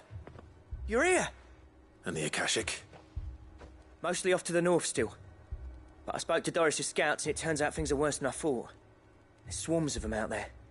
Told old Snotty to be ready to seal the north gate. That should buy us some time if we need it. Enough for the villagers to barricade themselves inside their homes, at least. Well done. Welcome back, Sid. I'd never have guessed, you know. Not if August hadn't let slip. Who'd have thought that the savior of Dravost would turn out to be the realm's most infamous outlaw. Keen to help us out again? I am. Thought you could sneak off without me, did you? Blackthorn. Oh, what are you doing here? One of the scouts couldn't keep his voice down. Unlike my best mate who didn't think I deserved to know. Zoltan, how long's it been? Long enough for us two to turn into a pair of old codgers, I see. That your idea of an apology? Prick. Don't listen to him. You only did what you thought was best. For the village and that. I did, yeah. But that ain't the whole of it. Vulcan, our master, didn't leave the chiefdom to the two of us. He left it to me. The best blacksmith in Dravost, barring himself, of course. Bloody stupid tradition, in my opinion. If someone's got talent, you should let them practice their craft, not ask them to settle petty feuds and barter for grain. Our master wasted half his life that way. I wasn't about to let that happen to me. So you wasted half of mine instead? You're what Dravost needed. Under me and my precious ideals, this place wouldn't have lasted a year. So I left to devote myself to the work and spare you lot the consequences. I may be a selfish prick, but I only did what I felt I had to. What you had to do was your duty! Even if it meant we all starved? Enough. This is no time for bickering. You can finish beating each other up once Dravost is safe. Fine. I've said my piece anyway. Yeah. So have I. Sorry, Clive. I shouldn't have stuck my nose in. We're short enough on time as it is. Still, give us a mo, would you? I need to get my head straight before any of them Akashic try to bite it off.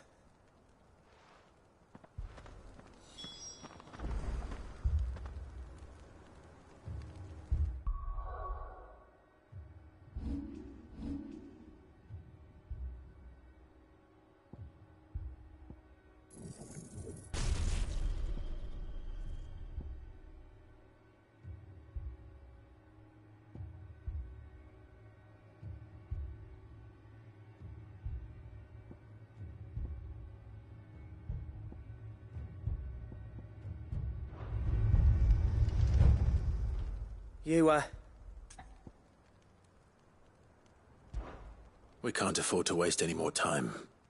Right you are. Might be worth having one last word with the scouts, though. Don't want any nasty surprises, do we? Oh, and Blackthorn, you and Zoltan might be better off staying inside the... Akashic on the move. How close are they? Within sight of the walls, and there are more coming up from the mines. What was I saying about nasty surprises? They'll wash right over us if we stay out in the open. We're pulling back behind the gates. Good idea. Get yourselves inside, but keep your weapons handy. Understood.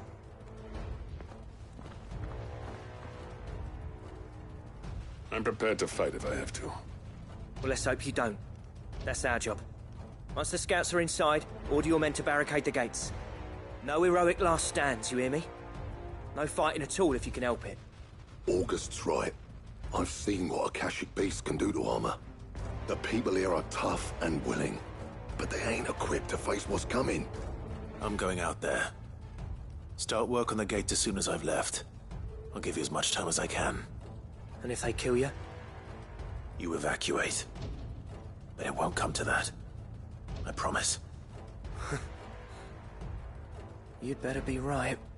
Take good care of Dravost till I get back. Leave it to me. And give those things what for, yeah?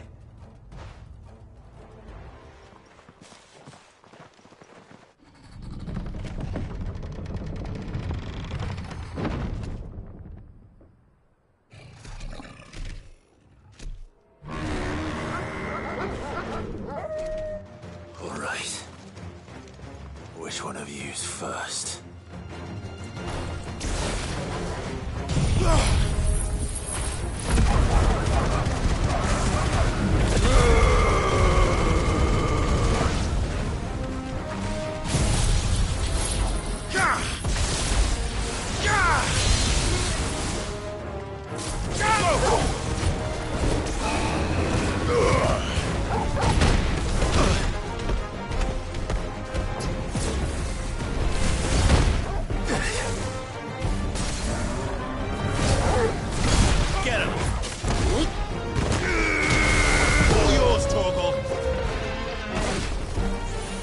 Fine hound. Over here! Get him!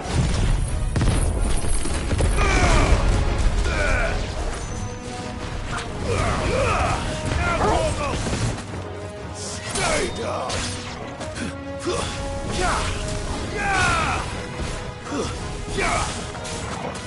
Go, Torval! Attack! Over here!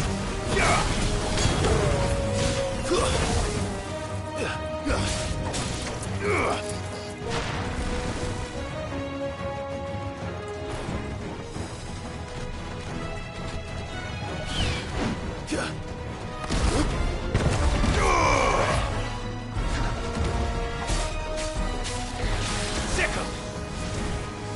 Too slow.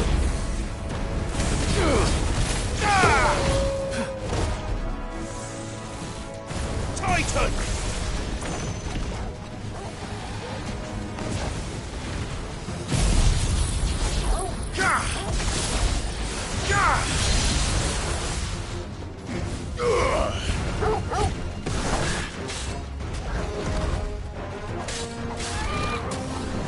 Sick him!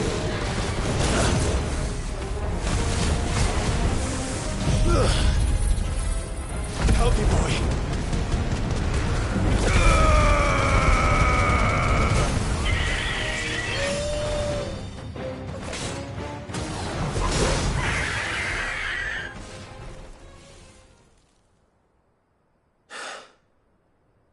Is that it?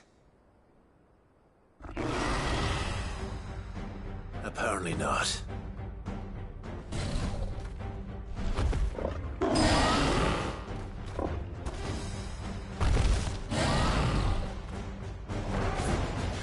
You're not getting past me.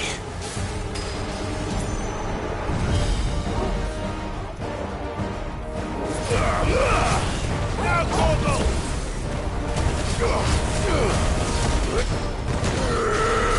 Torval, kill! Bravo! Over here! This one.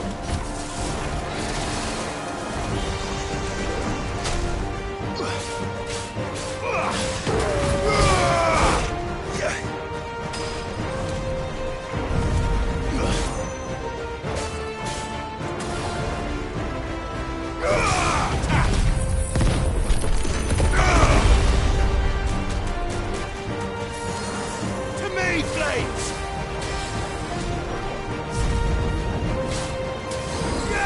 Over here! All yours, Torval!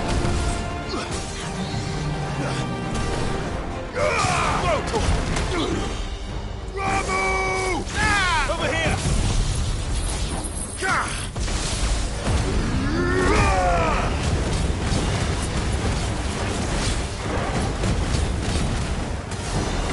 Attack!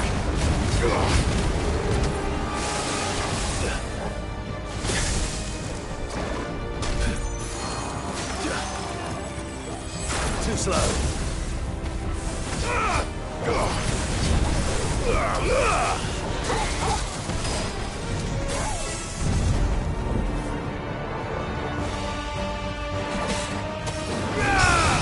Go, Torval!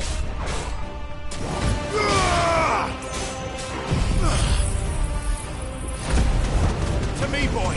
To me, boy! To me, boy!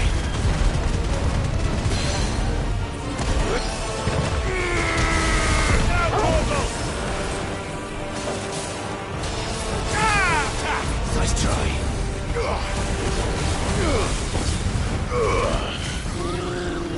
Titan! Sick! Over here! All yours, Torval! Now, Torval! To me, boy! Bravo! Sick 'em!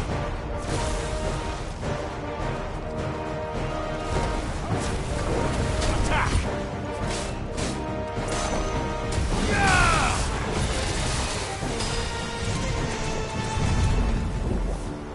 Over here! Attack!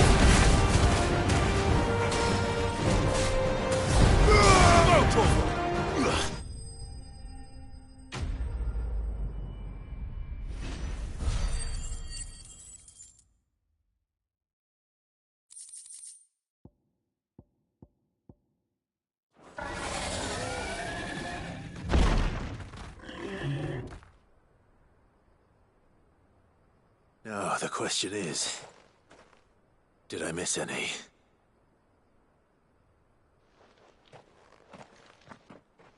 Man alive! You're still in one piece! I slew as many as I could. As many as I could, he says. The old bleeding lot, more like it.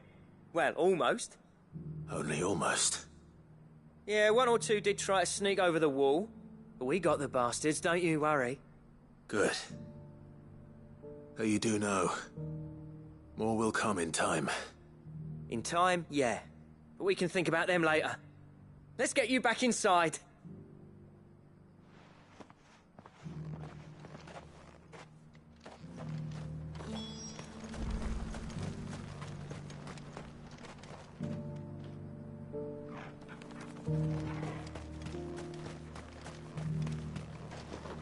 The beast was charging at me. Sid! You're even more fearsome than your reputation. Enough to give those Akashic monsters nightmares. I almost felt sorry for the wretched things. But mostly, I felt grateful. Dravoged won't forget what you did today. I'm afraid I've only delayed the inevitable. There's no getting rid of that ether flood. Meaning that any living thing which stumbles into those mines will end up clawing at your walls again. And that's if the flood don't spread. If it does, well, I hate to say it, but the village's days are numbered. That may be, but we're staying just the same. With ether floods springing up all over, it's no less safe than anywhere, and more importantly, it's our home. We'll fortify the gates to the north, and I'll see that they're guarded day and night. All right. Then we'll give you a hand shoring up those defenses. As for you, Blackthorn, that's twice you've turned up when Dravos needed you. So, thanks. I shouldn't have stayed away so long. And I shouldn't have left without talking it over with you first. Too bloody right you shouldn't. Though I doubt I'd have listened.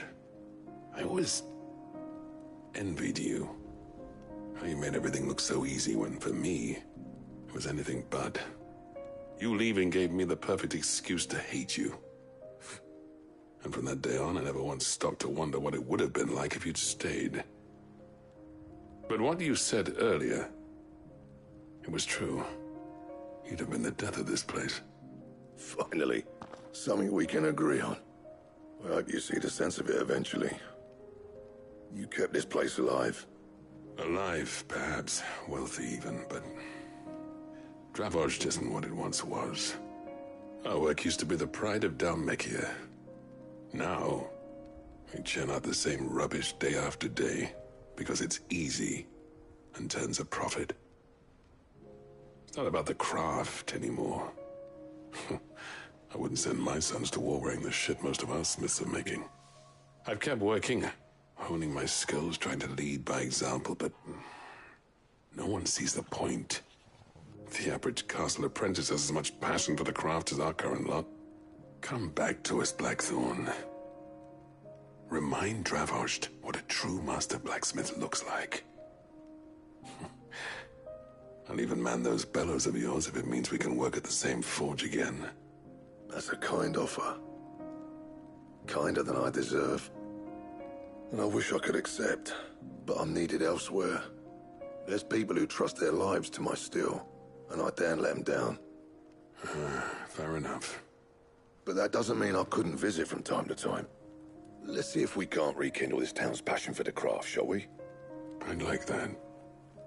Just be sure to tell Snotty to let me in the next time I come calling, yeah? Knowing him, he'd let you in anyway. Blackthorn. The Master Smith turned outlaw, back in my good graces. I never thought I'd see the day.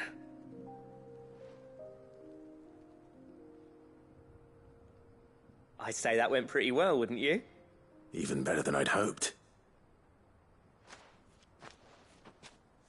Sid, I've got something for you.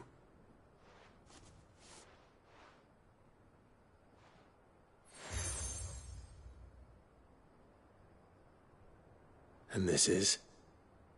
A token of our lasting gratitude. But I'm of a mind to make you a far grander gift.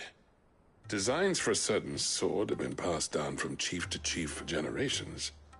Now hold on, Zoltan. There's a reason no one's made that blade in centuries. There's not been a craftsman equal to the task. I'll admit your cinders make impressive steel, and I've learned to own an edge Odin will be proud of. But the engravings on that thing are enough to make a jeweler cry. And they're not just for show, either. Have you forgotten what brought you back to Prохождение in the first place? A certain ring? I knew I'd never surpass you with a hammer and tongs. So I turned my hand to a different kind of metalwork. Between the two of us, I'd say we're the equal of any master craftsman ever to have graced a forge.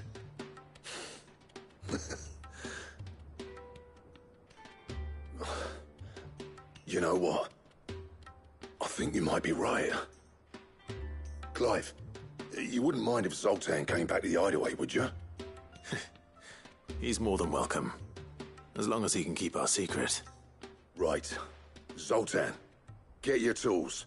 We've got a legend to forge.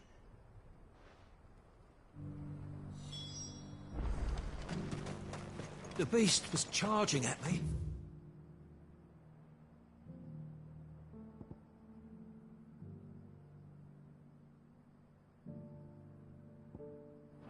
And he threw himself in its path.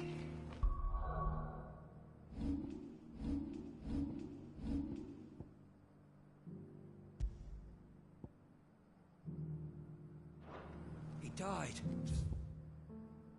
Save me.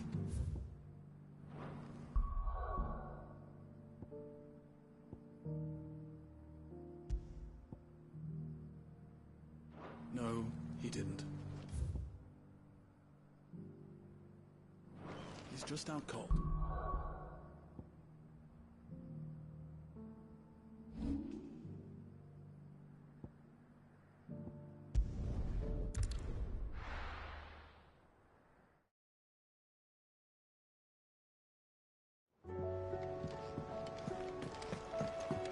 Come back.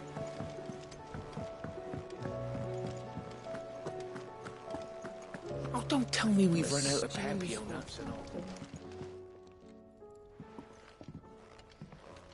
Ah, the man himself.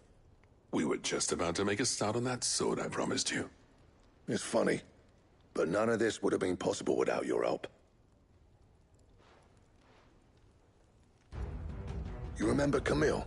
We'll be using his leatherwork for the grip.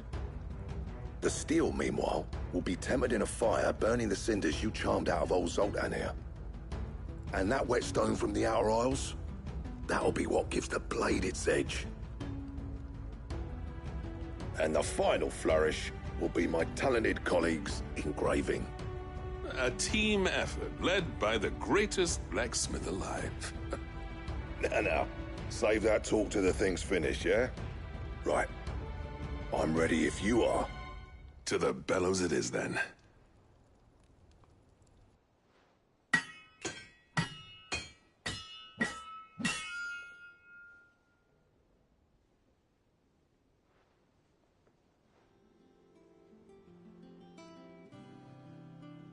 Well, bugger me.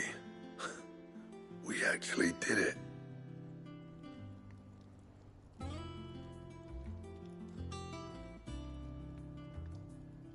The sword to end all swords. Ragnarok. It's quite something. I trust you'll take good care of it. Thank you. Both of you. So, does this make you pair the greatest craftsmen alive, then? This? Nah. This was just following the footsteps of the greats of old. It'll take more than that to earn us our place in history. But we're up for the challenge. Here. A list of materials. Zoltan and I got talking on the long road back from Prохождение. We reckon with those items there, we could craft something even better than the Ragnarok. Something worthy of a legendary outlaw like yourself. That's a weapon I'd like to see. You leave this list with me. I was hoping you'd say that. One legend at a time, eh, lads? Before you start on the next, who fancies raising a cup to friendship reforged? Good idea. No more drinking to forget my past. It's about time I had something to celebrate. Then tap the kegs! Vulcan's boys are on their way!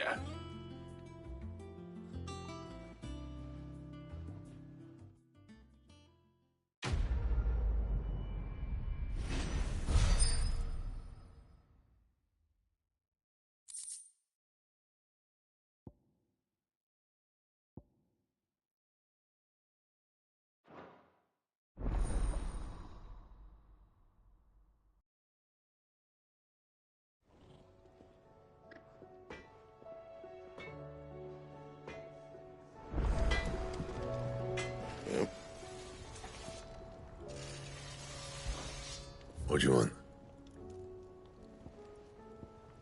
And? Trouble with your gear, or... I never thought me and Zoltan would ever speak again, let alone work together. And if it hadn't been for you, we wouldn't. You've been a good friend to me, Clive. The best. So, what'll it be?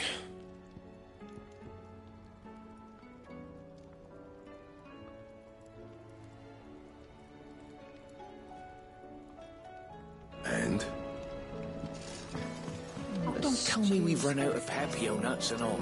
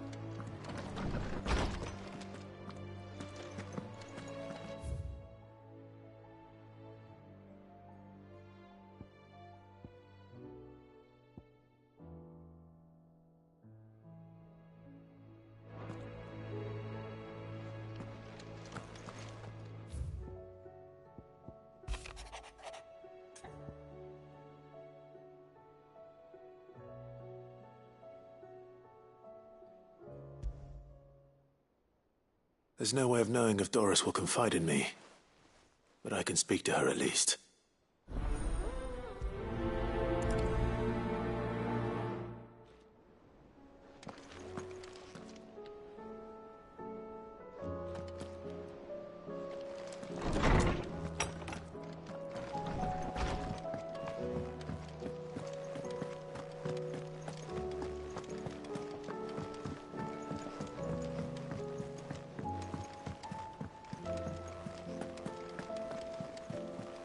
Covered in nicks and lumps, the lot.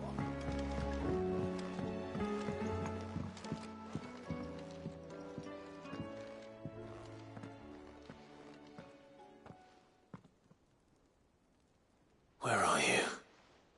Can I help you, Sid? I'm looking for Doris. Is she here? I'm afraid not.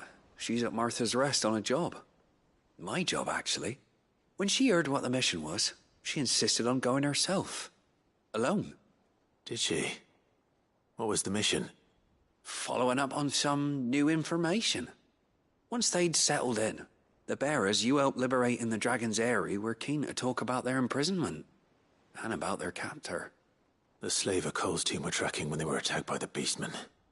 I'll go and find her. She's at Martha's Rest, you say? If she's not moved on already, yes. I hope everything's all right. Why would Doris insist on going alone? Maybe...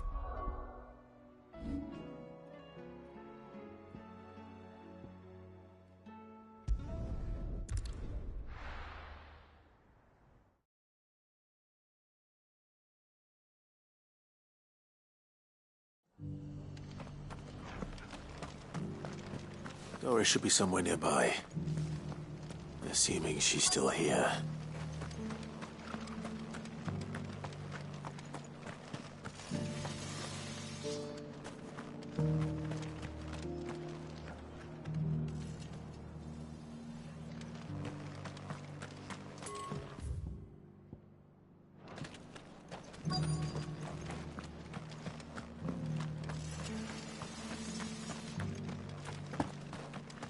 It doesn't still hurt, does it? Oh, 1,000. It's been a pleasure, Doris. Just like old times.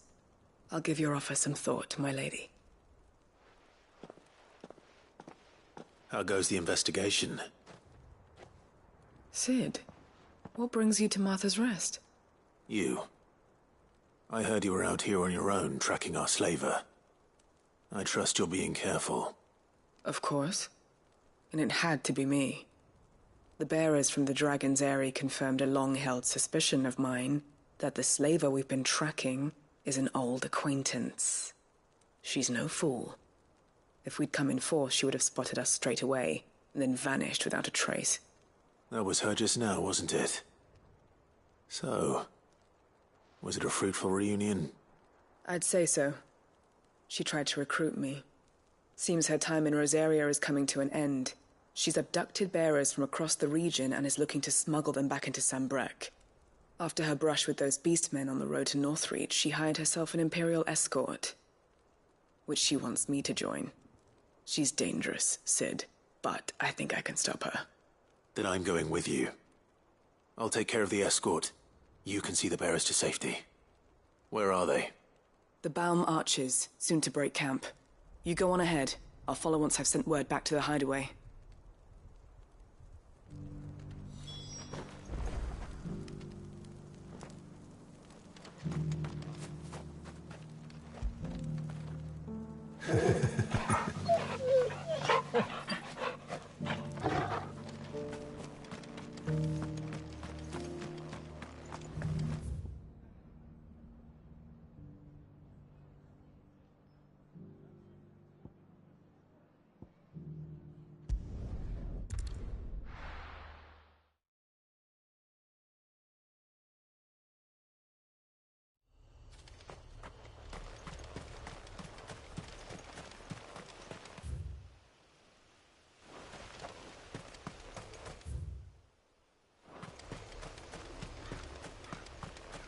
Ambrosia won't help me here.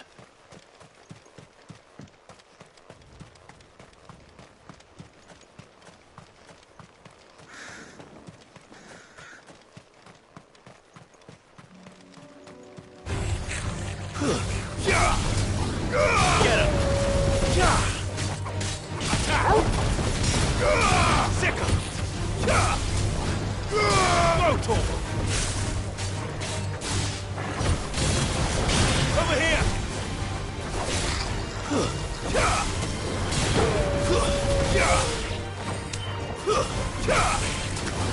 Rotor!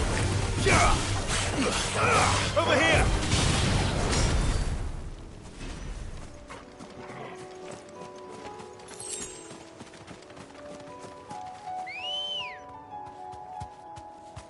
Ready, girl? Faster!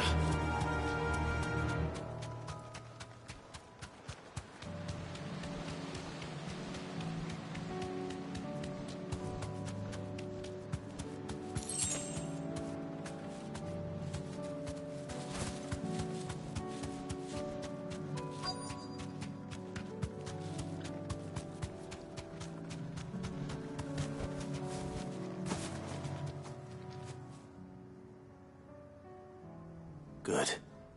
They haven't broken camp yet. How did Doris come to know a slaver, I wonder?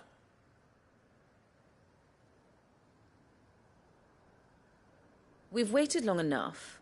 She's not coming. Ready the bearers. We're leaving. Back to civilization, is it, Mom? With all haste. Lest any of you lackwits start talking like these feckless bumpkins. I presume your men are ready. We've suffered too many delays as it is. Any more and I'll be docking your pay. Yes, Mom. Oh, but before you go, It appears we have company. Kill him. You're welcome to try.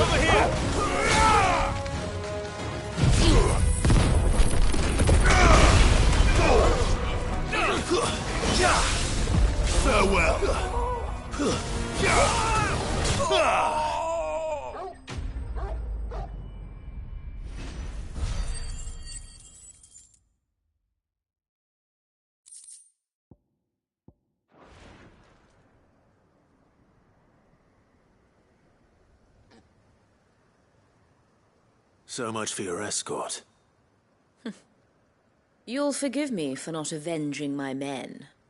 I'm not the swordswoman I used to be. I surrender. Do with me as you wish, Cid the Outlaw. Cid! Ah, Doris. I take it you're not here to rescue me from our brooding renegade? You know, I always wondered where you'd vanished to. But casting your lot with this criminal of all people... Better fighting for a cause than killing for coin. I'm sorry, Cid. I should have told you sooner. This woman, my former master, once trained bearer children to be weapons in service of the highest bidder. She raised me like a daughter, and I did terrible things to earn her favor. It wasn't all terrible, surely. We had our fun, too. You were always so eager to learn, and had such clever hands. All my other children took either to the blade or to the books. Always either or. But you proved yourself a master of both. That's why I kept you for my own. How about it, my little dagger?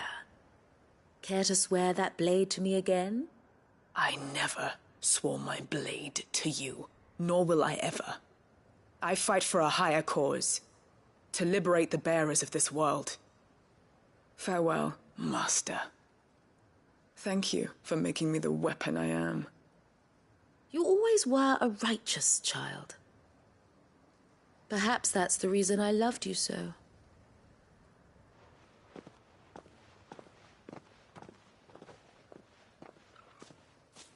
What do you want to do with her?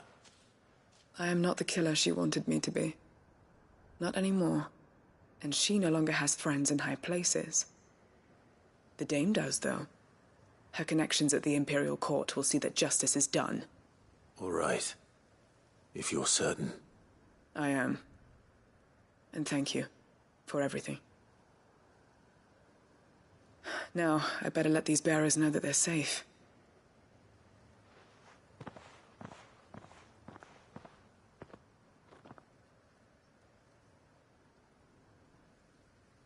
And I should head back to the hideaway and put Cole's mind at ease.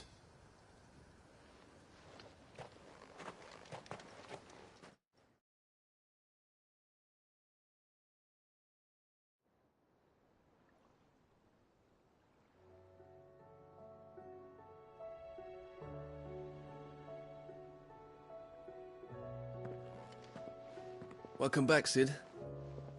Doris's message just arrived. I hear you saved more bearers from being smuggled across the border. With any luck, they'll be joining us in the hideaway shortly. Oh, and your letter. You don't need to worry about Doris anymore. I'd been hoping as much. She mentioned one or two things in her report. So the slaver we'd been chasing all these months was her former master. Wish I'd known. She's been arrested, by the way, over in Sandbreak. Went quietly, or so we're told. And she won't be getting off lightly. The Empire may have no love for bearers, but it's none too fond of black market traders either. Can't have been easy for Doris. I'm sure it wasn't. But don't worry. She'll be all right. I hope so. Suppose you should know, eh? You had quite the past yourself before you came here, or so I understand. Anyway, thanks again, Sid. The Cursebreakers would be lost without Doris. And you, of course. Keep up the good work, Cole.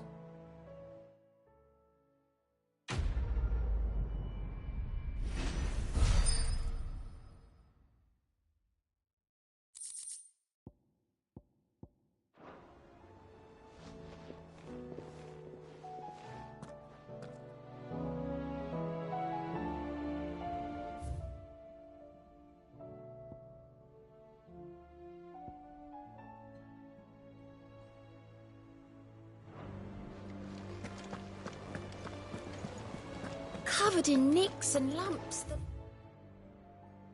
What of them?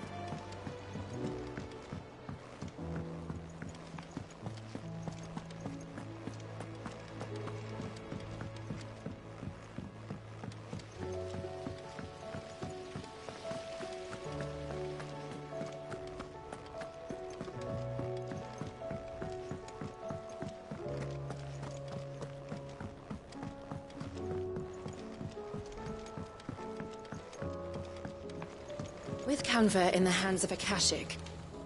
Ah, Sid. Just the man I was hoping to see. Did you have a mo? Don't tell me. You need more bomb ash. Oh no, we still got plenty of that left. I'm working on bringing another one of the Chief's designs to life. This time, it's a new smelter. It's got a reverberatory hood over the top for additional thermo amplification and a system of reciprocal recirculatory regenerators that let's just say it gets very blimmin' hot. A heck of a lot hotter than anything Blackthorn's got in his forge, that's for certain. Only mithril engines get hotter, and you can't chuck ore in one of them and get metal out the other end. Trouble is, we won't be able to make out of any old rubbish neither. We need the good stuff. And I hear you once helped Helena get her hands on exactly that. Any chance you could help me too? If it's for the good of the hideaway, I'd be happy to.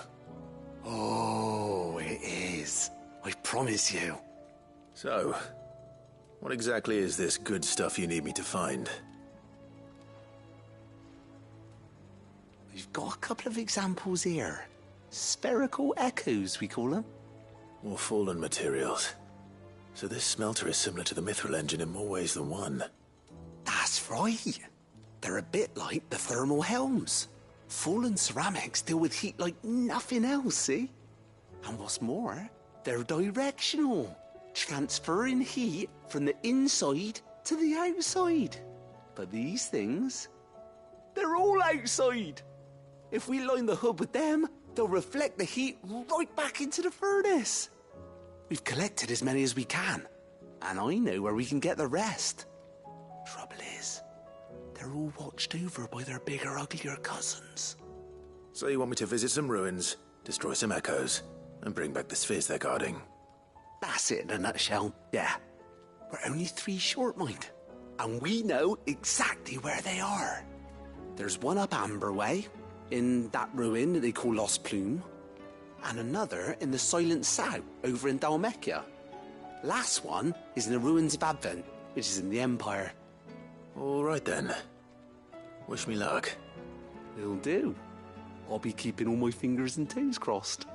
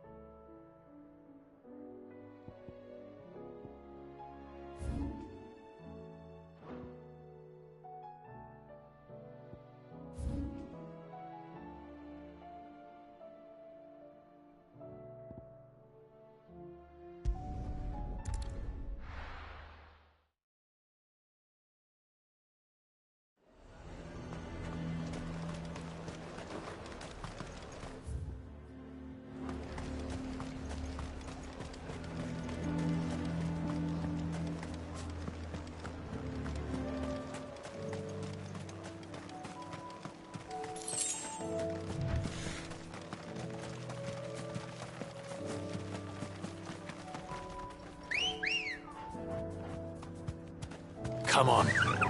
Faster! All right.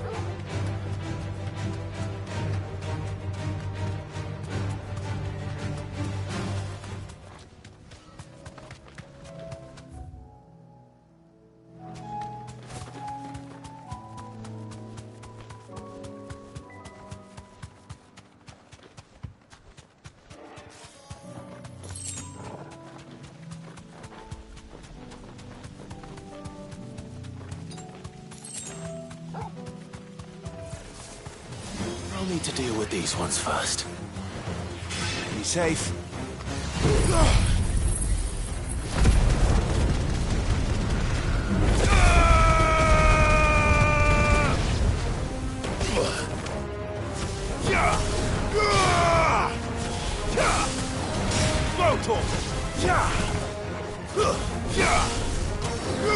Get him! Over here!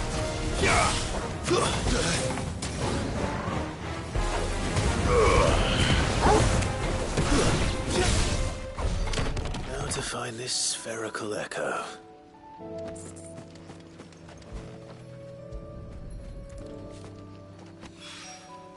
This is it. Right then.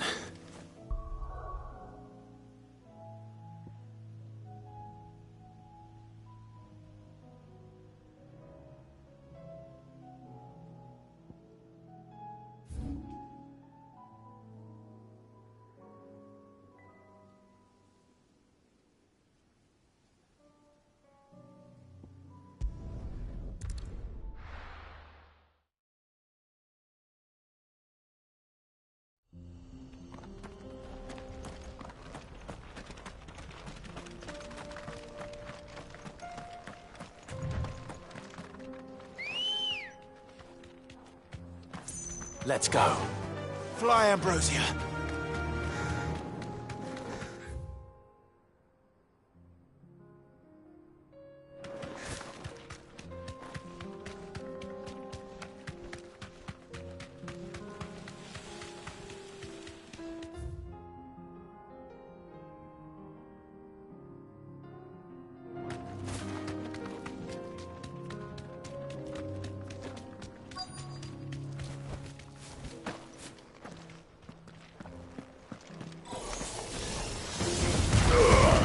All yours, Torgal. Sicker. Go, Torgal. Get him. Attack. Get him.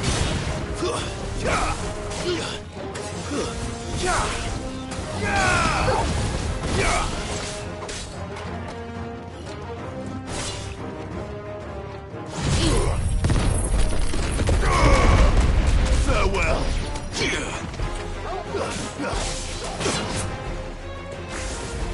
All right! Over here! This one!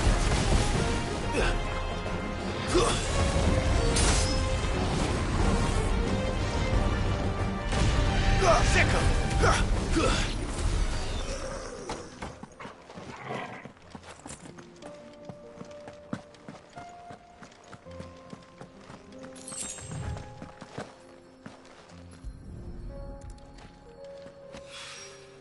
Two down.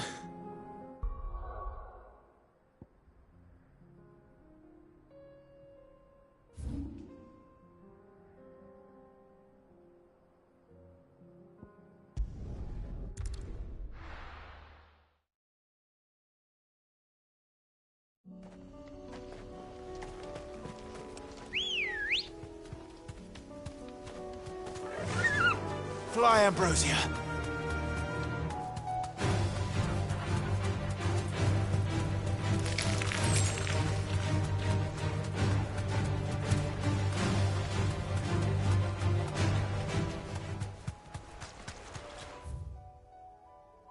Damn it. The whole village is turned. I can walk from here. Over here!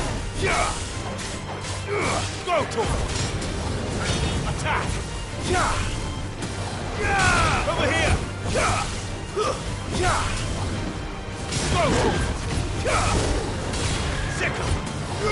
This one.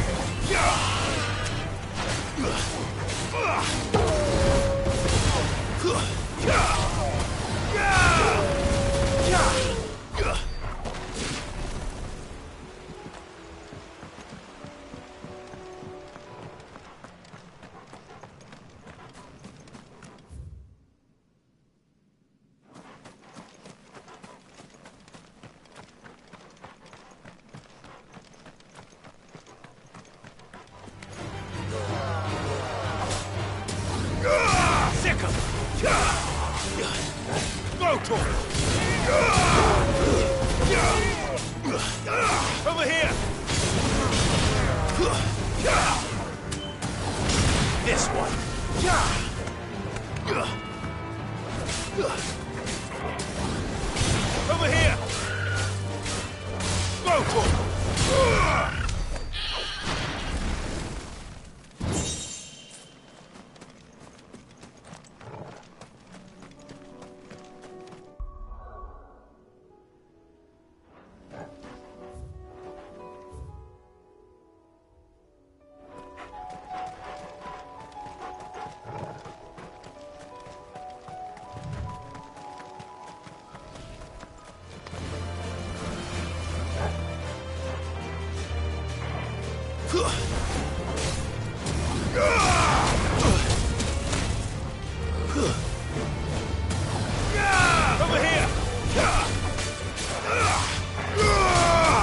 Over here!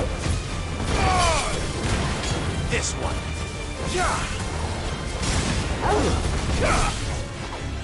Get him.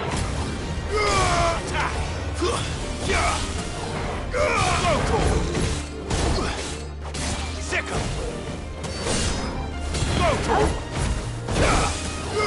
Over here. To me, boy.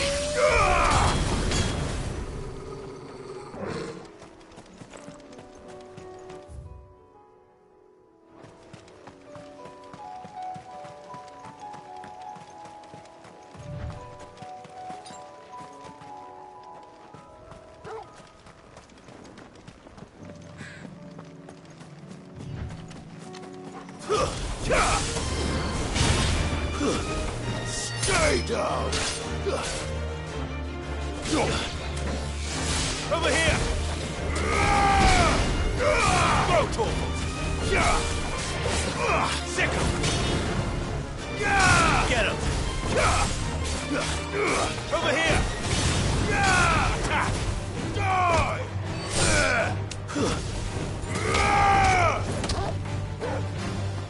Farewell!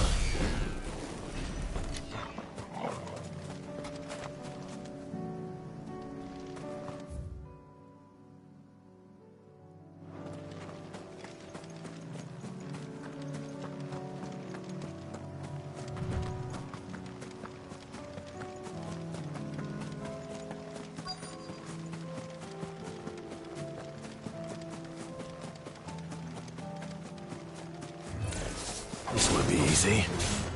Get him! Go, Torvald!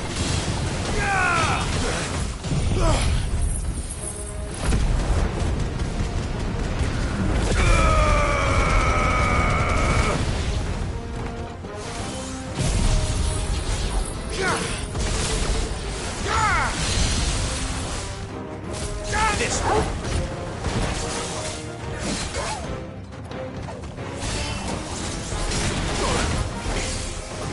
Torgal.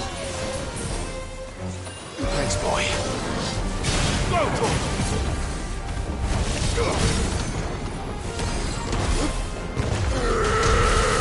Down, Torgal.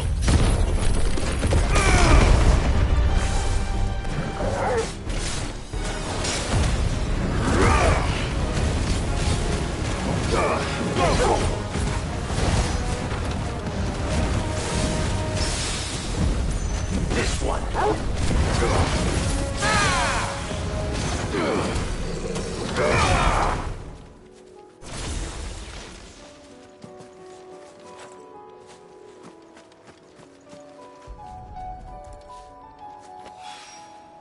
That's all of them. Owain can uncross his toes now. You all right, boy?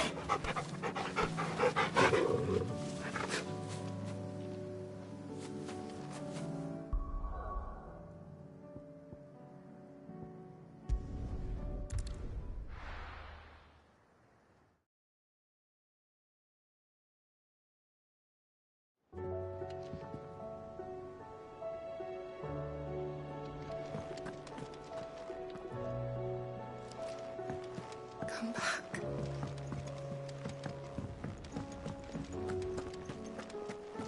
Oh, don't tell me we've run out of Papio nuts and all.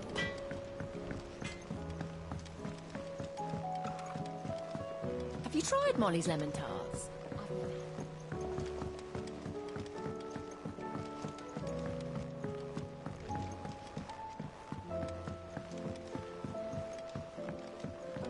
Canva lost. It can't be true. Miss, can we read Miss Editor's story for our lesson?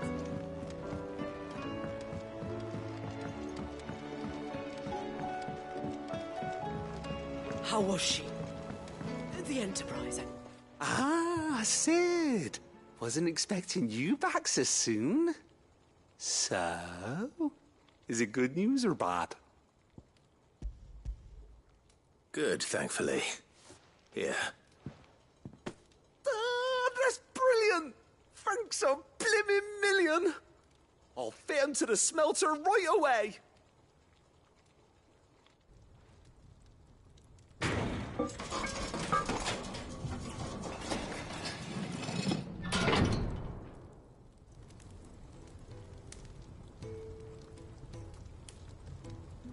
May I present to you the Telemon Furnace! Ain't bad, is she? She's a beauty. You saved my bacon again, Sid, and I ain't about to let your good deed go unrewarded. It's fine, really. My bag's flexible enough already. Oh, don't say that. I'm sure I can make a few improvements to it yet. You could just buy me a bigger... How about that clasp? Looks a bit stiff. Reckon you could loosen it up and make some more room? And I reckon I know how. With a new alloy we've been working on. The Telemon Furnace was just what we needed to perfect it. It's a metal, see? So it's lovely and strong, but it's also, well, stretchy, if you can believe it. Stretchy metal. Well, if you insist. That is the spirit. You'll love it, I promise.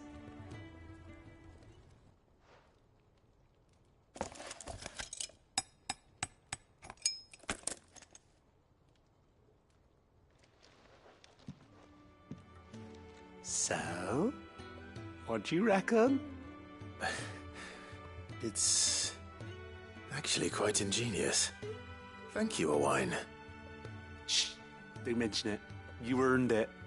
And I wanted to get some practice in using that metal anyway. Reckon we'll have all kinds of uses for it around the hideaway. Can't think of any right now, but that's our job, innit? Dreaming up new ways to make life easier around here. Maybe even out there, too.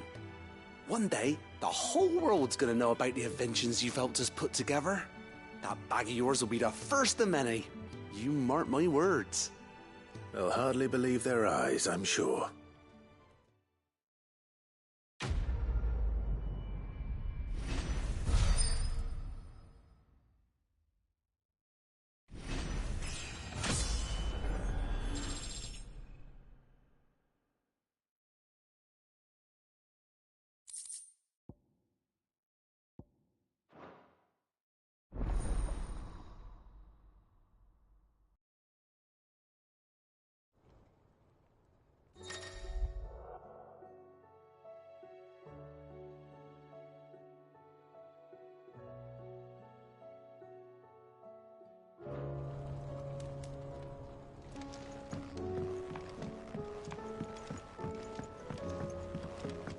So... she don't...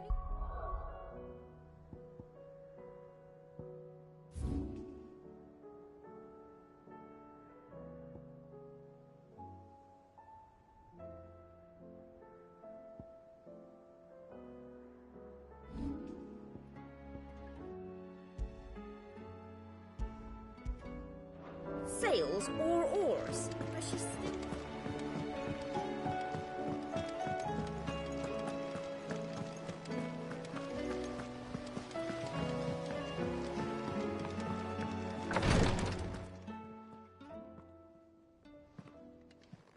How are you feeling, Joshua? Better than I was. But not nearly as well as you should be. Your cuts and burns may have healed, but your body still bears the burden of every spell cast. And what would you have had me do? It was no ordinary foe we faced. It was the Warden of Darkness. Yet still, it was not enough. The king could have ended me at any moment, but instead chose to toy with me like a curl does a mouse. You underestimate yourself. Oh, it was crystal clear. Only one man established his dominance that day, and that man was Barnabas. I'm sorry, brother. That was ill-spoken. It's just... I have never felt so powerless. And when so many are looking to us for strength, perhaps the prince feels the same.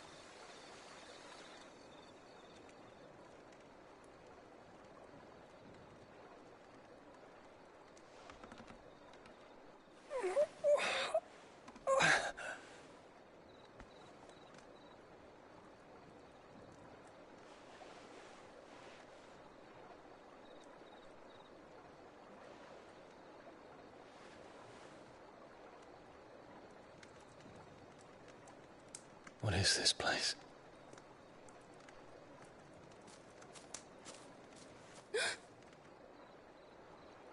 Don't move.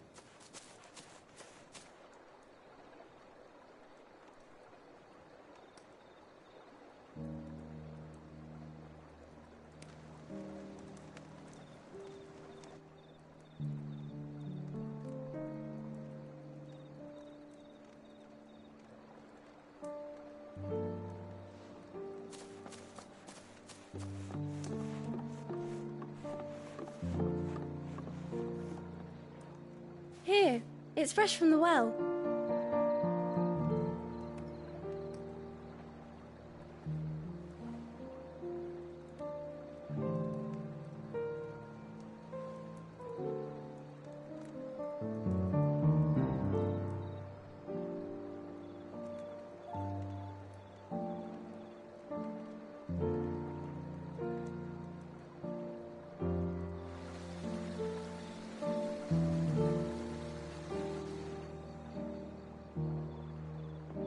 Grandmother told me spirits sometimes get lost, and that the lanterns guide them to their proper place.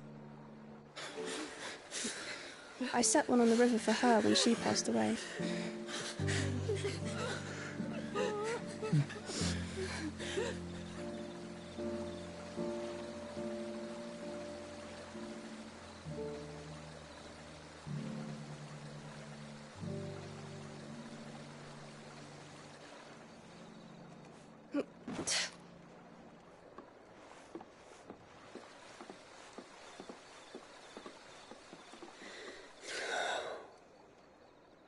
The fiend works from the shadows.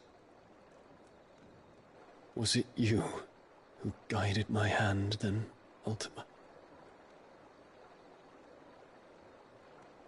No, not you.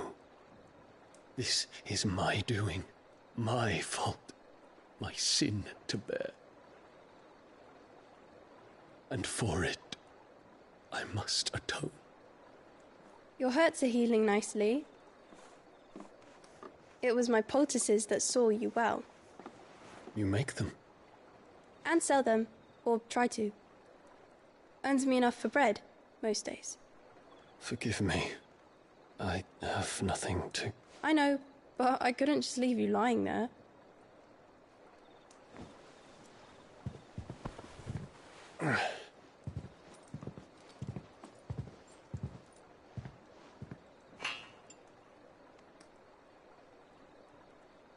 You're going then?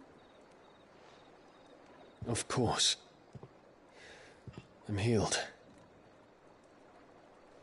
Thanks to you and your poultices. Will you promise to come back and visit?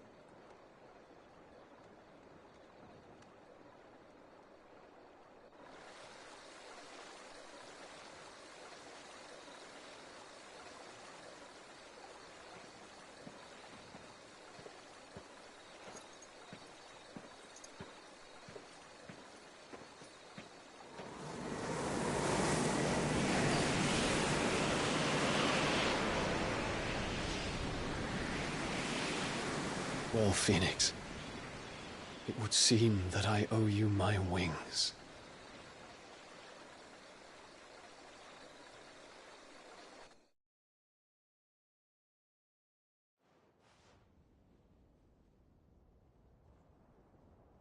Perhaps he can find an answer.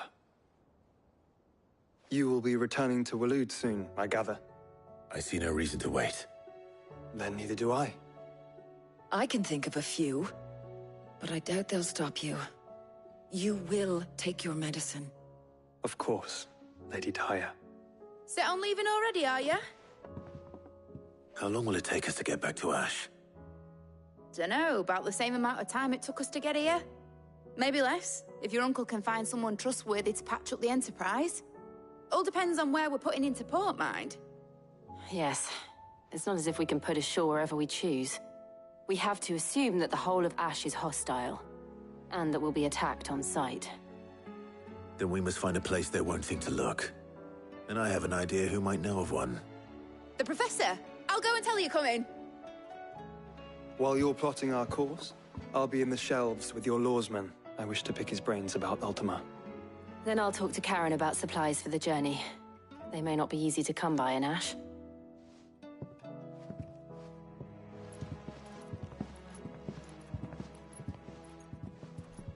Your brother's body won't take much more of this recklessness. You know that, don't you? I do.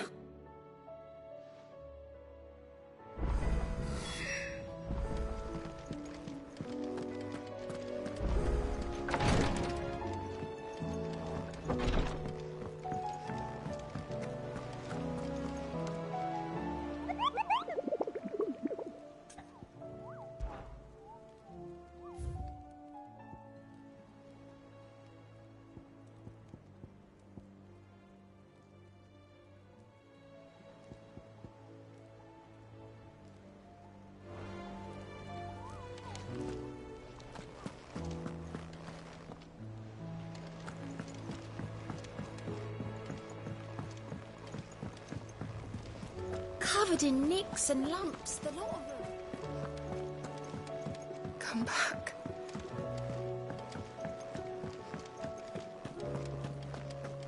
Oh, don't tell me we've run out of Papio nuts and all. Clive. If you're gonna buy some, be quick about it.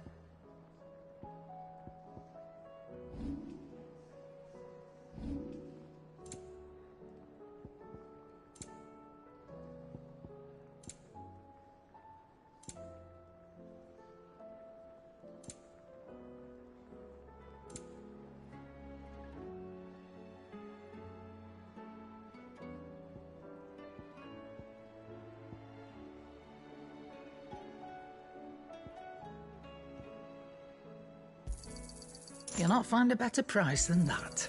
It'd better all be here. You're rubbing me blind, you know.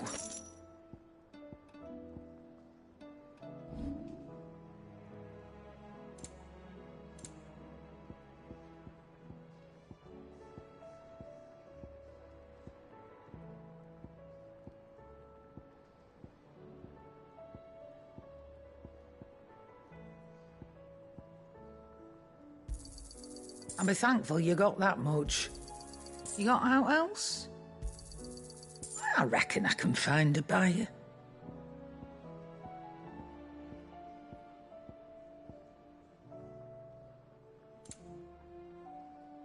Is that all? The stew's awful these days. Trouble with your gear, or something falling, dear?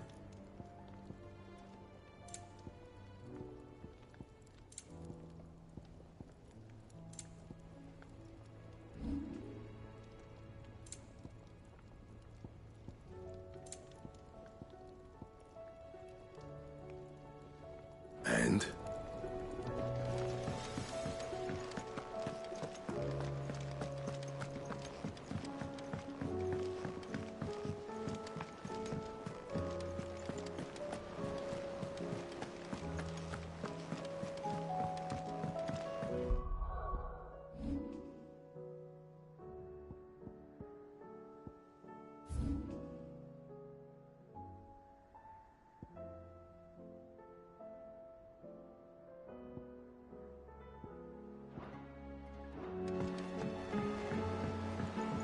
How do you split the sea? Clive! Anything catch your eye? Always something in there. I still say it were a compliment. Ah, Clive. I was wondering when you'd arrive. Please tell me you've come to take our young prodigy here off my hands. I'm not here for Mid. I need information on Ash. Then why not ask Molly if you can look in one of her ovens? Go on. As soon as the Enterprise is ready, we'll be setting out for Drake's Spine. And we're going to need a safe place to land. Preferably one that won't see my ship blown to shit and splinters. If it were that easy, do you think Waloed would have resisted invasion for so long? Very little is known of Ash, and the information we do have is spotty and outdated. We have the good King Barnabas to thank for that. Waloed's borders have been closed to outsiders since the day he seized the throne. If there is anywhere safe to land, you won't find it on my map. Then tell us what we will find. I'm sure you know better than we do. But no splinters! All right, if it will get you out of my hair. But interrupt me, and it's over. Understood?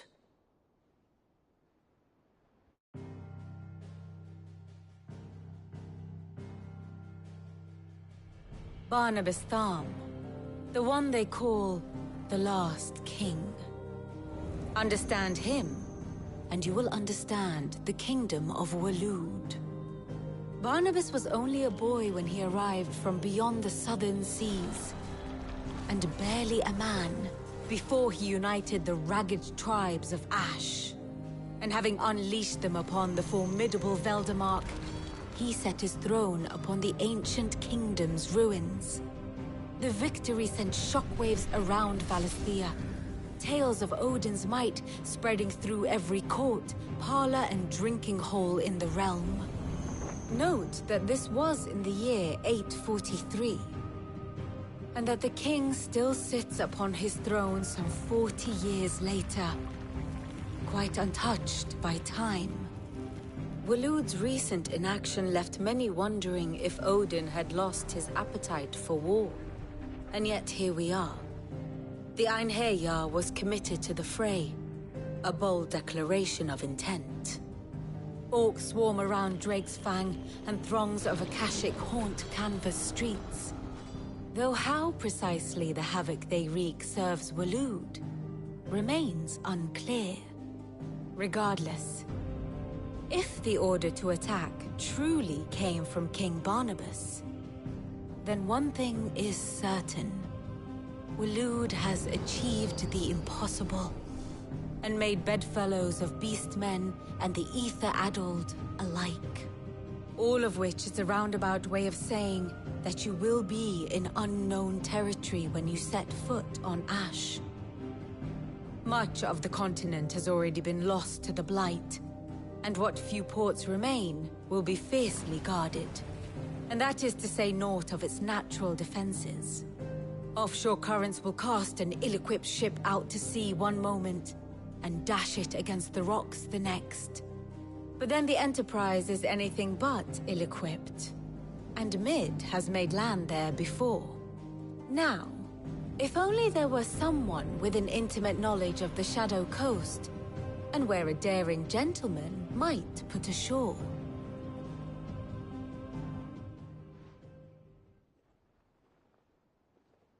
You see, Clive, you had the answer all along. Do you think you can get us back to that beach, Mid? Picked you up from it, didn't I? Not that it were easy. The currents were a right bastard. But then, if it wasn't hard, it wouldn't be worth doing, would it? Well said. Thank you, Lady Vivian. If a few morsels of common knowledge and a sprinkling of tavern talk are worthy of your thanks, I wonder what genuine intelligence might earn me. Probably more visits. Mid, I need everyone in the ale hall now. I'll fetch Joshua from the shelves. Aye, aye, Captain.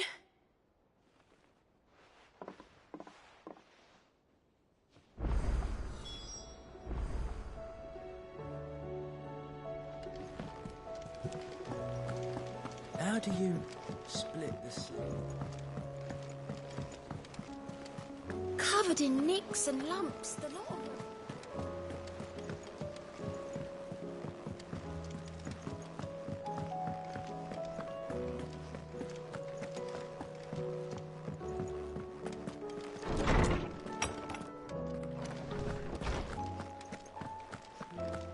I have no reason to assume a... Clive, you must listen to this. Lawsman, tell him. Do you recall when we spoke before on the divinity of Ultima? Well, it inspired me to delve deeper into the subject. And what I discovered appears to agree with the findings of His Grace. You will recall that my quest to uncover Ultima's origins began with the mural at Phoenix Gate. But while I've always known it to be important, its secrets have heretofore eluded me. Now, however, I believe I know where to find the more complete example, one that will reveal all we seek. Master Clive, have you ever in your travels chanced to hear of the Circle of Malleus? I would think not, few have.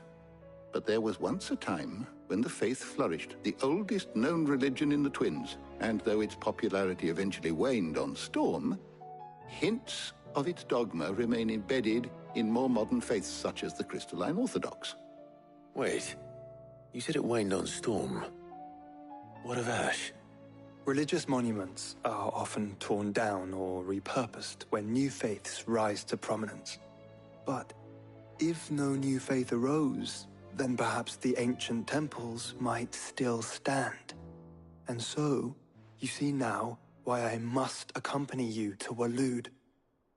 It would appear the past still has much to teach us, though in this case, it would not have been possible without the musings of Moss. To think that you carried a copy of my old mentor's chronicles all along. I am relieved to discover it in good hands.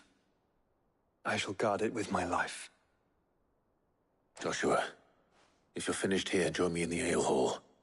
I need to speak to everyone before we leave. Right away.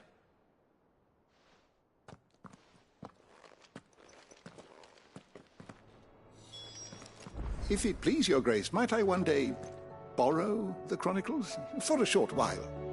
Of course, Lawsman Hippocrates. You need but ask.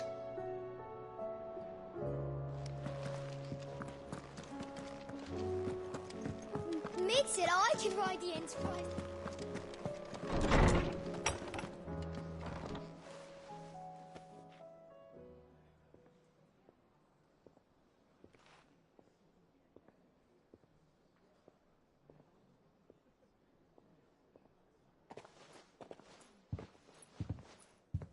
My apologies. By now you've all heard where we're going and why. So I won't bother you with the boring details, only the important ones. If we attempt to approach Stone here by sea, there's a good chance we'll be sighted and fall prey to the capital's artillery. So instead, we'll disembark on the southwest coast and make for Drake's Spine on foot. I say we, but it's highly likely the entirety of Ash is under the rule of Ultima. A large party would only attract unwanted attention. As well as slow our march and require supplies which may be difficult to obtain. Only Joshua and I will be going. And a scout. Preferably a good one. Gav, do you know of any? You bet your ass I do. Might still borrow some of Lady Vivian's maps, though. Just in case, like. Once you've dropped us off at the Shadow Coast, you need to retreat into neutral waters, fly merchant colors, and stay inconspicuous. If you sense any danger at all, you leave us behind and return to Storm. Inconspicuous is my middle name. But like hell am I leaving anyone behind. The ship ain't going nowhere till your scurvy mugs are smiling on deck. Jill, the Enterprise will appear a tempting target for royalists and pirates alike. You're to stop anyone boarding. Don't worry. I'll keep the ship and her crew safe. You'll be needing passage home, after all. But... very well. If there are no questions, I'll see you all at the docks.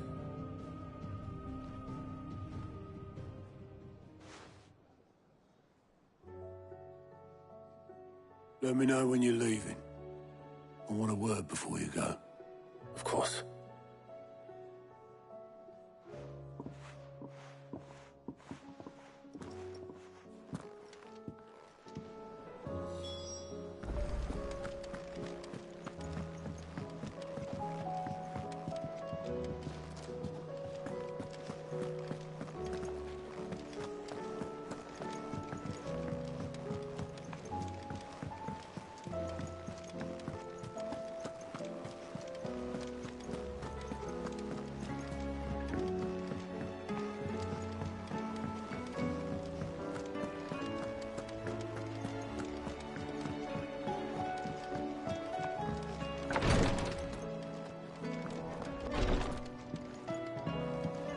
Please, Your Grace.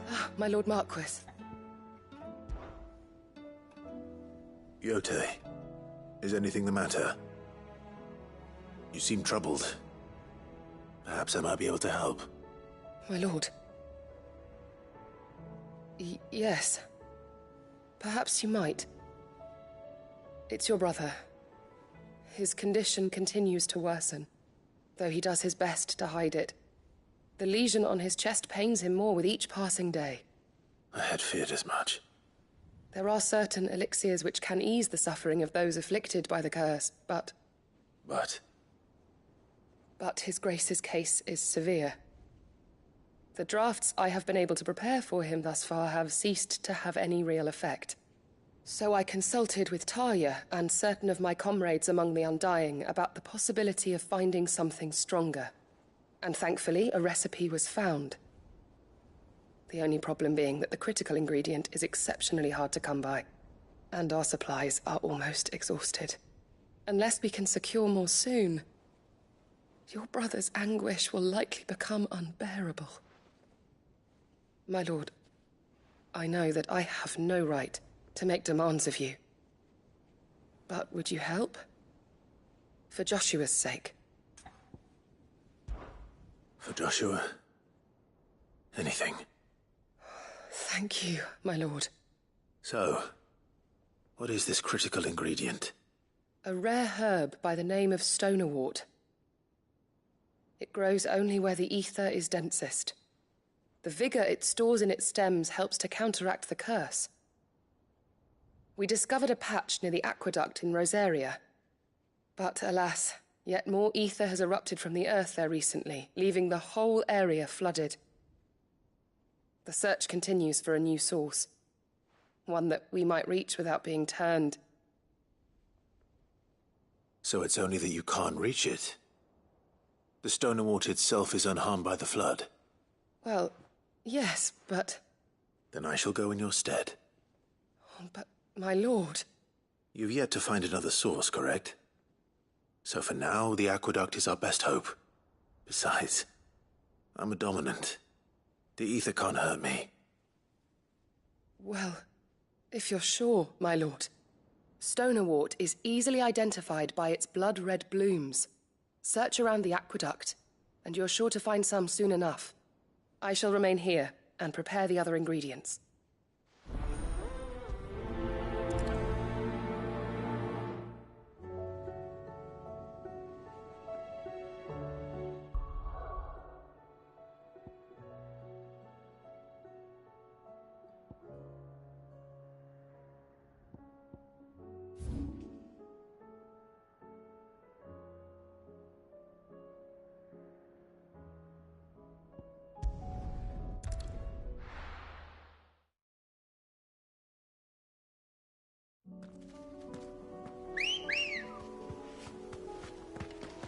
Ready, girl? Fly, Ambrosia.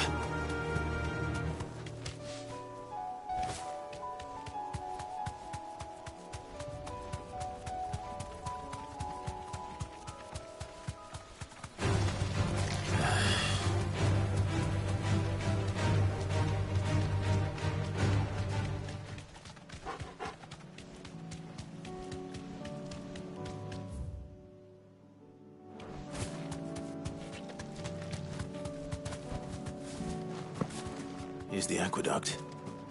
Now to find our stone wart. Would mention blood-red petals?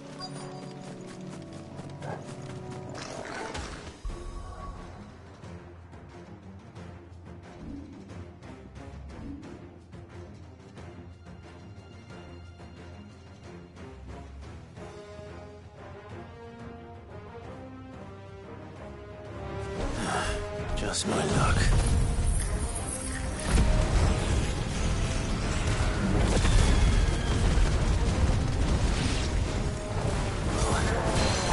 Anything till they're gone. There's only one thing for it. Soil!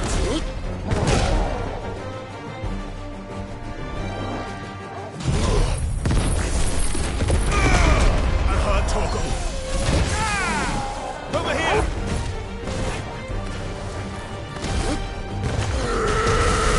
Now, Torgal! Help me, boy.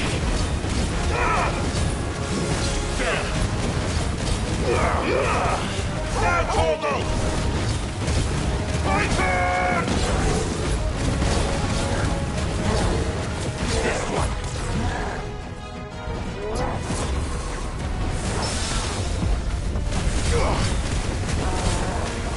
Get him!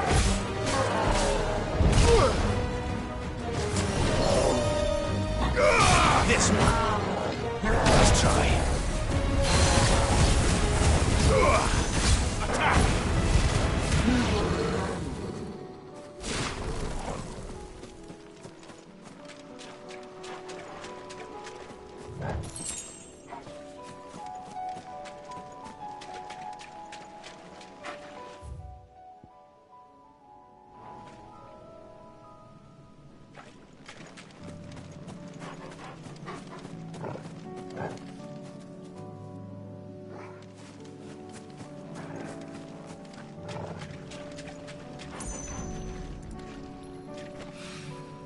Here it is.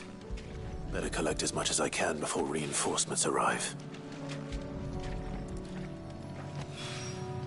All right. That should do it. Let's get the...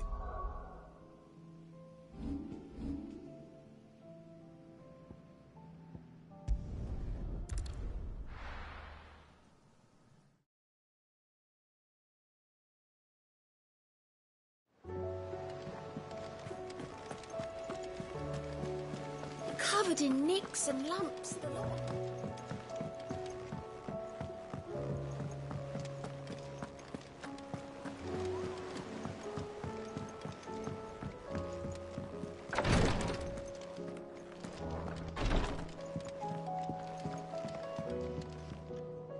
Yote, I brought back all the stone and water I could find. Will this be enough?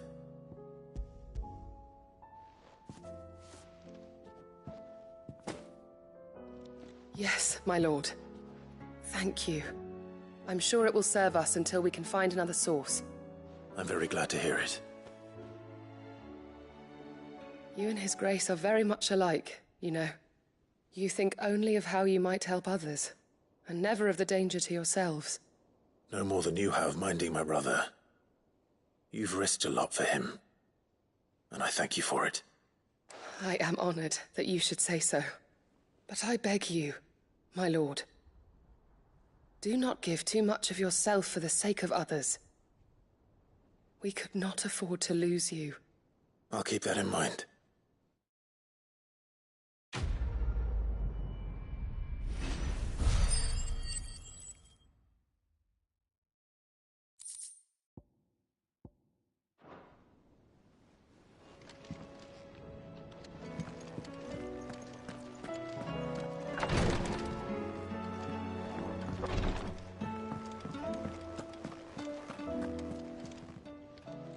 Welcome to the Patron's Whisper. Come to claim your just desserts? All yours. Come again. I may have more for you. Is something wrong? Not at all. Honestly. Can't a man wish his friend farewell? Just wanted to let you know that I'll keep things in order while you're off saving the world. I'll hold you to that.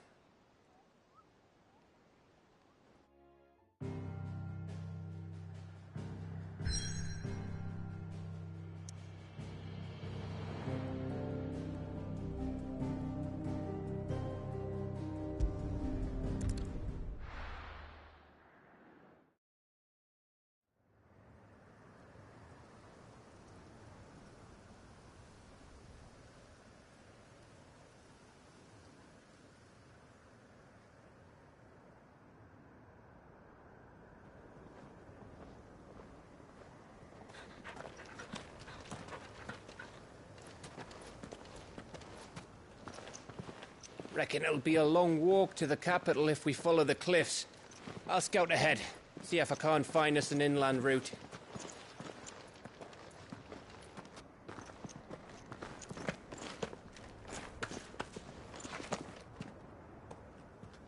Clive.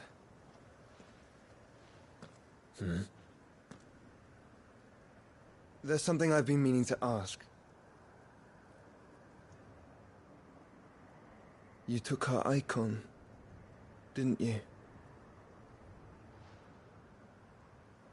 Yes, I did. She understood.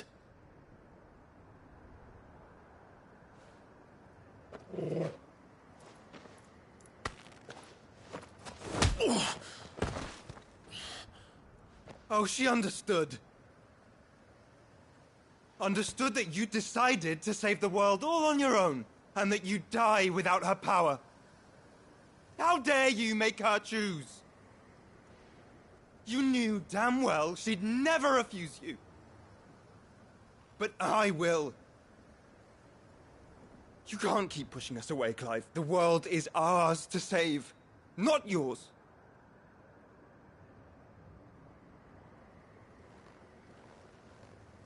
I used my gift because I thought it was the right thing to do.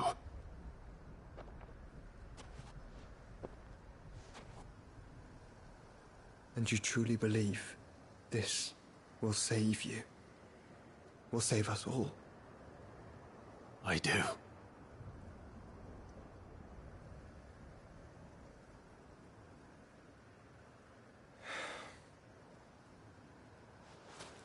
Then so be it.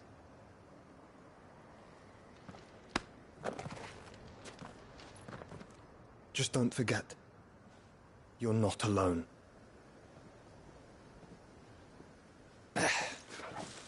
Think I've found us a trail.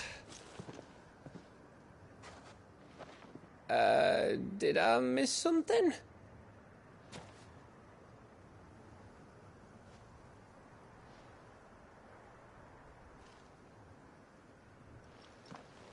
Only that Joshua didn't. I don't get it.